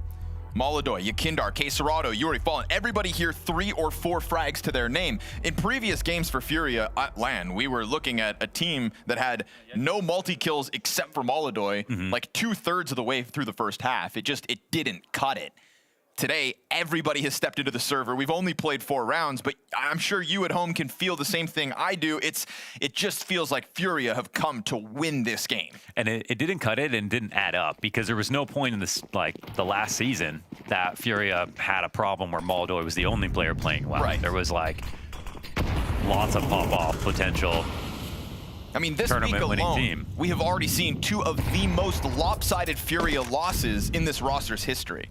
This week alone. If that doesn't tell you something was just rough coming off the player break, I don't know what does.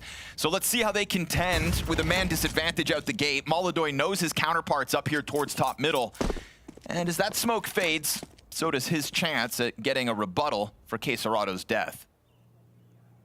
But he sticks around inside connector, and we get this FURIA double up on the palace steps.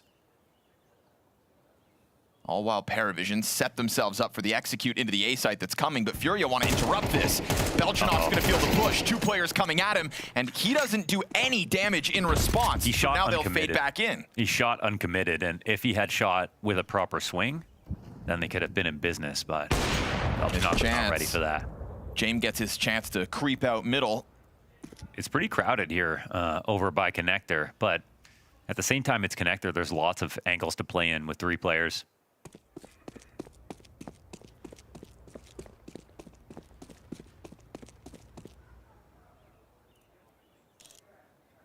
Sitting on the line. Ooh. That's what they wanted, just somebody to step into the crosshair. And a missed flick out of Moldoy, waiting for the palace peek. James probably won't take a wider angle. They'll just let those rifles flood out through the sandwich. And so pressure on Moldoy as the player boosts up, but he's ready for that. 2 members down in sandwich, but then as he goes back up, James goes on the angle he once held. Op's gonna get scooped up here by Fallen. He takes a look at it, and this bench position from csgo is good enough to get PARIVISION a comfortable spot for once. Bomb down, 3v1, and even Yuri's fallback through the murder hole has been cut off. So he'll grab the Op to go for the save.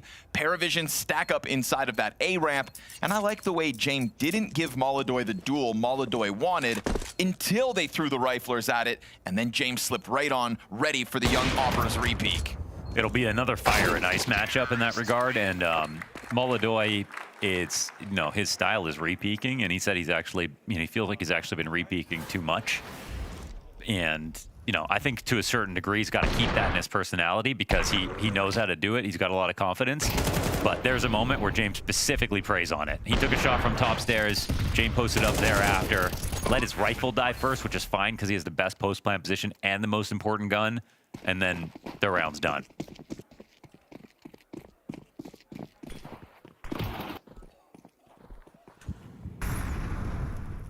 Yeah, it does feel like Nota hasn't missed the brain. But low-key a new Scream, man. He's been unreal on his good games. Kind of Fame-esque, if I had to draw a comparison back to James' old Outsiders roster, the Rio Major Champs. Feels like James has an eye for that skill. You know what I'm going to go with? I'm going to go with Flit. Oh, okay. Yeah, sure. I mean, it's not necessarily like the aim style. Maybe that's more like Fame or something like that. But it feels like csgo has been set up to be some kind of star, a bit more aggressive, a bit more free. Okay. Notice close, more glued to the pack, a few more nades, everything like that. But he's still like a very high on utility, very good at still focusing on his crosshair. Lots of versatility. Yuri, MP9 in hand. We get this furious stack in front of the commitment out of PARIVISION. This is a wobbly economy in the hands of FURIA, but again, sometimes it is just James to call the same thing over and over, and so putting players in position with pistols. You know what's coming, and you stop it dead on arrival. Oh, they want the kill right now. I mean, 30 seconds, they actually can't even win. They've got to go A, and if they run back to the other side of the map, they'd have to start now. Yesterday with the PARIVISION versus Spirit game, there was a lot of talk of battle of the in-game leaders, and in terms of Magic's taking up a new role and having a lack of experience, James trying to exploit that. And at times I felt like we did get to see it. Tonight, whole other conversation. You know, again, a battle of the minds, but 2 of the greatest to ever do it. Mm-hmm.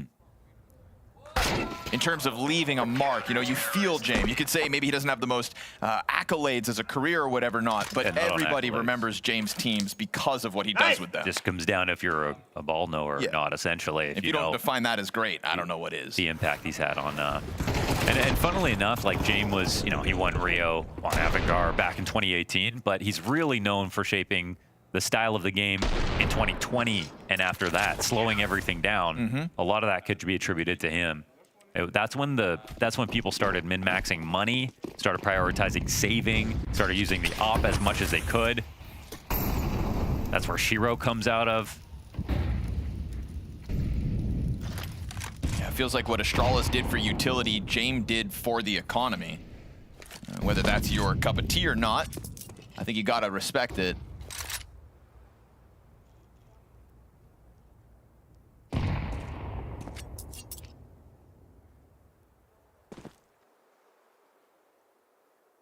I mean, no disrespect to the guy, but they basically use Sanji as just a money mule.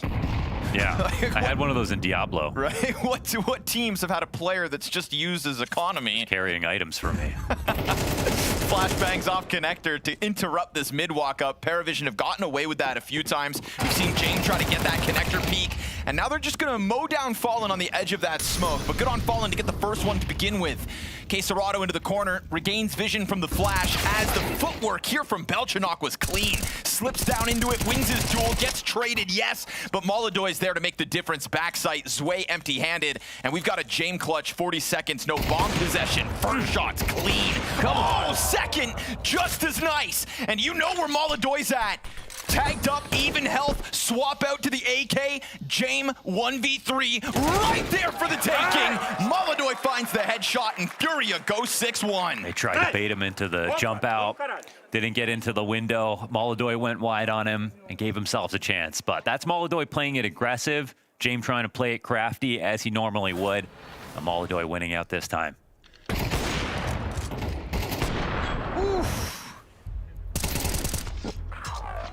You know, a much better round if the game was closer. But sure. Yeah.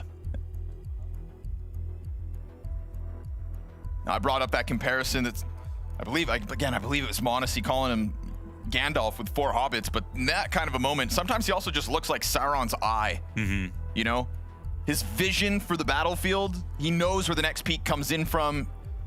He can expect your setups, predict your trade attempts, and punish you in those moments. He is the highest rated player for PARIVISION at the LAN portion of Bounty. And he probably whispers in a demonic tongue, of course. Right? Yeah. He speaks a language that only like 4 other people do too. Yeah.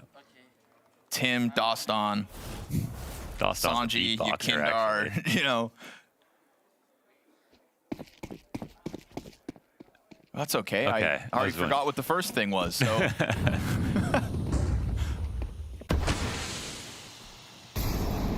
It was honestly implied because it was PARIVISION. It's the best part about mistakes, just never address them.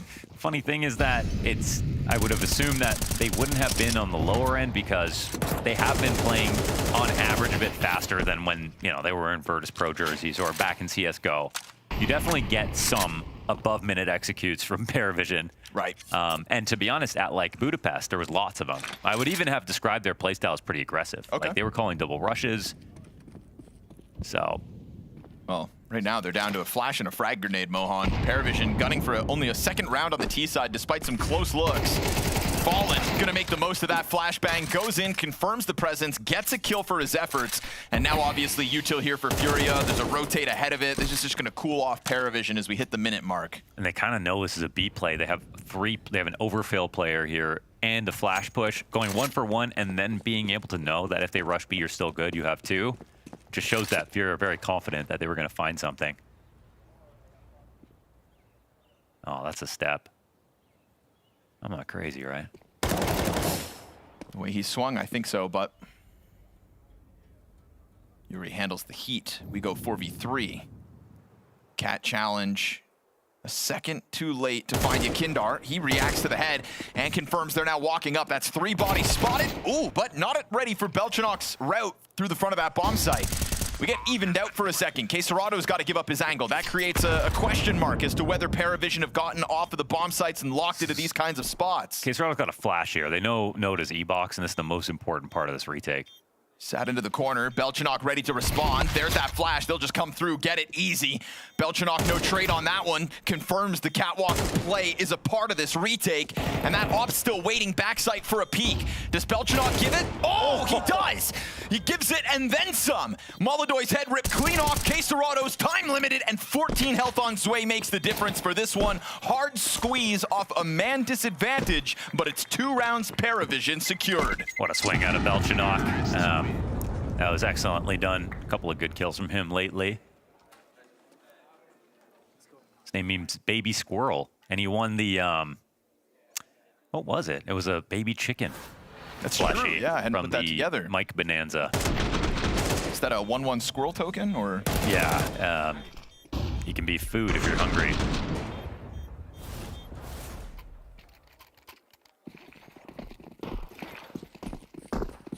Yeah, we've seen them pull off a round with pistols for the majority, but there's still a couple big threats on this one for FURIA. Saved op, and then adding an M4 to this. You'd said like this game would have felt better if the score was closer. We're on the brink of that right now. FURIA have survived a couple of these rounds where they had less economy. They've got a, what, 2.5 second defuse rounds on the board. Man, this round ends A. There's no one from FURIA. Oh, sorry. Just Fallen from FURIA over in B with a 5-7. Just a smoke to block and a pick off. Damn. A pick off from connector side of the bomb in Palace. You sure you want to try this? Yellow's just going to walk out. Missed opportunity, but the 5-7 on the ladder. It's going to scramble Yellow.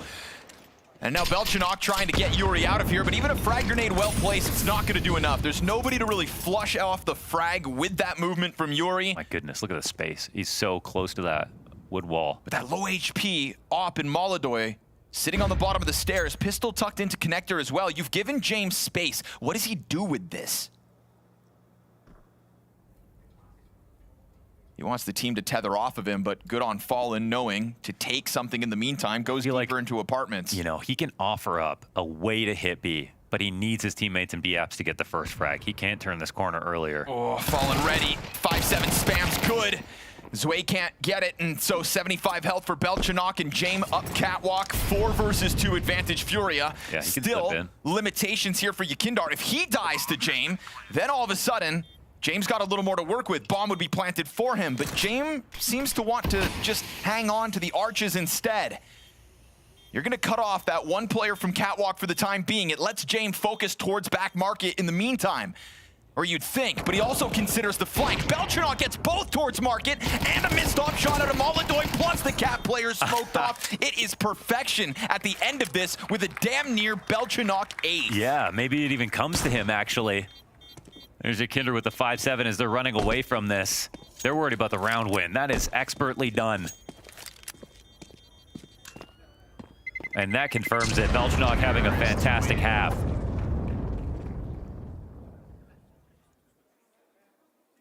Feels like this is when we have to start tapping back into what was the tale last night, winning rounds despite 4v5s. And then building momentum after that. That is where PARIVISION find themselves. And this momentum would have been built sooner, if not for 2 half-second defuses. Yeah, every time they get given a gift, like, they don't take it for granted. They have built momentum off of it. That's how they won versus Spirit yesterday. And how they're maybe building some frustration for FURIA now. Just like that, they're back into this half. 4th round would seem easy to call. Unarmored majority of FURIA, but still a Deagle headshot out of the gate to keep it interesting. Molodoy 1 and done, 11-6 half so far. Keeping up his end of the bargain, and so are his teammates. Again, across the board, FURIA looking better than their previous games in Malta. Oh, it's gone unnoticed. Yuri, Nobody knows. Nobody knows. All right, so this is going to be a situation where Yuri just turns into a big flank, and timing might be so awkward it doesn't even matter. Everybody might be gone by the time But this is, look, FURIA are going to leave off of this information, right? They start to hear those shots inside of A. They may realize now, oh, Look, God. Belchenok just comes back to watch the flank. Yuri's going to turn it into a palace play. And that timing could still be ahead of it, right? Belchenok's thinking, I need to watch because they could be T-spawn now. Odds of Palace is still, I think, 4 or 5 seconds ahead of expectations for PARIVISION. Problem here for Yuri, P250, and nobody really close enough to get blindsided by a sidearm. Oh, there it is. But that was his chance. Done and dusted. Missed the opportunity to kill the Opper, which could have saved the player ticket, which could have then gotten the pressure back on the bomb site. Instead, PARIVISION dodge a bullet. That Yuri walk under Belchenok goes unnoticed, and PARIVISION capitalize for a 4th round secured. At least it's one of those situations you don't have to know about until the game's over. Like ships in the night. Terrorists win.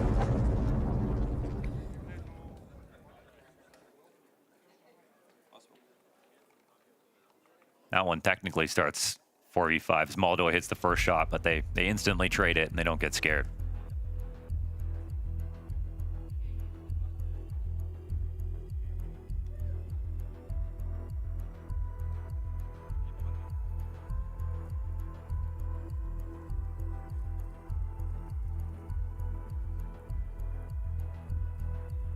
I was talking to Destan yesterday and he said, like, it's been since, I think he said, like, Dallas in 2024 or even longer that they beat Spirit.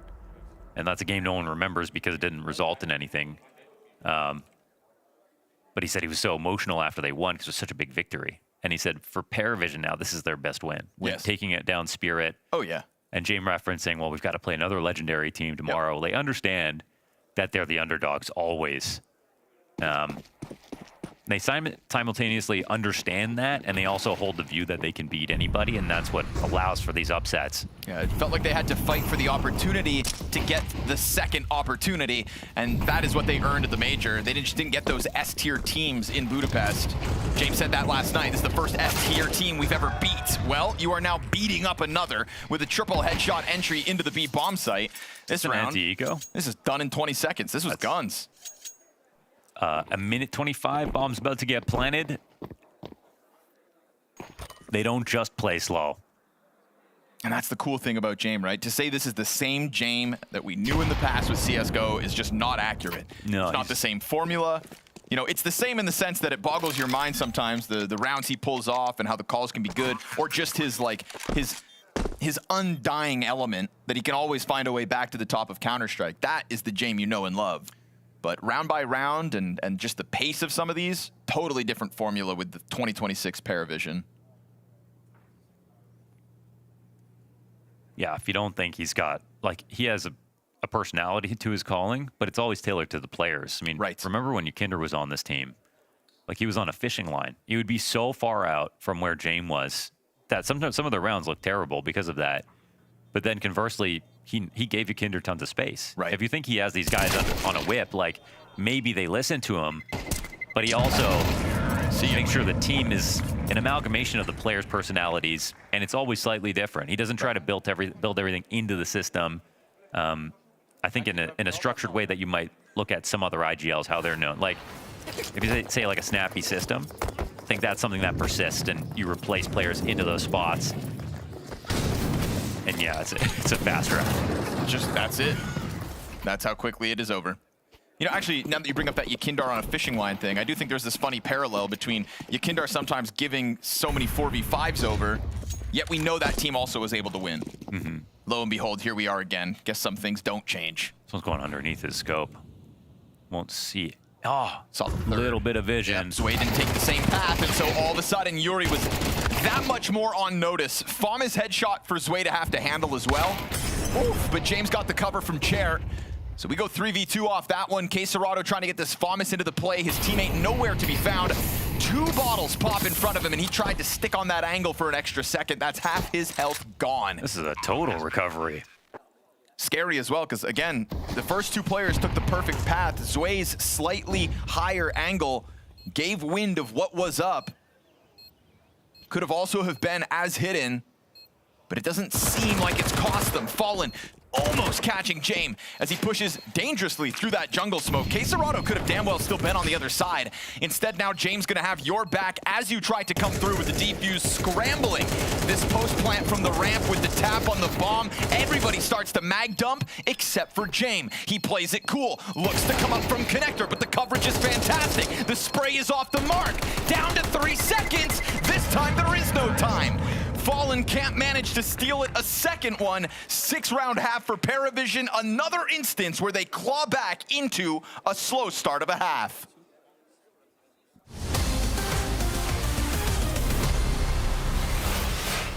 Maladoy, welcome to the Blast Bonanza. Hello, hello. We have spicy questions here. Goes from order of green to black. Green being the least spicy. You get to pick the first question. I want to pick Insta Spicy. Oh my gosh, right away. Oof, you ready for this, man? Of course. Which team do you think is the most overrated right now, even if no one wants to say it? I think Navi. Oh, what a great answer. Everyone else got scared to answer that. Yeah, every time when you play against Navi, you have chance to lose because they play very well. I like to play against this team because they play very good. Right, okay. Let's go, let's go. Oh, yeah, let's go, let's go. Let's run it back. What matchup are you actually hoping to dodge in playoffs? I don't want to play PARIVISION. Really? Yeah. Because I play against Kazakh coach. Yeah. And I don't want to Well, play. they know you. Yeah, yeah. Oh, really? Yeah, and I don't want to play. Okay, Yeah, let's pick green. Green, okay, let's. Who do you think has been the most underrated team so far at the Bounty? I think Food. They were actually good, weren't they? Yeah, we almost lose against Food. Also, you guys didn't play that well, though. Maybe, but they play very well. Okay, let's I want to black. Okay, let's Because, get hot again. Maladoy, are you the best opper that starts with the letter M? I'm saying no. In 2026? In 2026, maybe. Yeah, but for all time, I think simple. No, it has to start with the letter M. Okay, I'm saying me. Okay. Okay, but we have only Monacy and me. Yeah. And I like how Monacy play, but of course I will say me. Okay. What weakness in your own game are you trying to fix right now? Sometimes in game I have a problem with a mental problem if I don't have a good game. Because after the first bad game you think, what can I do now? And I'll try to fix now. Okay, green. Green, all right. Yeah. Now that all the teams are here, Uh-huh. what's the team that looks the scariest that's not Furia? Vitality? Still, yeah. Yeah. Okay, let's go black one. Let's go black one. All right, come on. What's a bad habit in your game that other teams are going to try to abuse? Repeaking. Repeaking, yeah. Yeah. Who taught you that repeaking's okay? Again, you made it cool again to repeak. Yeah, but I need balance. It's true. Oh. And sometimes I'm repeating so much, and sometimes in practice we have problem with this. Oh yeah. Yeah, because sometimes I'm repeating when I don't need. When you play 1 year, it's hard to understand where I need to pick, where I don't need to pick. After some mistakes, you know, and you try to fix this. Maladoy, one final question.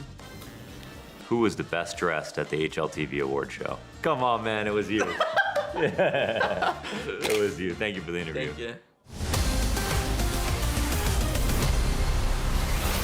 Another late half answer coming out from the PARIVISION camp. That was once upon a time a 6-1 Furia lead. We end 6 rounds on the half per team, and it's mostly fueled by multi-frags out of Belchanok and James. So nice to see Belchanok bring it to the table tonight in what is a collection of strong riflers. He sets himself apart this evening. Big time. Now we see it pop off moments from basically everyone on the roster. But we know sometimes Belchanok spinning the most plates. Furia off of the utility, execute into the B site. It feels like numbers strong here for PARIVISION. Easy tap for Zwei, and the rest of Furia a little late to the party there. They kind of tiptoe out and then just get absolutely shredded. Nothing for Maladoy to do in this one, 1v5. A lead in this game? Uh-huh. Well earned. A 6-round streak. 5 off of the last half. Pistol about to be secured. Guaranteed as Maladoy hits the ground. And, I mean, that just felt so well prepared. Super well prepared. Like you knew exactly what was coming. Oh, definitely. This will be deflating. And a little scary if you're Furia. I think one of the things the desk had to say about Furia as a criticism so far coming into this event was that maybe they just didn't look as prepared for their opponents as you would have wanted.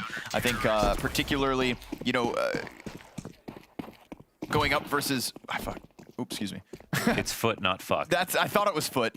There was a game where Payne ended up, damn it. I wish I could quote Maui Snake, but I don't want to misquote Maui Snake, so I'll bite my tongue. I'll be the fool. Oh, come on, everyone does. No, it's fine. I'm not going to be a part of the problem, Launders. Basically, he said like, damn, man, Furia not preparing shit. Something like that. That sounds word for word. That's Maui Snake. I mean, it even sounded like his accent. So, Maui's words, not mine. And getting out-prepared by PARIVISION in that last pistol was my point. We got there. Can't believe Furia have found such a free bomb site in contrast to the last round where you couldn't even take step out of the palace. Now all of a sudden, James ready to just fly over top of the MP9 meets Molodoy's Desert Eagle. You've got a smoke still for the retake. You've got a kid on Zway. This round isn't lost yet, but you have let Furia get dangerously deep onto jungle. Fallen's going to pull off a kill to Pelchinok. Now that retake starts to get going, but you're going to be playing down to the very end. Yakindar's Tech 9, the third layer of this jungle defense. They straight up deny PARIVISION and a fight back in the next round. That's going to send PARIVISION's head spinning. Yeah, and a Fallen that's just ready to receive a round like this, just to give energy back to his team. Because again, the way they started this game, we saw it. It's way more emphatic from Fallen, from the jump. And we haven't seen that at all, whether it was the online games or the start to this LAN. And obviously, way more fun for an IGL when you get to call right into a rifle, when you get to call right into right after a one round. You never know when the last year he's going to retire, Connor. Don't stop bringing that up. Don't stop bringing it up. Got you. Stop saying it. The more you say it, the realer it feels, and I'm just not ready for that yet. I'm just repeating him. He's, you know, he's put the thought in my mind. Fallen can retire when I say it's all right. Okay.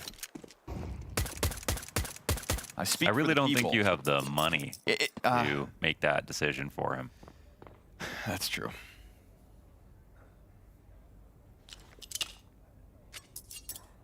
But maybe I've got really compelling words. I think he was in like the top 100 Brazilians of all time, like some list that included.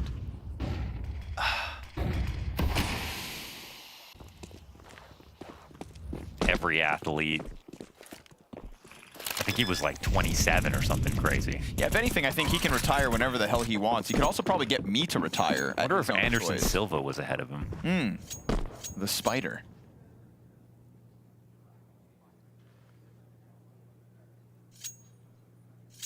At a bit of a loss for words, seeing PARIVISION get completely avoided these last two rounds. They gave up that A bomb site for free when they had the advantage. They don't get the stack that they're looking for here in the follow-up. And so it's a very short-lived holding of the torch. For a moment, PARIVISION were in the lead. And now, Furia back on top. Sometimes on the CT side, we haven't seen it that much with PARIVISION in the last couple months, I'll say. But they will, and we've seen it throughout their history, stack constantly. That is just like a CIS way of playing as well. Old Navi did it a lot. And it worked so well for them because it's all centered around the James op. If you lose a round because they avoid your stack, you keep your guns and the op. You keep the op as much as possible. It feeds into this sort of economy-focused play style. Sometimes you look like a genius when you make 5 reads in a row or an early rotation and stack a site. And I think it's just their way of looking at the game in terms of probabilities. And I think some teams look at how do we win every single round. PARIVISION abandoned that sort of concept. I think they look at that as sort of an illusion of, you know, an option. Wow, okay. A Noda opening pick with the op-in window. Why not? To kick off this rifle. You got the spawn, you've got the spawn. He'll pass that right back over to James, and PARIVISION sit on a 5v4.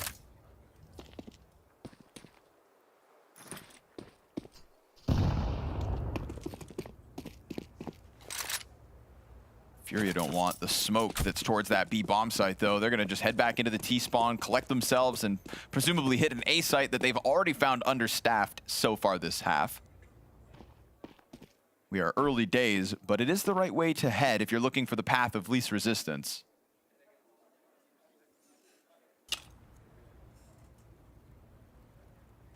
It's actually an interesting round to play a retake. To leave CT open like this, you're not gonna. You could run out of time easily. If we get a right side exec here from FURIA, CT wide open and no one peeking it, this could definitely jeopardize the situation even with a 5v4. Oh well, now I don't even know.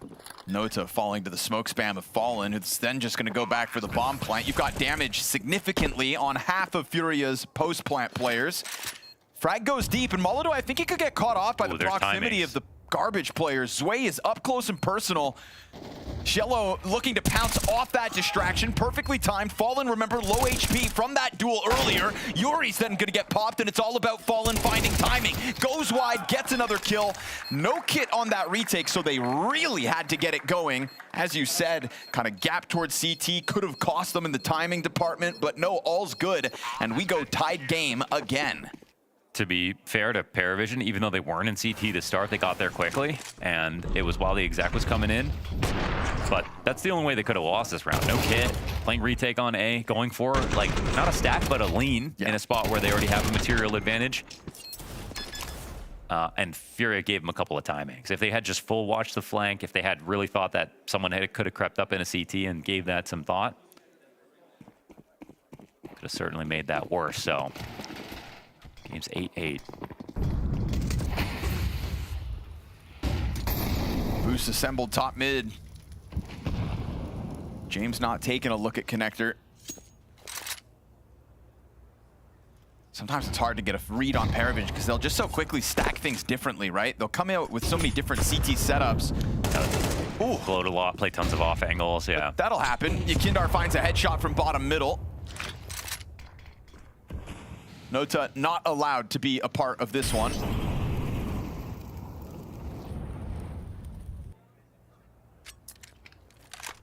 He's fallen off quite heavily since the first half. Had a solid round to begin with.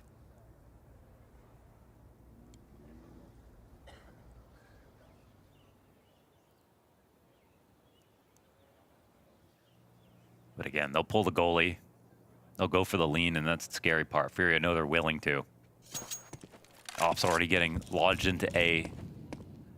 Bombs in middle, so they, you know, in theory could be flexible, but they have a ramp lurker and a palace lurker.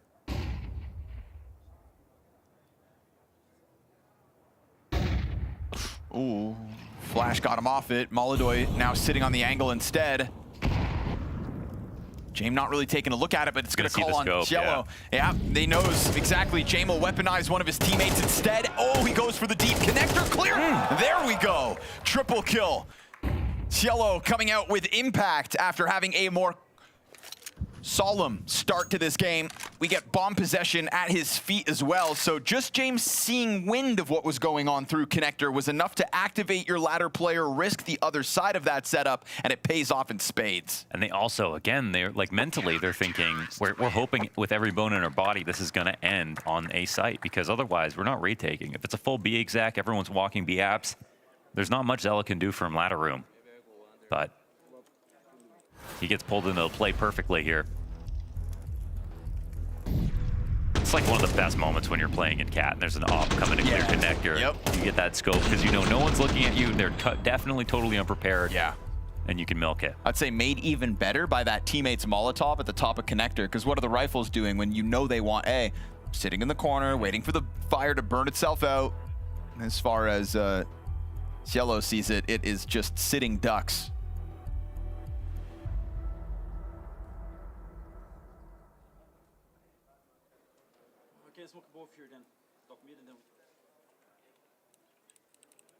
This is his chance to now pull ahead, join Belchanok at the top of the scoreboard for PARIVISION, and again, PARIVISION with a lead.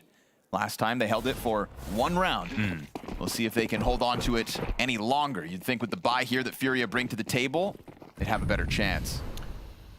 No way. I actually... Whoa. I got both those right? Fallen was elected 27th greatest Brazilian of all time. Did I said 27th, didn't I? I thought you just said a top 100. Yeah.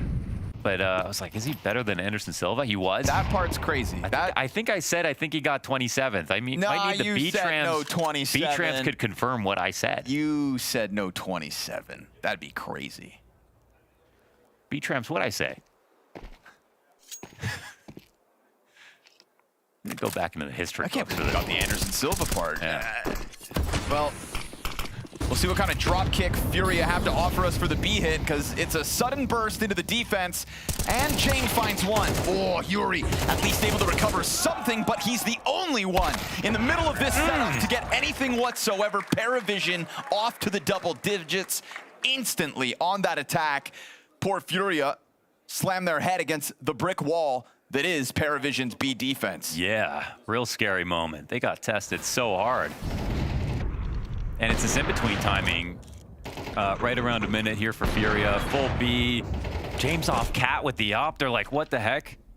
We're expecting him to be maybe back in spawn, maybe opping passively from the window. Man. They kind of have this in their hand right now. In PARIVISION, they know that Furia's money's low. From the side, they are building a massive bank. From the other players on the bomb side, it felt like a little bit more pressure on that one. From James' perspective, nobody's looking back at him. Everybody's jumping around. He just had a shooting gallery set up in front of him. So that's now James 13-7. AK here for Yakindar, the only one with a gun, and it is the first fight taken by Furia in this round, while everybody else just groups up inside of the ramp. They know this is a losing fight. Molodoy, is he going to just take one out with a deagle? You know, that's the kind of play they need. Back in CT, it's going to have to be an absolute heater. It's unlikely, but it always is with this kid.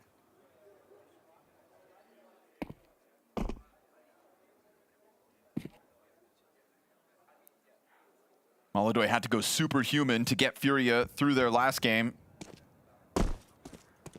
Not quite seeing that level up against the system of PARIVISION. He's been muzzled. James been flashed off the stairs and just dies to Glock and a finishing shot from Yakindar. That AK remains on the field. Singular AK-47 comes out for Furia. It's looking to be toppled as it sits on 2 HP. Cleanup duty underway for the rest of PARIVISION. And a late play out from the ramp. Yakindar's got a third. Finally goes down. Sway into the cleanup. He's got a bomb in front of him. That's going to frazzle Molodoy, whose Desert Eagle's down to 57. The USP's enough. He'll jump right back on top and finish this round. Furia causing panic in PARIVISION's camp, if only for a moment. Couldn't ask for a better round out of Yakinder. 3 frags in that moment, and I was thinking about Molodoy up front with the deagle. He was there with the AK, ready to trade everything. They did a good job of fanning out in front of him, giving him options for fights. But even this one right here, it's just all him. So it's a close call, and you know, this was around where, at the very minimum, PARIVISION were going to farm up an economy because they crushed that last rush into B. So it slows things down a little bit, but the lead is still growing.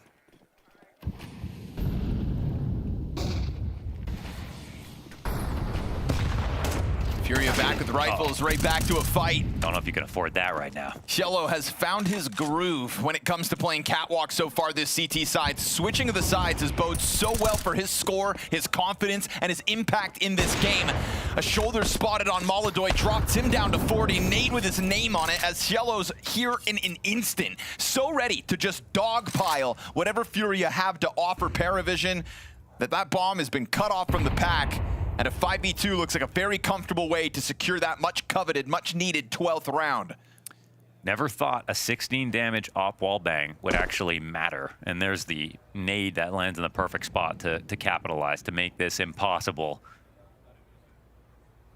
Maybe if it was m0NESY and Nico in the last game, they could win a round like this, but that would be rare for him here for Caserado and Yuri. And you need some pretty unforgivable mistakes here from PARIVISION.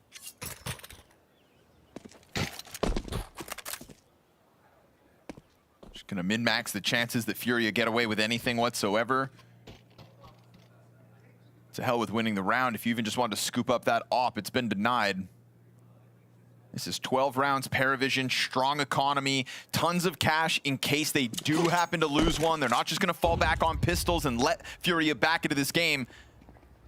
And remember, this was a 6-1 start for Furia. This is another map where we can add it to the pile of strong starts for their opponents and recoveries out of PARIVISION. In that first half, they had less opening kills, another stat line that has been played against them, and yet they find success within those. This is a team that is undying, with 4 opportunities to close their map pick this evening.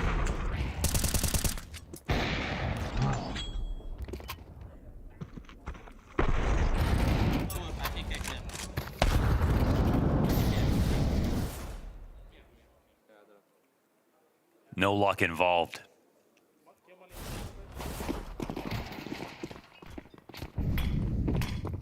Galil's to stay alive.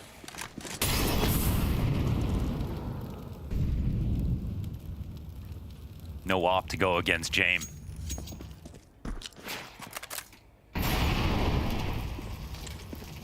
Just a rapidly moving, always active PARIVISION, ready to make something happen. You think you're allowed to slot in top middle? You've got fire at your feet. You think you can approach underpass? They are ready to take that challenge to you.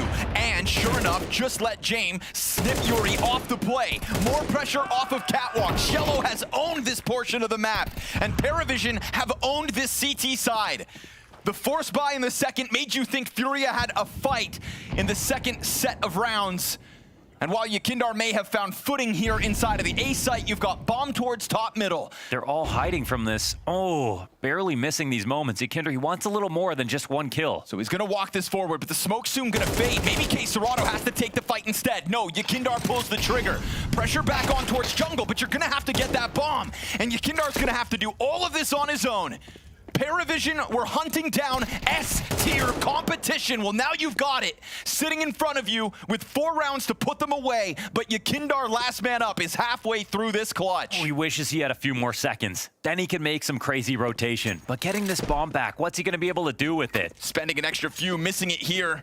Taking his moment to run this up towards middle, and they have given him this gap. Right now, Jane goes over towards the ramp instead. 2 separated 1v1s. A potential peek from inside of this bomb site. How does Belchanok want to swing? He's gonna go ahead, tuck this in, and win! PARIVISION with another slow start, but excellence in the recovery. Jane cannot be stopped. Belchanok with a bit of patience to close. What a map of Mirage. Reminder, that one started with a 6-1 run coming through from FURIA. That was the beginning of the map. We were still falling asleep thinking, okay, this one's gonna be a sure thing. PARIVISION thought otherwise. Game on, game on. That was a very strong performance coming in for PARIVISION. As you said, Mike, 6-1 for FURIA. You think to yourself, all right, that's too big of a leap. That's too big of a deficit to fight back from when you're the heavy underdog. Close the first half by winning 5 in a row, and we think, oh, maybe we have a game on our hands. Then they win the second pistol, but lose the follow-up round, don't convert on that, and I think, that was probably the opportunity. PARIVISION is going to lose now, but no. Winning 13-8 despite losing first pistol, being down 6-1, not converting on your second round pistol as well. PARIVISION were dominating FURIA in every single buy round scenario throughout this entire game. Exactly, that's the way I would picture this. I mean, it's just the gun rounds. The gun rounds for PARIVISION, as soon as they got them on the CT side, just a darn strong defense, especially towards middle. cello is a name that I feel like everybody now needs to remember after what he did to FURIA, the just kind of liberties that he took in terms of fighting off the short side, finding those little just incisions in order to just burst apart what FURIA are trying to accomplish across the map. This guy was really just in the zone for understanding and reading the playbook of the Brazilian majority side. So aggressive in the way he was playing as well, you know, constantly being set up with grenades by teammates, I get that, but dominating the mid portion of the map, pushing out from catwalk from the right timings as well, not afraid to be involved early on, not afraid to be sitting back and then being involved later on. I think that was a very well-rounded performance. He's got 2 kanji, I believe, on his hands, and I got a rough translation. I think it's catch these. Okay. That's good. Not bad, not bad. I thought it just would say tiger or something, but that's just what. Probably. Yeah, honestly. It's no, honestly though, everything he did in that game was fantastic. I feel like we could talk about him, but also I think there were some other great pieces from PARIVISION that really kept this one moving. I mean, Belchanok also. Belchanok, absolutely. I mean, this guy was also just putting on a masterclass. I don't think he was involved in really all too many openers, but my God, in the second portion of a round, when PARIVISION needed somebody else to activate to try to bring them back into a round, or to just kind of from the jaws of defeat, he was snatching it constantly. I mean, this guy, especially around the B bomb site, put together a really nice string of rounds to give PARIVISION any semblance of a T side half. I don't think he had as much to say on the CT side, but that T side, I mean, he was the difference maker. And if he wasn't as clutch as he was, then they would have had no business even being in this game. And I think that's a perfect way to summarize what was a wonderful performance coming out from PARIVISION. Online, we spoke about Sway. Now we spoke about James yesterday. And Nota having a fantastic game. Today, it's Belchanok, it's Cello. Said it coming into this game, there's no weak link within this lineup. Any given player can step up and be the difference maker for PARIVISION. I thought so that would be possible against, lower tier opposition, against teams on their own level per se. But to do that now, yesterday, but also, versus Team Spirit is one thing. Doing it against FURIA, who potentially can claim the rights to be the best team, if not the second best team in the world right now, that is a breakthrough and a half for PARIVISION. They are punching upwards right now, and if they don't get stopped right here, there's a world where they qualify for the grand final. Really nice when that narrative you set up before the game comes true in the first map, Jacob? Kind of lucky, huh? Sometimes it works out. Might be real smart. Might know something about what he's talking about. Talking about FURIA, though, we saw slow starts for them, right? They got absolutely smacked by Heroic in a similar situation, and they're clearly frustrated. That's a live feed right now. Molodoy has not taken a break. He has not left his setup. He is getting warmed up. He is trying to stay red hot because that was, by his standards, pedestrian affair. It didn't get involved as much as he would have wanted. I feel like that's been something that even actually caught Shiro yesterday, the way that PARIVISION's able to burst into bomb sites, use utility so effectively that they don't really give oppers that many opportunities. Whereas in much of last season, much of last year, Molodoy was sort of iconic for the re-peaks. You're not getting re-peaks against a PARIVISION team that's dropping a smoke at your choke point pretty much as soon as you even want to start the fight. There's flashes, the good spacing, all of that were trademarks of what made Jamin PARIVISION's run so special, that even if there are opportunities, it's just that there's a second rifler right behind that first, so you're getting traded if you're peeking a foot too wide. I'm curious to what it is, though, because we saw it against Heroic as well. For FURIA not getting started on Mirage, not really getting anything going as well.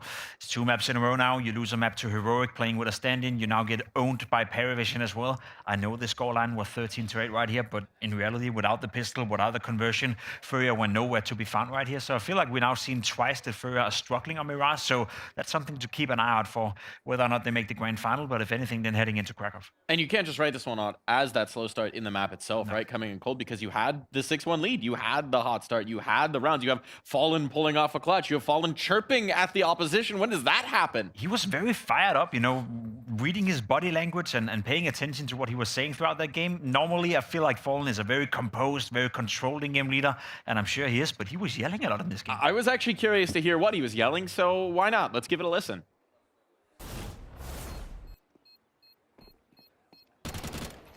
Palace. Push. No!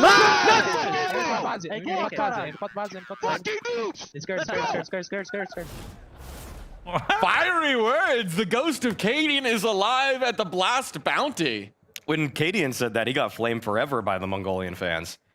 But we like Fallen, right? We do like Fallen more. No, well, I don't know. We'll see. The community can turn on a dime. We know that. He was yelling at them in other rounds, too. I was watching the cams every time they were winning rounds, and I would say for most of that first half, he was trying to yell at them every single time he got the opportunity.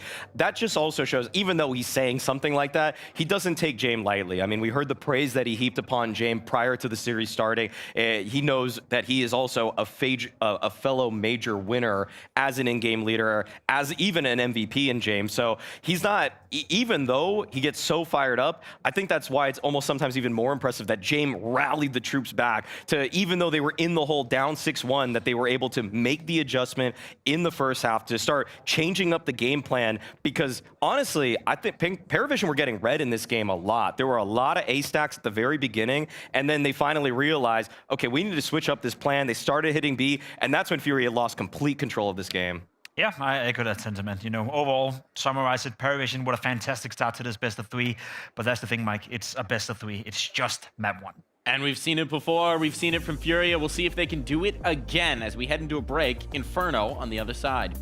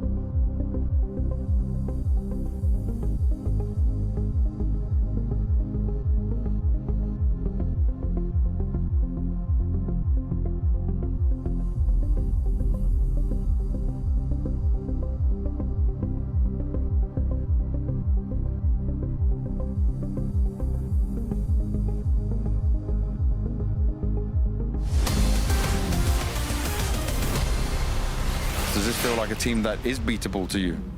I think FURIA a different team because we didn't play it, even practice against them. We don't. I think we know Spirit better than FURIA, but it's because we always, every time when I go to bed, I see Don Povs. Everyone watching Don Povs, his highlights, and we know more that how the Team Spirit work inside. There are a lot of Russian vlogs from Spirit.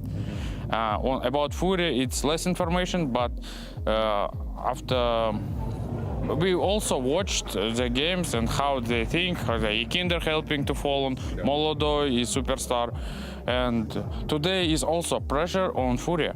Pressure on FURIA. I know it's Molodoi, also from Kazakhstan, a bit rivalry, but I know him very well. There is no like. It's like friendly rivalry. Friendly, yes. And FURIA favorites, and hope we can win today. We believe that there is no real pressure that we should win, and I hope it will continue this year at least. Hopes right now being very well rewarded. Watch out, teams. Dastan is in your vlogs, and he is scraping whatever information he can to weaponize against you. See, there's a big difference between walking into a game feeling there's no pressure and we're not supposed to win and whatever happens, happens. Now they feel they're very dangerously close winning. So instead of playing not to win, I guess you're starting to play not to lose. And I feel like I've seen that so many times with an underdog team who do a good map one. We saw it with Heroic as well. All of a sudden, it's a feeling, it's a notion within the team that's, hey, why are we not supposed to win now? We have 2 maps, we can win it either now or on the next map. And that's where PARIVISION will now have to show it up one more time. They did it versus Spirit yesterday. That was very impressive. Now having to do that against FURIA, I feel like that's another level up considering where FURIA is at right now compared to Spirit with new in-game leaders, etc. I feel like even going past the mentality, just getting to the hard facts, I mean, this is a punish pick. This is where FURIA hopefully evens up the series. They were incredibly strong on Inferno in the last year. And for PARIVISION, on the other hand, they didn't even find a single Inferno win during their major run. On top of that, Zwei didn't play Inferno with Spirit, so he's not really in form when it comes to this particular map. So I think there's a lot of win conditions here for FURIA, and so I feel like PARIVISION, yes, I mean, the mentality will probably affect them moving forward, but even if you take that away from the equation, I'd say they're pretty hard outdone here on the second map of Inferno. I think it's all completely fair. We also have seen the FURIA bounce back before, right? We've seen their resolve. Sid's talked about it in interviews. Molidoy's talked about it in interviews. They're having this conversation of, okay, now it's time to focus up. Elimination is on the line. Do or die. No more mistake can be made. And whenever that call's gone out, they have rallied. Yeah, I think that's the notion within the FURIA camp, that often they need to be under pressure before they play their best brand of Counter-Strike. Given it's Inferno, given everything we know, I'm also not worried. I think we're heading to a third map, and whatever happens there, we'll have to wait and see. Well, Jacob's not worried. Are you fellas worried? Scrawny and Launders, take it away. Yes. I mean, you'd be worried depending on who you thought would win, maybe. Yeah, but we've watched some PARIVISION games, so that was just kind of more of the same. Like you brought it up, this time it was at least a fast start for FURIA, but even more impressive that PARIVISION, with another step up in competition, a team that hasn't made any roster moves, claw that one back from a really bad start. I think, Mike brings it up that we have seen FURIA kind of dance with the devil until they face an elimination type vibe, and then okay, they'll pull it out and they'll kick it up a notch. But if you play on the train tracks too many days in a row, suddenly you get hit by the train. And this hype train that is PARIVISION at the moment shows no signs of slowing down. In fact, it is just getting faster and faster as we near the grand finals of the first event of the year. They put so much work into Budapest. They proved that they deserve to belong there. They earned a shot versus S-tier teams here in Bounty by getting it through the online portion, and now they have defeated Spirit. You can put all the asterisks on that with the roster moves you want. They have now also opened up versus FURIA in this semifinals. It's crazy also because Zwei hasn't even really been good on the LAN portion. Online, he was great, but in terms of like what they're missing from AW, I don't think that's fully covered yet. We haven't seen the full potential of this team. We'll have to kick this off with a T side themselves. Double Molotov, double smoke. 3, in fact. So we can get a fake commitment or just looking to lock down a post plant. Time will tell. We go no kit on the FURIA squad. That frag grenade was perfection. Lovely. That's Zwei and Cielo down to subpar HP. Still going to be hard to hold versus 5. Yes, sir. Numbers are strong, but a smoke grenade will help. That'll slow things down momentarily. It's a really fast They're still going to go through it, though, right? They have so many grenades for this execute. Yekindar playing in the fountain has blinded players in front of him. 5v3 established, plus further damage from that early nade. Fallen trying to hang on to the new box as his teammates come running over from CT spawn. They'll try spamming shots. He tries buying time. And it doesn't get them enough. And they've got a plant that might go down in vision. No cover. It's actually just enough. Bit of an awkward duel. Look at the HP here that's left of PARIVISION. Certainly not comfortable. They'll double up in behind Nubox. Yellow's going to make this strike happen. They're not looking. He strikes. Down goes one. A clutch queued up for Jame. Molidoy waiting for the peak, and Jame hears him stepping inside of the water. Remember, no kick! What? A burst of energy out of Jame, a sudden swipe, and a drive-by for the pistol on the T side. Was that 250 movement speed? Dude, how did he move that fast? That was a little faster. I've watched Jame play Counter-Strike for nearly a decade. This guy has never moved that fast. That was unbelievable. You know, the worst thing he could do right there is jiggle. Maldoy on the HP he had. I need to see that from James POV. He just never, ever stopped because he had that Glock. Wow. That's the thing. You think you're playing up against one beast, but you really can't hold back Jame. Although they did win the force buy after losing pistol in the second half of Mirage. Let's see if FURIA can upend PARIVISION start a second time.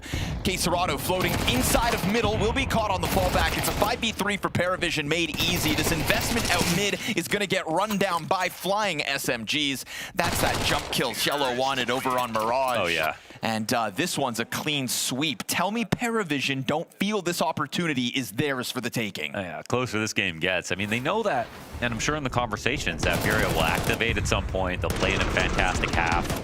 They will make this very difficult. We've seen how long it takes for them to open up. It's like almost as if they just don't have a warm-up each day.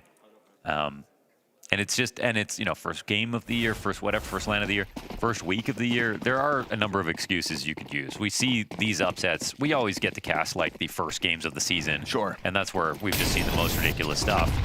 But as you mentioned, you play on the train tracks too many times. Like, you will get hit.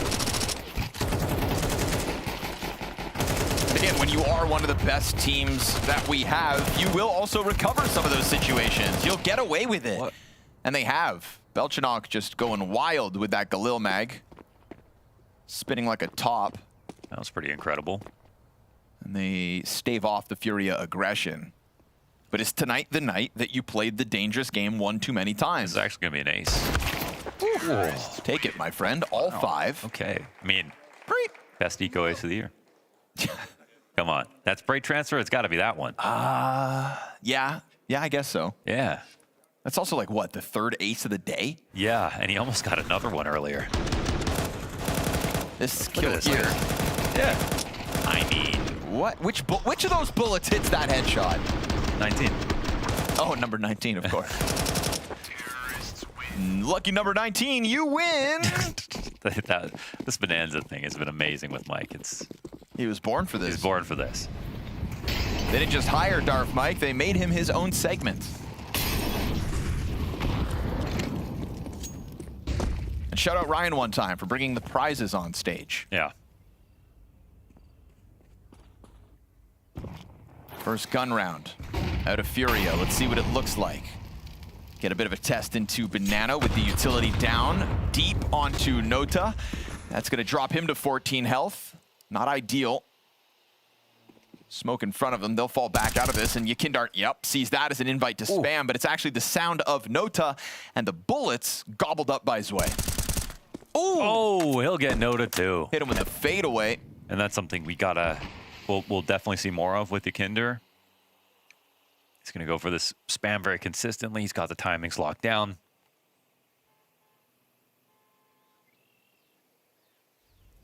I mean, it's a good start, but this game won't be free. FURIA are like one of the best playing Banana. It's going to come down to utility. You will see PARIVISION slip up because of their player quality, because of the reps that they're going up against a team like FURIA on.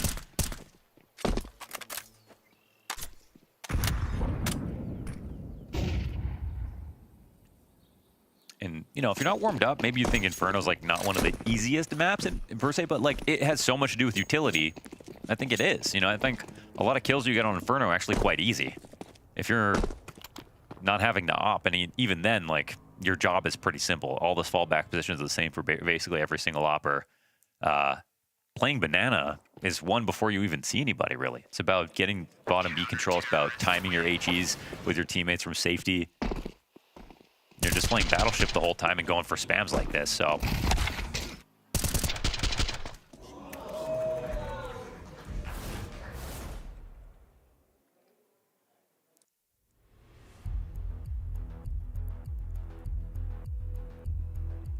Just like that, Sid's in. To Doston timeout.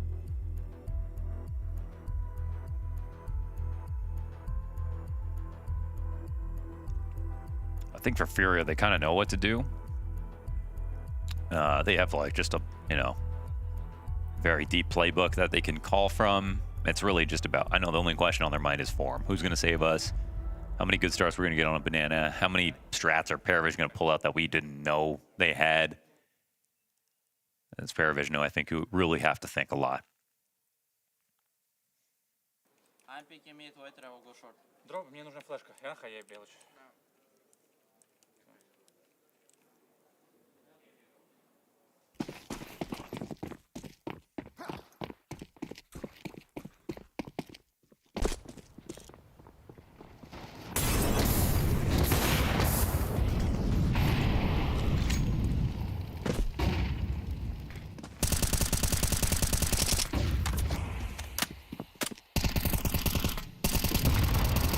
Trying to get more of that damage in early again. We'll see how PARIVISION just want to dodge it.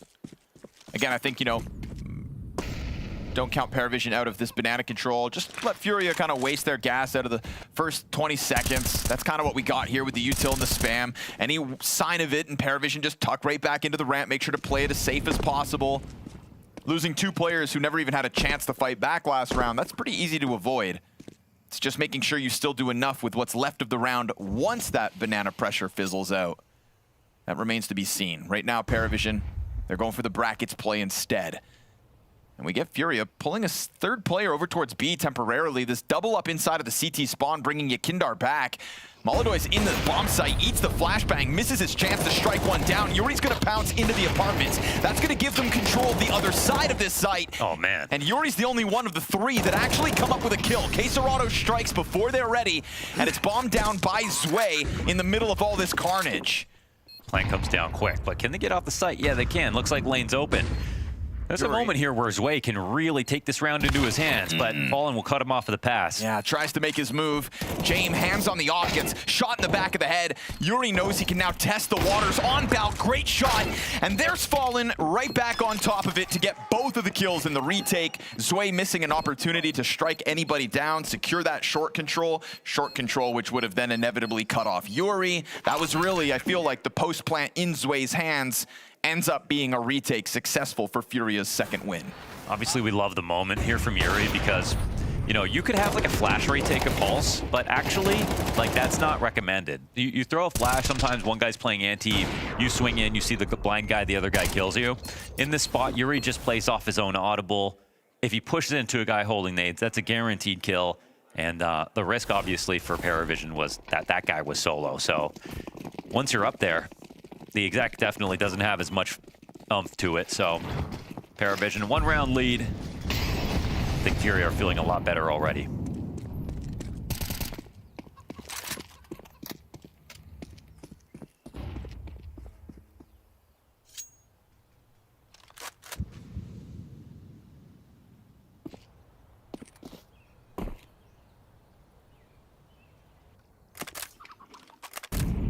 I do think any round that PARIVISION start off, they get, let's say they cross 50 seconds and they get car control and no damage to them, then the odds are going to go back to their favor. So we're seeing FURIA play with later round timings for their HEs to get some damage in to soften the blows. These are the harder ones to hit, right? This is where they're going to show us why they're a top team, because they can go for their car retake nades, they can time the half-wall nades, and you have to be very crafty about it because PARIVISION are going to try to avoid it. Gonna send Yakindar in, and they are clumped up. That confirms Flash found its target, but see that. Uh-oh. He's gonna try to go back in, and now they're ready for the double peek as well. Oh man, he just didn't. He just didn't clear it hard enough. And they were most certainly flashed. Yeah, that was a free kill on Car, and that was the player who scaled close and freaked him out when he peeked. The way they all scrambled back into their cover, you know that the first and second flashes found their marks. I'm having trouble just calling that an outright mistake or what, because it, you know, he tries to go wide enough that he just see like, you know, maybe something sticking out from Car, but it's clearly just not wide enough. So the awareness on the angle wasn't there. And with that, just that small gap in information goes the whole round. Right. They put a second player then behind him. He thinks he has a safer line than he does. And it's also second B defender gets caught off guard because of all of this. 0 util damage, no pickoffs from Car. Right. They try to put it all in on this retake setup.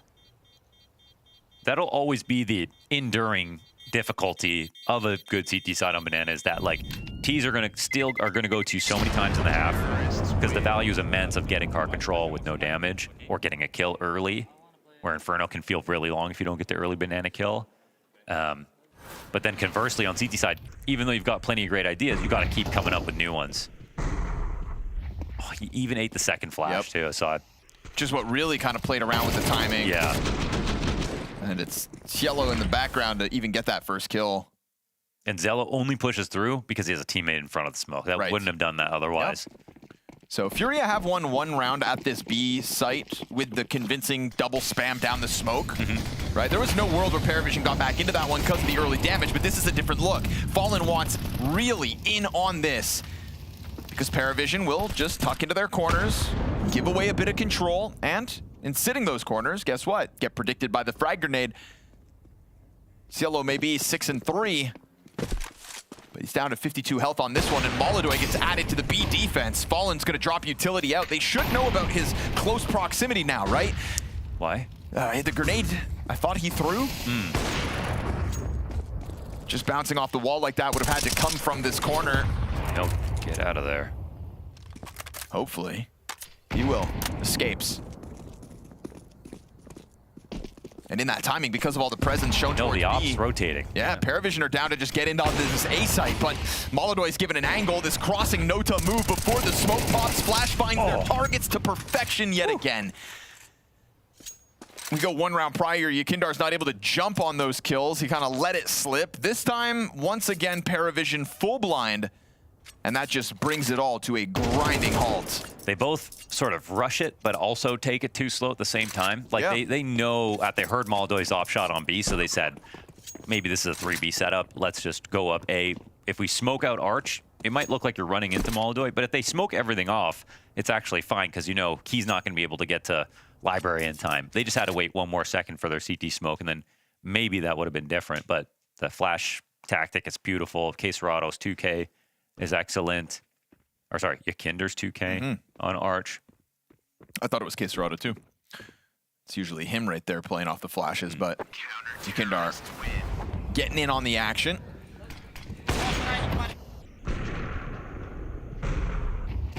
Just blind as bats.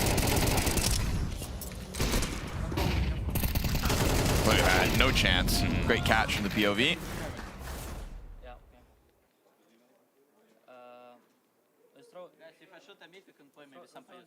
So FURIA find a bit more footing on the CT side. They still trail, right? Their map pick down by a round. I mean, PARIVISION have things to be proud of. And we know PARIVISION will fight to the bitter end of every half. So keep an eye out for Adap. What a blinder. And now Fallen, it's like you want to obviously try to press yourself up against this banana presence, but at the same time, you're already down 4v5. If you're dead, this round's done. Yeah, neutralizing Molodoy is crazy.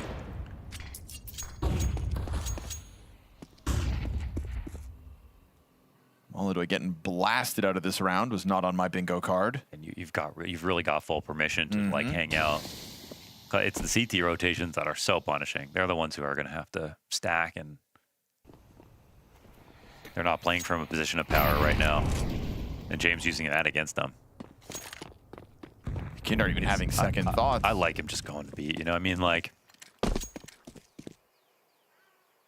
even if you're wrong, you get the save. The site hit is coming this way. Again, that car control, it's so alluring for the T sides to think about. They get into it, and they're just going to have to get through the numbers then. They've still got the 5v3 advantage as Yuri sits on A. Smoke to block Yakindar's vision in a second, and K-Serado hoping to give up a headshot. Nice shot. Yes, sir. Yakindar comes through. Still two defenders within this bomb site, and Belchinok with the bomb possession, and this Coffin player smoked off for the time being. They're worried about the push, but you should be worried about K-Serado and this accuracy. Another from the back of the bomb site finally goes down, but man advantage regained, and so Jame is into the clutch. Coffin smoke fading, Fallen. Oh, he's right there! And Jame hits it time. Just enough. Right down to it. Challenge out from Banana. Yuri presses his luck, presses the issue, and gets the round win for it. Very close. Obviously, Fallen realizes teammates close by, but still a very close call. It's the third player that comes over. That lean from Yakindar when they lose Molodoy off this shot, that does make the difference in the end. 4v5 recovery out of FURIA's camp. Powered by K-Serado, and Yakindar at least getting the most that he could, right? Flying blind through that smoke. This was so nice. all of it, the whole sequence. The first headshot over Orange. It's just instant headshots coming out of K-Serrado. So yes, PARIVISION, they win a lot of 4v5s, but they don't win every 5v4. Confucius say.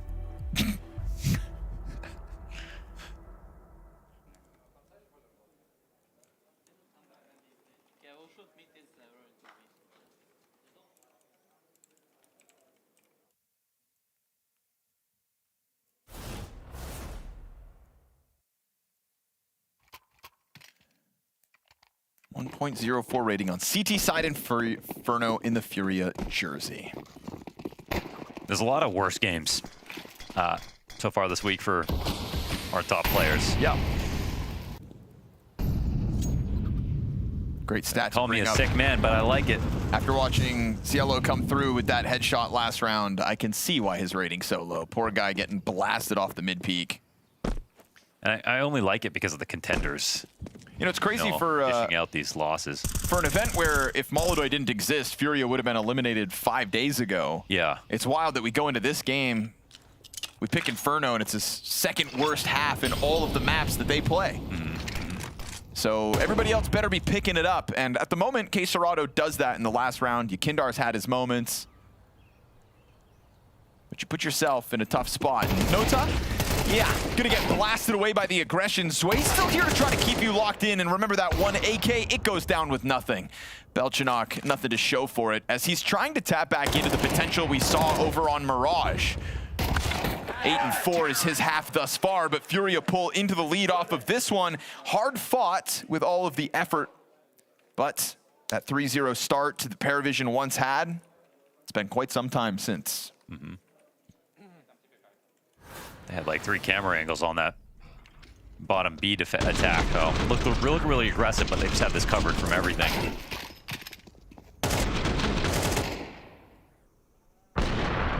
Ooh. Excuse me? Nice shot.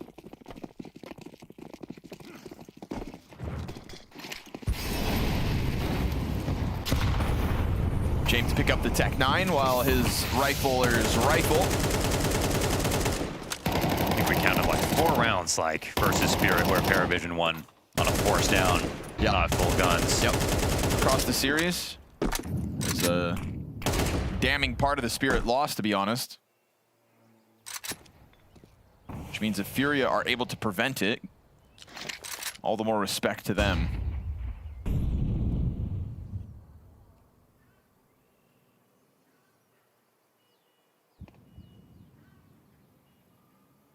Kindar lies in wait, given a duel. Nota picks this up. He's only 3 kills into this game as well, but still trying to be weaponized on the attack. Now fallen off the flash, comes out wide. He'll go down with nothing. It is Zway to pick that up. That frag finds all 5 players.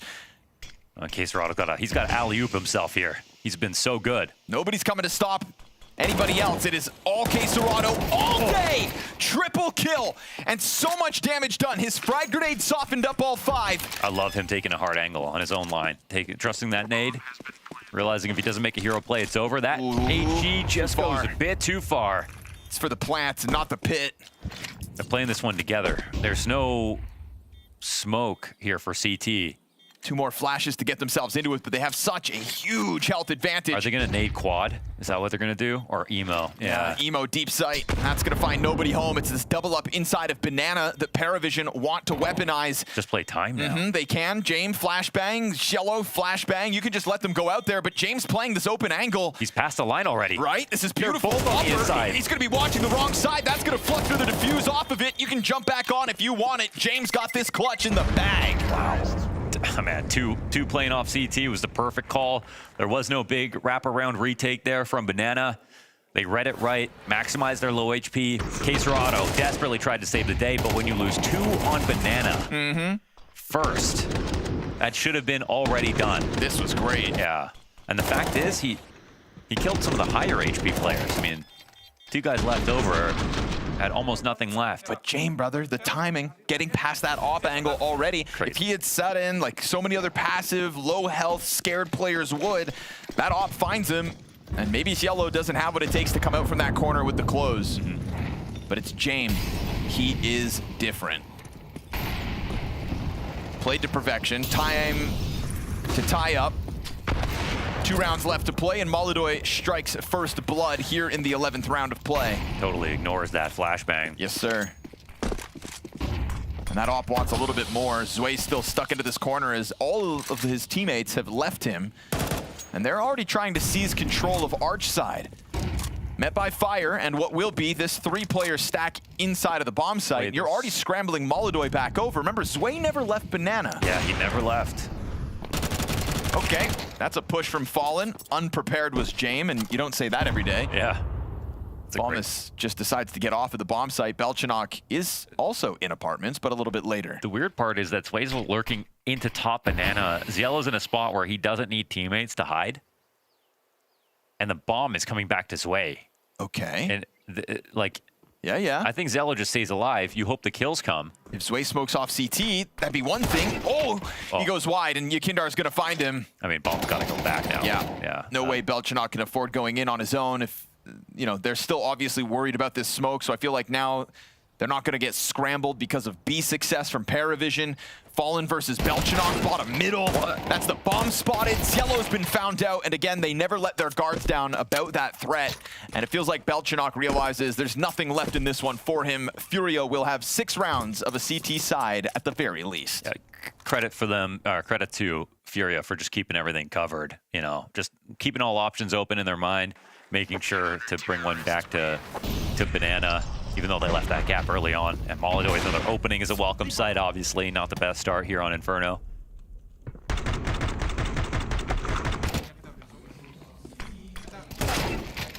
And quite a gift there from Jame to Fallen.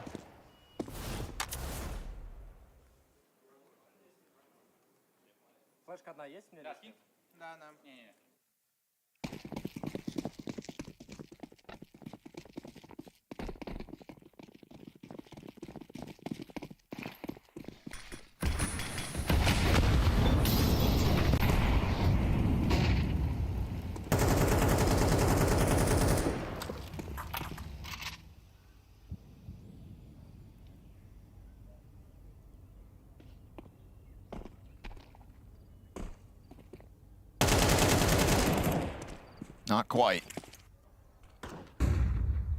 Zway makes it over. Working with less, but you brought up the stat. How many of these sorts of buys were successful versus Spirit? FURIA have done a good job of dodging that for the most part. Is this the time it breaks through? When they've come towards this A site, it's been a lot of Arch play. It's been the spray down from Yakindar. It's been Fallen holding off the apartments. Yuri's gonna drop Belchanok first, and then 4 members try to slam their way up short. Flashes for the pit, smoke to just not have to deal with the bomb site, but of course, Molodoy, no scope collateral to take all of the wind out of their sails and finish this with just the pistol tap. So with less, they get little. If not for that strong start with the pistols and such, it would have been a tough go of it. Paravision still 5 rounds.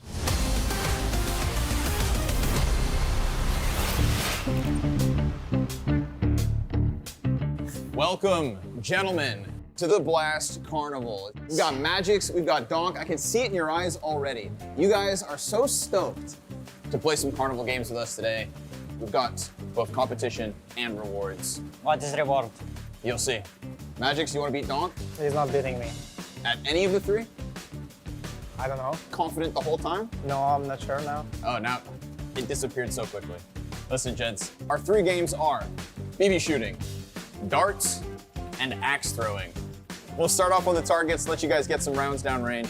So, gentlemen, here we are at the target shooting. Magix, you're gonna be going first. Magix on the left, Donk on the right.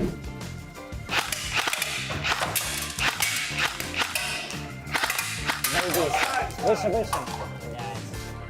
That's 0. Nice. Nice. I couldn't see shit. Donk, you think you can beat this? No. No? No chance. Never a chance.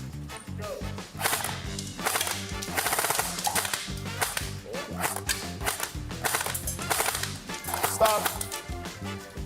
I think you hit it. That's more than 0. Donk clearly leading after game 1. We go into darts. 6 darts per person. Gold balloons are 3 points. Blue balloons, 1 point. Action. Yes. 1 point. 4 points. 5 points. 6 points. 6 total. Happy with that? We'll see. We'll see. Dong, 6 points is the lead.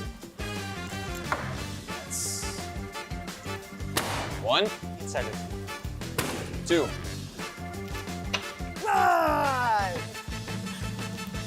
Oh, 3.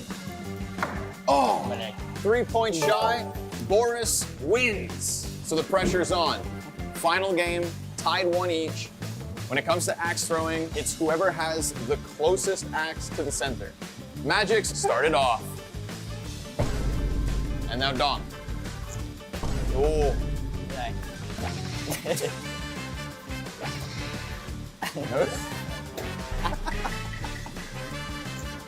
Still nothing. 4th throw. Number 5. Oh, and it's Magic's. Beautiful stuff. We have a champion. Magic's. I present to you your trophy, sir. Boris, satisfied with the start of Bounty? Yeah. And Donk, did you have fun? Yes. That's all we wanted. Gentlemen, thank you for playing. Best of luck at the event. FURIA regaining a bit of confidence as they stave off PARIVISION's challenge here, Mohan. Do the underdogs have what it takes here on Inferno to win a CT side? They do, absolutely. That's kind of a FURIA let them, I'll put it that way. I think FURIA, they've shown us they slow and start, but they always close strong. Map 2, however, I don't know if that's a guaranteed.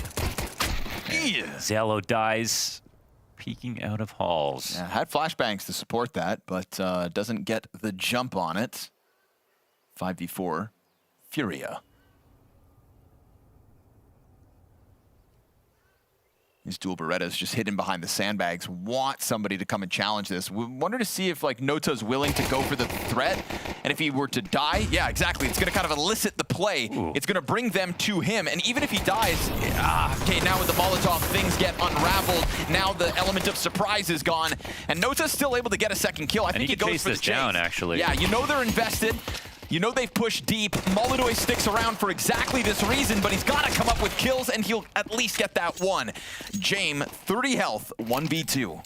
Should be no problem. 30 health, and T's get spots they want. They can hold back, crossfire. This one might be beyond even his IQ. Well, nobody's holding the short walk up. Yukindar just tucked in behind that wall.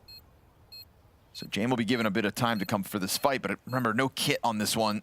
It's gonna take massive headshots out of him, and as he clears out Little Pit, still no contact. He's gonna find a backstab, short. He knows. 10-second defuse. Oh, it's right there! Oh my goodness, wait, does he have it? I don't think he's got the time. That's too far gone. Yeah. Missed it by a second or so. Yeah, 1.8 off it.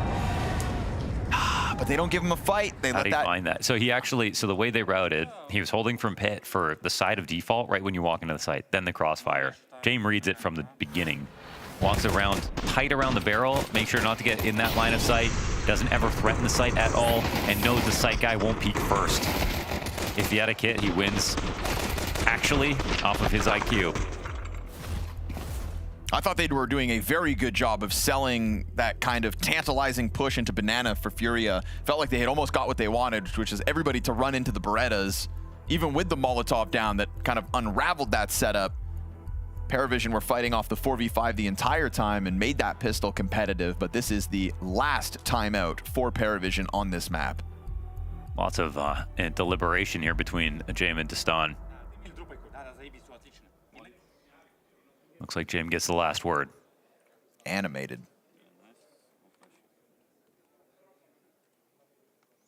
You know, it's a slog doing the major, and like all the wins they got were really impressive, but the opportunity to play here at the Bounty and just play like 2 back-to-back top quality teams in a row for playoffs with the grand finals right after, like the amount of endurance needed to like do the Rio run, as he's talked about before, do all of Budapest and make it to top 8, especially from the first stage. That's way harder. That takes way more work. So I think stuff like that really builds up your stamina to be able to look at an opportunity like this. And they probably don't even view this as work, you know, that compared to what they had to go through. This is actually their prize. Yeah, this is right. That's a good way to look at it. Some people went to Budapest to lift a major trophy. PARIVISION went there to earn a spot in 2026. And look at the mainstay events that they are now competing in. Here at Bounty to kick off the year, confirmed spot in Krakow. Just to be one of the teams that have that chance. You are now full-time Counter-Strike for the next year. And that was not a guarantee heading into the major. They all live together, by the way.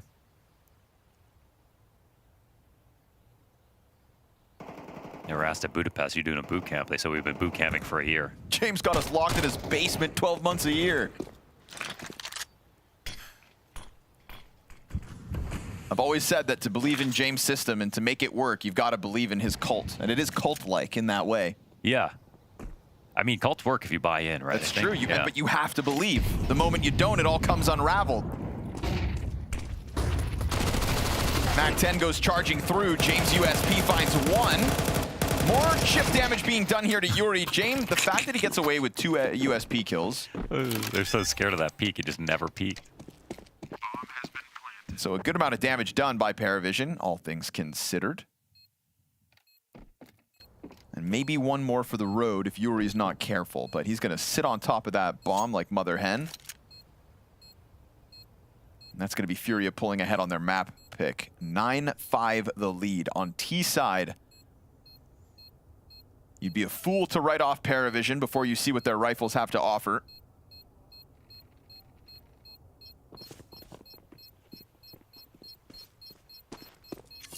But you'd also have not been watching this last week of CS. FURIA, when push comes to shove, kick it up a notch. That's been fueled very often by Molodoy's godlike performances. We're not quite getting that on Inferno. We saw stats, not his favorite here on this map in particular. But if everybody else is willing to go to work for him, and K-Serrato currently top of the board alongside Yakindar, that is exactly enough to win. And then we go to Dust 2, and like Pimp said on the desk, we'll see what happens when we get to map 3. Yeah, definitely not as fun as Dust 2 to hop on, especially for Molodoy.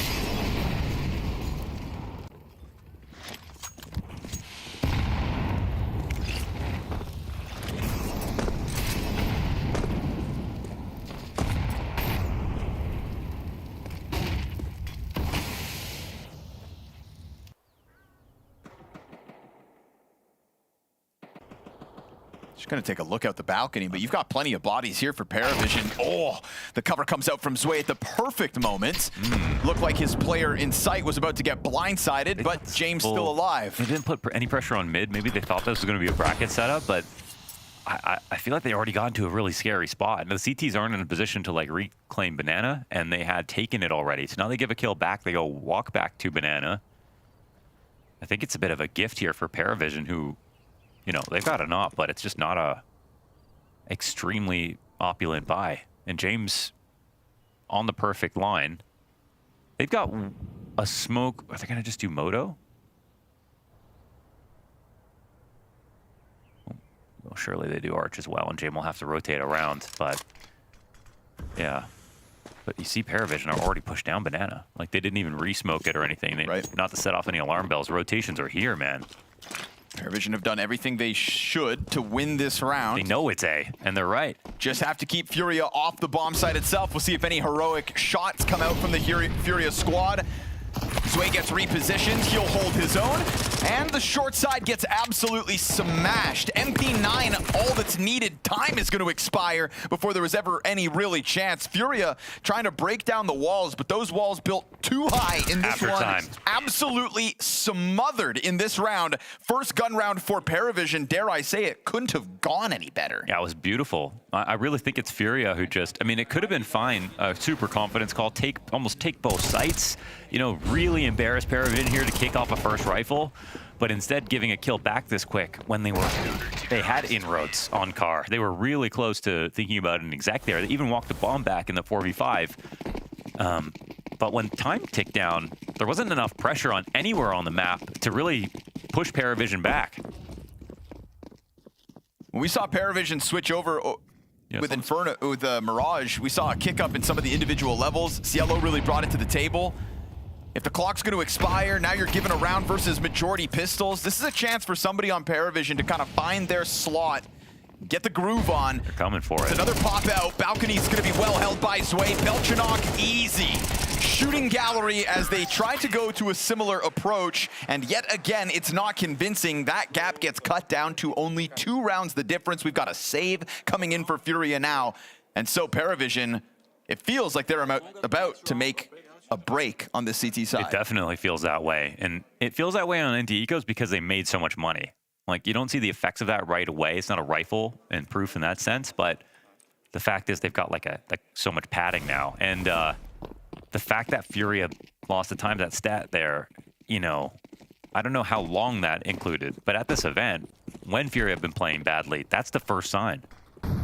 Too slow. Too indecisive.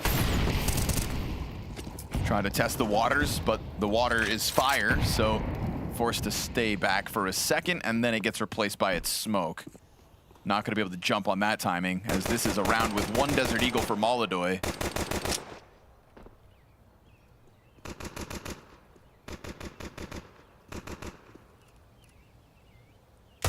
Oh, almost timed that up perfect. Well, Noda was alone. He's not playing this scared.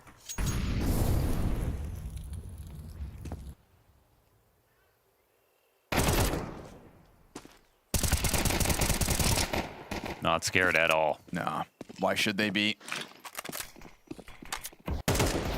They know that Fear could give something back over to FURIA. So just keep that pressure on instead. Jame with a deep angle, should never die to a pistol in this kind of a spot. Lands that shot on Fallen. It is still space given over to FURIA at the very least, and they're going to try to rack up costs. That's an op for Fallen now. Ooh, that's a good guy to get an op. Things get a little more interesting. They've got numbers to swarm this bomb site, and the B players are a little bit late to this party, worried that maybe they could get caught inside CT spawn. Oh. Opper goes down. You've got this player tucked in the back of sight. Sway taking damage, but Belchanok's here to help out, and all should be and will be good. Strong communication in the setup, and just knowledge of who was going to cover what. Popping up from the box there. It's a nice attempt from Fallen. He had his eyes dead set on Mini, just slightly. Missed exactly where the pop-up would come out of. And even though FURIA make that scary, I almost feel like they're gonna need a round like that to win this map now. It's the nature of that last one running low on time. There's probably a million conversations coming into today about how we're not gonna let that happen again. So when it does, you wonder, is this our day? Especially when it felt like time was on their side at the start of the series over on Mirage. Getting away with those diffuses. And as the, you know, the other team, people expected to make it into finals. Like, they've seen everybody else get taken down by the contenders. Do they just feel like they're another notch on the belt? And Spirit can have their out with the changing of the in-game leadership. Falcons could have had an out and all the excuse in having a stand-in and not their coach.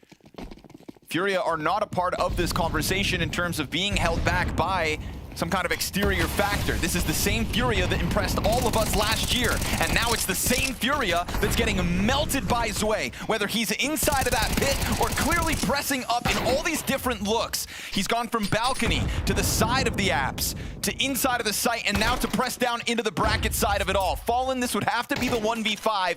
He's been surrounded already, no bomb possession, and this is where that one ends. Now it's a tied game. Now PARIVISION can see this finish line, and the thought of a grand finals 4 rounds away.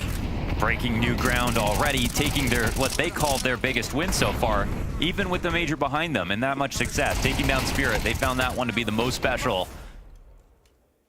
And the chance to take down another top 5 team back-to-back days in a playoffs. No one else is watching anything right now. PARIVISION know this is the time they can earn some respect in the scene.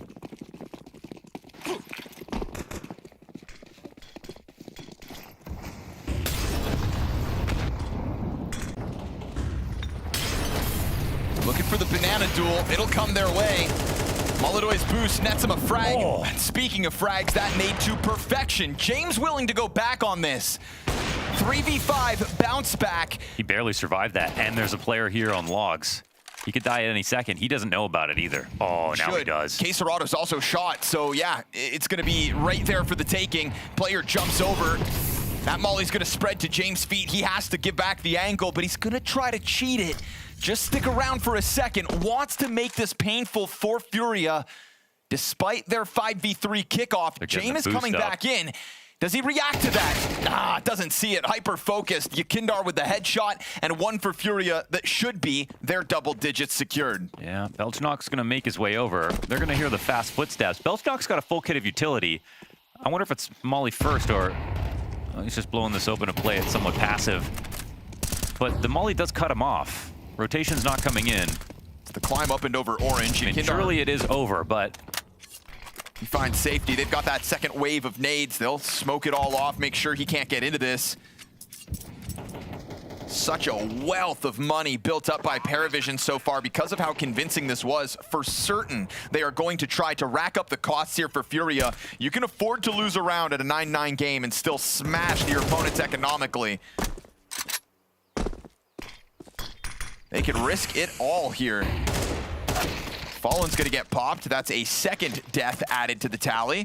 I wouldn't be surprised if he straight up challenges the bomb site. they're still exiting Banana. We're gonna pay attention to FURIA's money here. That's what I'm saying, because Belchnok, I mean, he did feign presence over towards CT spawn.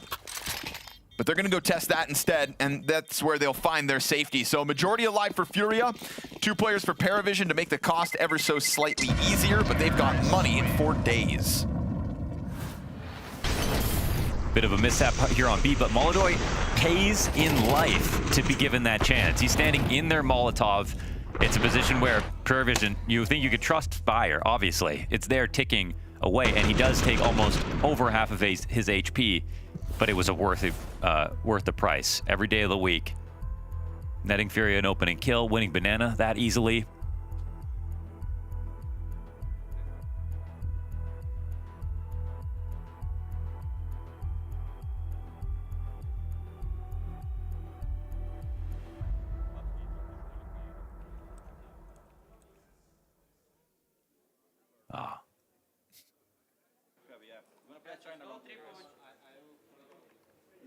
Later, then we...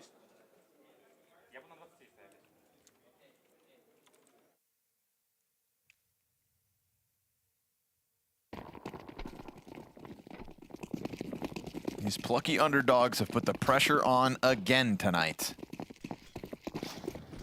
FURIA pull into the lead.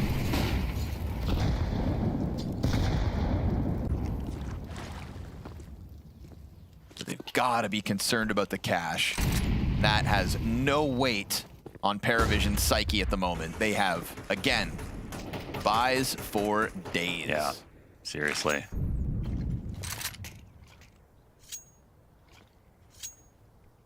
Luckily, T-side here for FURIA. I mean, they're not going to need an op to pull rounds out. They might use it if James gives it up, whenever that happens. Yeah, it's not the perfect molly, so no, it's not back at all. on the angle. James, yeah, willing to go back into that. Ew. You just watch that all go down. And he didn't even pull the trigger on a shot that he could have. I mean, we can't say this is a game where you can just give up 5v4s and miss nades. They also didn't pair that with a flash, did they? Nope.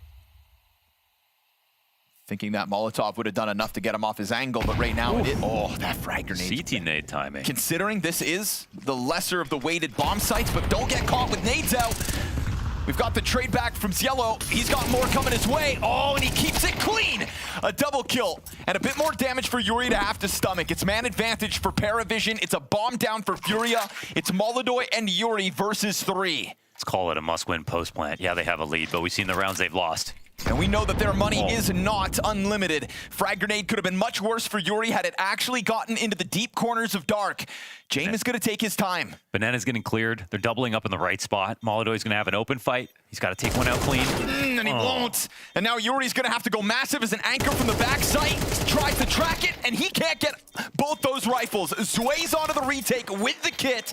PARIVISION tied game, and it's the economy that's going to pressure FURIA more than anything else. Yeah, that's what I mean. Must win. It's like just to get through the buys. This would have just been step one. And then you'd win with what? One player alive and still have Galil's in the following round? Now what, FURIA? They'll be all right. AKs for the majority. Grenades still, but it's this round do or die. It's an excellent hold from Zello, gotta say. Even shielded himself from the third target while taking the second fight, and quick pick off right before the flash came in. That was not easy to do.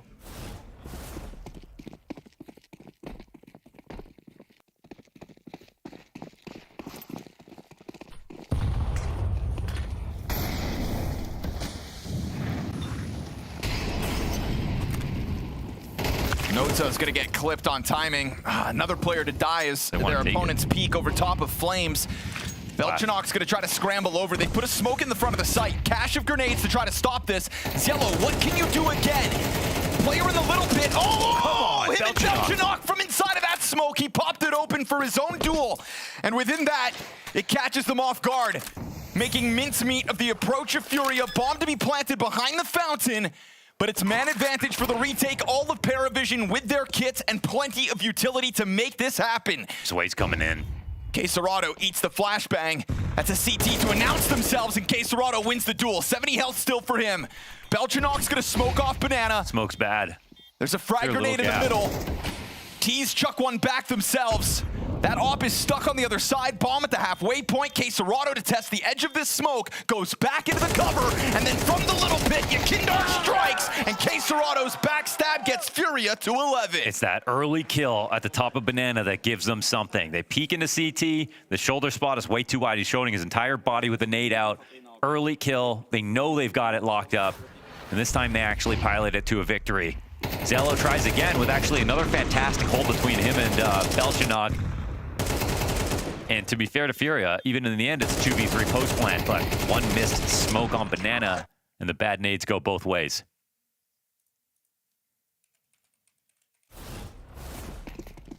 The tension's building, but the bank account was already built here, so FURIA know they're going to have 2 full buys to get through.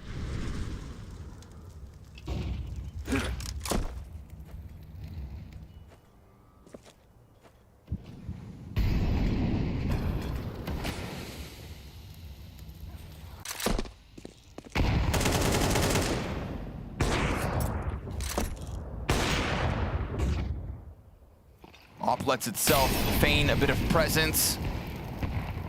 Still, Molodoy keeps rattling off shots towards B. James has already milked this same angle for 5v4s in the past. We get this clump up from FURIA in middle.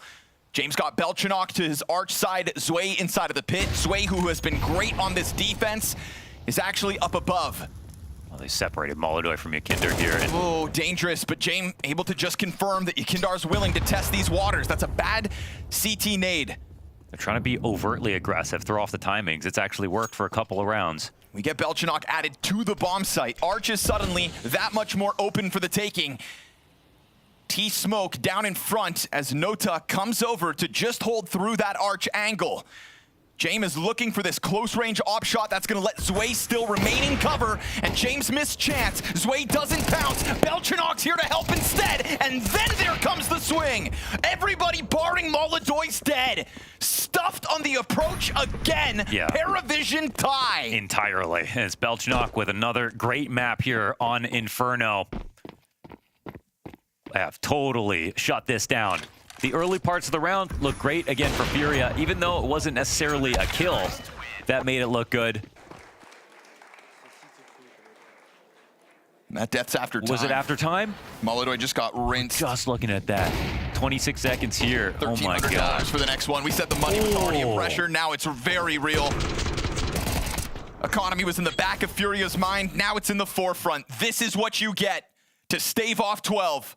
To save your tournament. They're playing for overtime here in a position where they could have had a saved rifle or an op, I think, for Molodoy. Op in hand. Yeah. Op in hand. Denied after time. They hunt him down because they had so many players still, because they have had such strong economy this whole CT side. Bit of a challenge for Jame, but again, this is just pistols. What's the worst that could happen?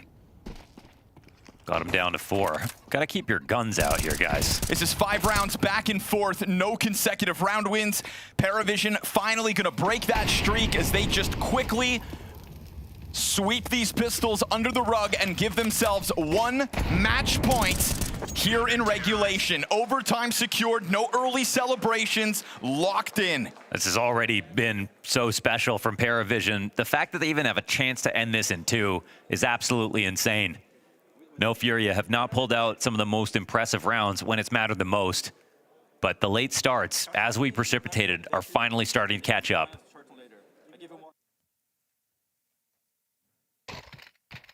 PARIVISION have just been too solid. And the rubber's starting to meet the road here with Zway's stats here in this map, starting to match his online performances to get them here.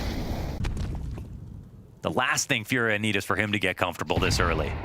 We've seen this bracket test a couple of rounds, but we've also seen mistakes within it. That time Fallen gets plucked by Jame. It's already a 4-1. Utility. Any of these times where PARIVISION are able to just get this free kill, skim one off the top. Jame wants to keep this wider angle on short side, but these flashbangs, the rumblings of Arch presence, draws his attention back slightly. It's the same 3-player core inside of the bomb site, and Nota's just come out wide enough to guarantee nobody's crept through this smoke just yet. Yuri finds refuge, but that's taken away. His health still shaved down to 60. They just zoned him a bit. But they start to peel away, and on top of that, Belchanok, who's usually inside of this A site, is gone. They invested heavily into Elite, but they did it blind, right? They didn't have car control, no thing about him a banana, so they have to respect the fact that the timing is there, they can go back. Now, FURIA, we see a game plan coming in. They're bringing this bomb into halls, but do they know how to finish this round? They're going in slowly. He's taking a bit of damage. That's Fallen's Desert Eagle just trying to sell this fake fully. Belchanok starting to get back over. And there's still no immediate pounce out of FURIA because of this smoke timing. Now that the smoke is gone, Belchanok will be looking to add himself to this tally. Zway from down and underneath. 3 players dive out. Nota gets his. Yakindar so far only the solution. James clipped one off of the balk. 4v2. FURIA struggles here in Malta will be put to an end unless they come through with the Yakindar double K Serato off of the boxes. 7 seconds, his hands busy. Bomb plant, tall box, coverage denied. Zielo's clutch right there for the taking, and he's got it. They fought at the major for a chance at these games. Back-to-back S-tier teams slain. What a moment for PARIVISION. They were over the moon with their victory yesterday. This could have been icing to the cake. Now they have a chance to actually win the event. Unthinkable with the teams here competing. But after seeing the 4 from FURIA, you didn't want to believe it. But day after day, they've shown us the similar thing. But this time, it ends in 2. This time, PARIVISION show us that yesterday wasn't a one-off. The online stage wasn't a fluke. They are good, and they are here to compete. And other teams have to be way more consistent to keep up. Going into that player break, knowing they had secured themselves runway and opportunity. That is what the major delivers to hopeful young Counter-Strike players, and that opportunity was seized, not only back in Budapest, but here in Malta as well. 2026 begins with a shock, as it is Spirit and now FURIA tossed aside in the face of Jame and another pack of plucky underdogs. PARIVISION, I said it yesterday and I will say it again, going nowhere anytime soon.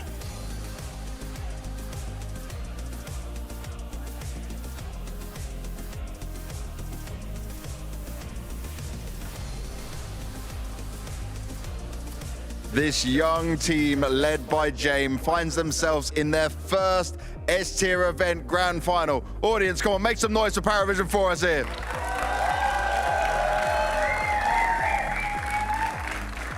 Belchanok, yesterday it was Spirit, today it's FURIA, and now, tomorrow, you're playing in your first grand final. What does that mean to you? What is the feelings that you're going through in this emotions and the moment you're having right now? Of course, it's meant a lot. It's a first chance to get a Tier 1 trophy. And how you can see, it's how greatness does on Jame. So we're so young and we're already in grand final. 1 year ago we was 200 rating, like top 200 I mean. But now we are playing grand final on tier 1 event, so yeah, I'm so happy and proud of my guys. And I would be proud too. You guys have performed incredibly well. I want to come back to Mirage to start off with. You guys were down 6-1, Fallen pulled off a ninja defuse. It looked at sometimes like you guys didn't have the right idea or were a bit lost. What was going on at the beginning part of Mirage, and how did you guys manage to turn it around? It was very tough start for us. It was my mistake when Fallen did ninja defuse. We know he can be behind us, like from ramp or palace. Yeah. I was holding palace, but I ran so far, so he can defuse. So it's my bad. It's a very tough start for us, like 6-1. But I'm proud we step up, and it was half like 6-6. Yeah. So. And then you came back, you went on to win the map, and then we come on to this Inferno. It's getting really close. There was so much back and forth in it as well. Tell me what the communication was like in some of these very stressful and tense moments. To be honest, it was for City side, it was very good communication, like super intense guys. They're faking, no, it's A or B. So a lot of rotations and decisions. It was really good City side. And who was calling for you guys and just like where to go, how to rotate? Who was making the decisions? Because you always seem to be like making the right moves here. Everyone was so intense and calling. Everyone for City side. Full teamwork, and it got yourselves into the grand final. Congratulations, man. We'll see you tomorrow.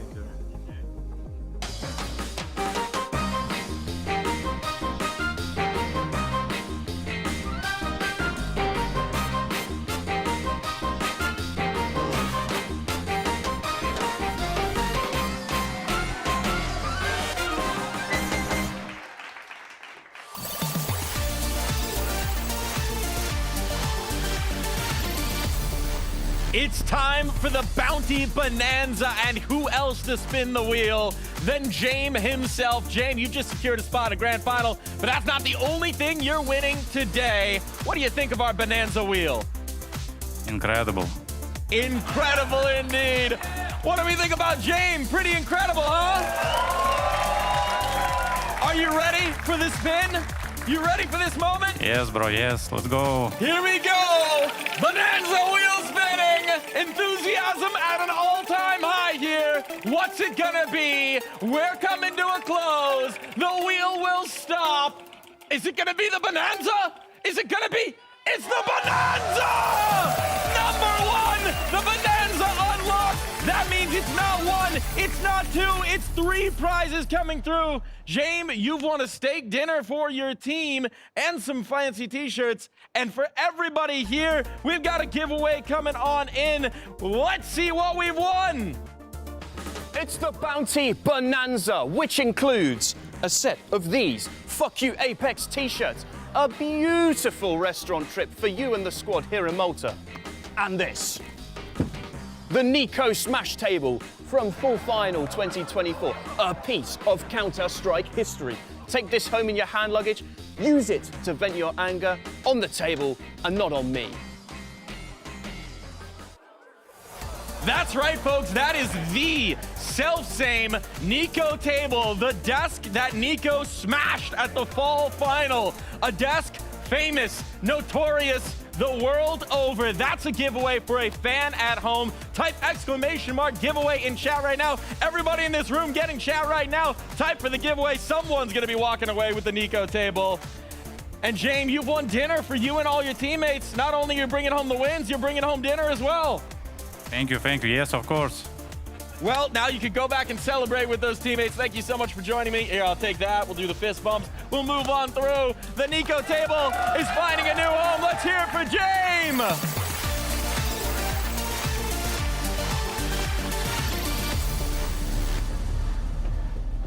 The legendary desk finds its taker. The Bonanza finally gets hit. We've been waiting all weekend to see that one come through. And James has been waiting a long time to see his way back into a grand final.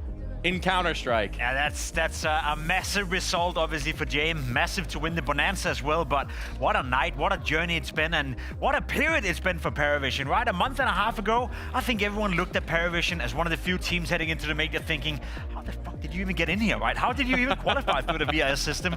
Now, a month and a half later, they find themselves in the grand final at a Tier 1 tournament, having beaten Spirit, having beaten FURIA. They do it in a 2-0 fashion as well, Maui. What a beautiful story that is. I mean, it's such a ridiculous redemption arc when we look at the fact that James was outed by his own team on VP, mainstay, a guy where he more or less delivered them a major trophy, and then also even for Zwei, who now has a chance to be a back-to-back Bounty champion after him also being outed by Spirit. I mean, what PARIVISION did today to FURIA is so surprising because they made them sweat. They made them so extremely nervous, and you could see all of their faces in the tough rounds, in the missed shots, begin to just bite their nails, scratch their faces. Like, they weren't sure how they were going to get this one over the line. Turns out they just didn't. I think if we took the nameplates off and swapped them between the two sides, you'd be like, yeah, of course this is how it played out. You have one team that's won 3 trophies, that's been on these stages, that's been in these finals.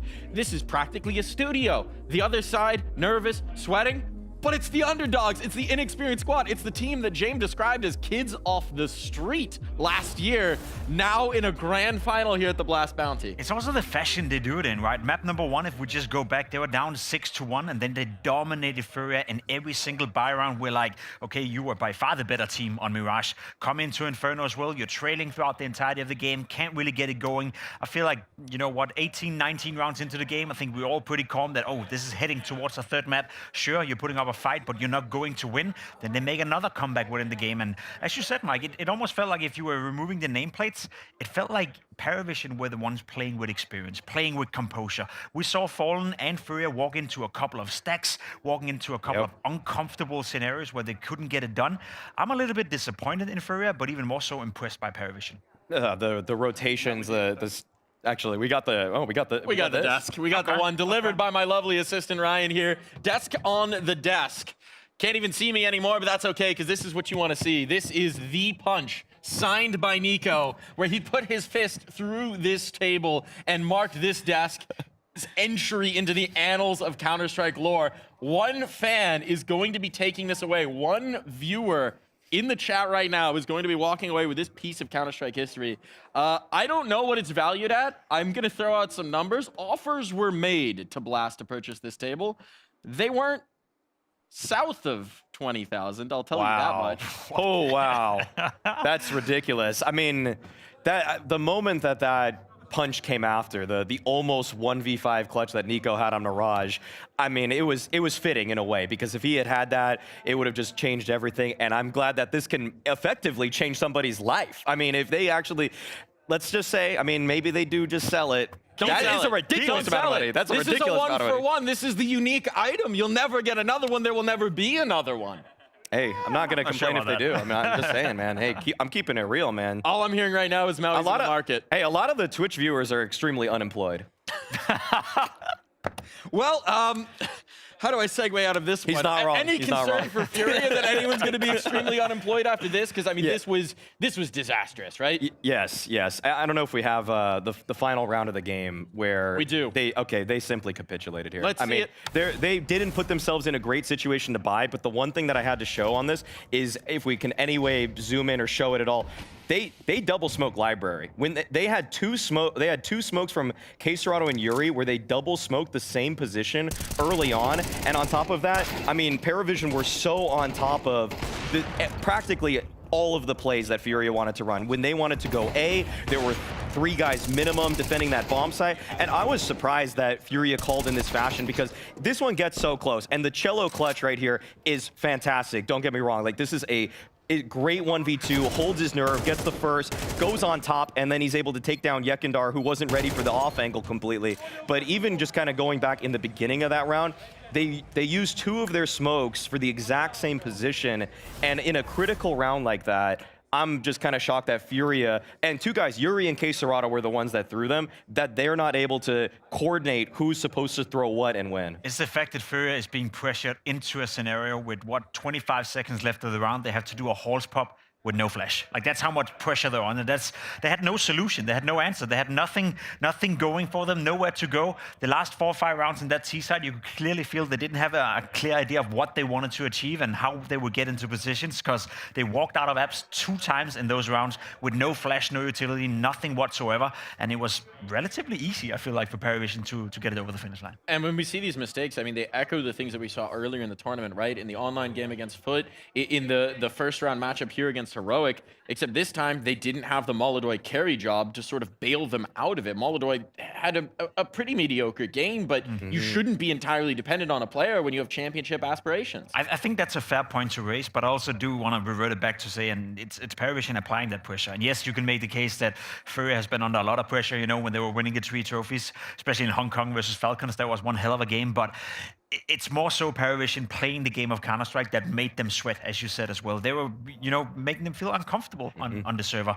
And yes, you'd argue that a FURIA in top shape probably would have found a solution, if anything, gone into overtime, and then maybe the experience would have played in. But this time around, they applied enough pressure to make them break, and to me, that's the biggest surprise. And it also felt like just PARIVISION coming into this game had so many good reads. If there was no pressure applied towards Banana, they instantly had 4 people towards B. So even though James working with essentially 3 rookies as well as Way, you are just making their lives so much easier when you have such good macro understanding of your opponents. Even if FURIA are so experienced, have so much in their playbook, if you're just going to call out their plays and have 4 guys on the bomb site, it really doesn't matter if 1 guy's choking on that bomb site, if 3 more guys can hit their shots and get it over the line. And just a quick note to that as well, it's a funny context, because right back in the day with VP, when VP were dominating, when they were winning the major as well, I remember Cadian and Heroic constantly, I wouldn't say complain, but they hated playing against them because they would always gamble stack on Inferno. Yeah. He would just call out of the blue, call in the dark, and not really, you know, able to explain why he would do as he did. I feel like he's also changed here on Inferno, because I agree with you. It was more so the reads coming out and the rotations mid-round that made PARIVISION play so well and be in so generous positions. Whereas beforehand, back in the day when VP had success with James as a caller, it was more so gamble stacks. He would out of spawn, you know, call a 4-man stack on the small bomb side for whatever reason. We don't see that playstyle anymore from James, which also goes to speak how he's becoming a much better in-game leader. This is one thing that I will say. Regardless of what happens tomorrow, result agnostic of this actual trophy lift, PARIVISION have planted a flag into Tier 1 Counter-Strike and said, we are here to stay. They have victories over Spirit. They have a victory over FURIA now. Yep. This is a team that everyone should be scared of in 2026. I'll tell you what they've just done. I read there's a guy on Twitter, I can't remember his handle, but he's a VIS expert, you know, and he made the whole case that if PARIVISION did well here, and if they did well or just won 1 or 2 games in Krakow, they would be guaranteed for the major. I'm also pretty sure that I read that if they went into the final and if they win this tournament, they would be guaranteed for the major. And we're talking maybe even stage 2 or stage 3. So not only did they just secure a spot in the grand final, most likely PARIVISION has also qualified for the major in Cologne, which for them is a massive result. That's why they're promoting the vlogs on their YouTube channel all the time. Be sure to check them out, PARIVISION YouTube. You got to fund this team, man. You got to fund this team. If there's one thing James knows, it's good business decisions. It's good economy management. We do have the winner of our Nico table giveaway. Siginator _ won the giveaway. Wow. You are the new proud owner. If you're here in chat, this unique 1 of 1 handcrafted artisanal Nico smashed and signed desk will be coming your way. Keep an eye out for the giveaway details. This will be presumably being sent to you. Maybe you're here in Malta, want to drive by the studio and grab it, but this will be yours. Siginator, congratulations on this win. A truly incredible moment in Counter-Strike. Now can be immortalized on your wall. Or hey, maybe you're crazy. Maybe you want to play on this. Put it on a wall, you say, huh? Put it on a wall. Put it on the wall. Your wall is just a desk? I guess. It's art. It's art. It's history. It's an artifact. It is. I mean, it's a relic, but it's also just it's the best possible souvenir you could have if you're a Nico stan. I don't know what else you would possibly want other than a smash table that his own fist went through. It drew Nico's blood. He bled on this table. In 1,000 years, when replicating technology is good, you could create another Nico we can with that clone DNA. Nico. There is a little bit more to get into here, and unfortunately, we need to hear from FURIA because they have been eliminated from this tournament. So let's hear what they have to say. The favorites are falling here at the Blast Bounty. FURIA, the next ones to meet PARIVISION in this crazy game, and Okay, so I'm going to just start on looking at this Mirage, first of all, because it started off so well for you guys, even putting off a Ninja Defuse. I saw the energy, I saw the hype from the team. It looked like it would have been in your control. But going into the second half, and even just the first part of the first half, the second part of the first half, it started to get messy. Why do you think that was? I think the T sides didn't went as we planned.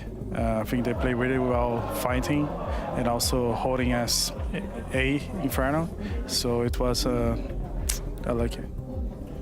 In terms of that, there was a lot of rounds on Inferno, as you mentioned it, where you guys were grouping up a lot more, right? Was this part of the game plan to try and counter how PARIVISION play? Yeah, we had the plan, but it didn't work because they play really good individually. So it was pretty tough to enter the sites, especially on A Inferno. As a T on Mirage as well, it was kind of hard because you got a lot of first kills, and so it's hard to play like this. Looking at just your run you've had here at the Blast Bounty, even from some of the online games were very close, right, against Foot, same against Heroic, and now here the loss. What does it tell you about where FURIA is at so far coming into this year? I think this tournament didn't say anything, just say that we had to put more work on our RT side and also on CT sides as well. I think we still need to get warm a little bit because it's the first tournament of the season. And now we have Krakow next week, and we had to work to do better there. Can you explain maybe or help me understand a bit of maybe what feels off within the team during some of these games that you need to work on, like specifically? I don't know. I think it's more confidence. Not in the 100% confidence right now, so it's hard to play like this. I'm losing some fights that I should not lose. Yeah. And I think that's tough, and I think they didn't help the team as I want to, but it is what it is. Let's keep working. And is some of this also down to obviously the pressure of being the favorites now? Does that continuing to change things the same as what we saw at the end of last year? We don't feel the favorites. We feel that we're just playing our game, and we try to do our best. And didn't work this time. And I think it happens, and let's focus on the next one.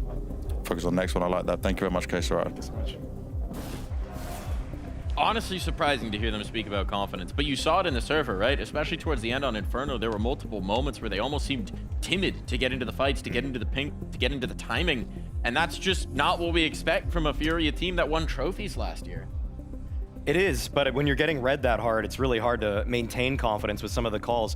I also even felt the calling itself was sometimes a little bit lacking from the way that they wanted to finish rounds. One of the hallmark aspects of what made FURIA's run so exciting and really, I feel like, compelling tactically last time was the variety, the diversity. But how many times in the last 6 rounds did we just see them go out of halls with practically nothing, or also just send it up the porch? I didn't really see the kind of arch wraps that I would suspect from a team like FURIA. That was a reason that I really liked their tactics last time, because they use every single part of the map. But this time around, it felt like they were just caged, and honestly, they could not fight out of that cage. No, that was a disappointing showing, obviously, for FURIA, especially when you consider their route as well. Beating Heroic in the quarterfinal, getting PARIVISION in the semifinal. You'd argue that they should have been in the grand final. Falcons waiting, you know, with a standing in the grand final. You'd argue they were the favorites to win. So they're going to look at this as a missed opportunity. For me, even more so, it also kind of summarizes FURIA to be a team right now. I'm like, okay, what happened at the major? Maybe that was just a blip on the radar. Maybe that was not supposed to happen. Maybe that Na'Vi game is one they're going to regret for a long, long time, but they'll bounce back. They'll win the first tournament right here. They'll go into Krakow and do well. Now, with this result, losing to PARIVISION by struggling against Foot, losing a map to Heroic, if they don't do well at Krakow, we're talking about a FURIA that is in a complete new position. So if anything, it just added a ton of pressure for them to deliver in Krakow. Otherwise, I think the alarm bells are going to ring a little bit in the camp. So maybe not ringing just yet, but tingling. Tingling at a distance. We're starting to get our hand on the buzzer to ring them. Concerning signs for FURIA, but we'll look to see them bounce back in the future. But such an exciting moment for PARIVISION, and that does mean that we've come all the way to the end here. There's just one more game to play. A grand final match between a Falcons coming in without their coach and with a stand-in in the server, and a PARIVISION team that nobody expected to make it this far. Teams that have been counted out, teams that are totally unexpected, and one of these teams will be the champions of the Blast Bounty.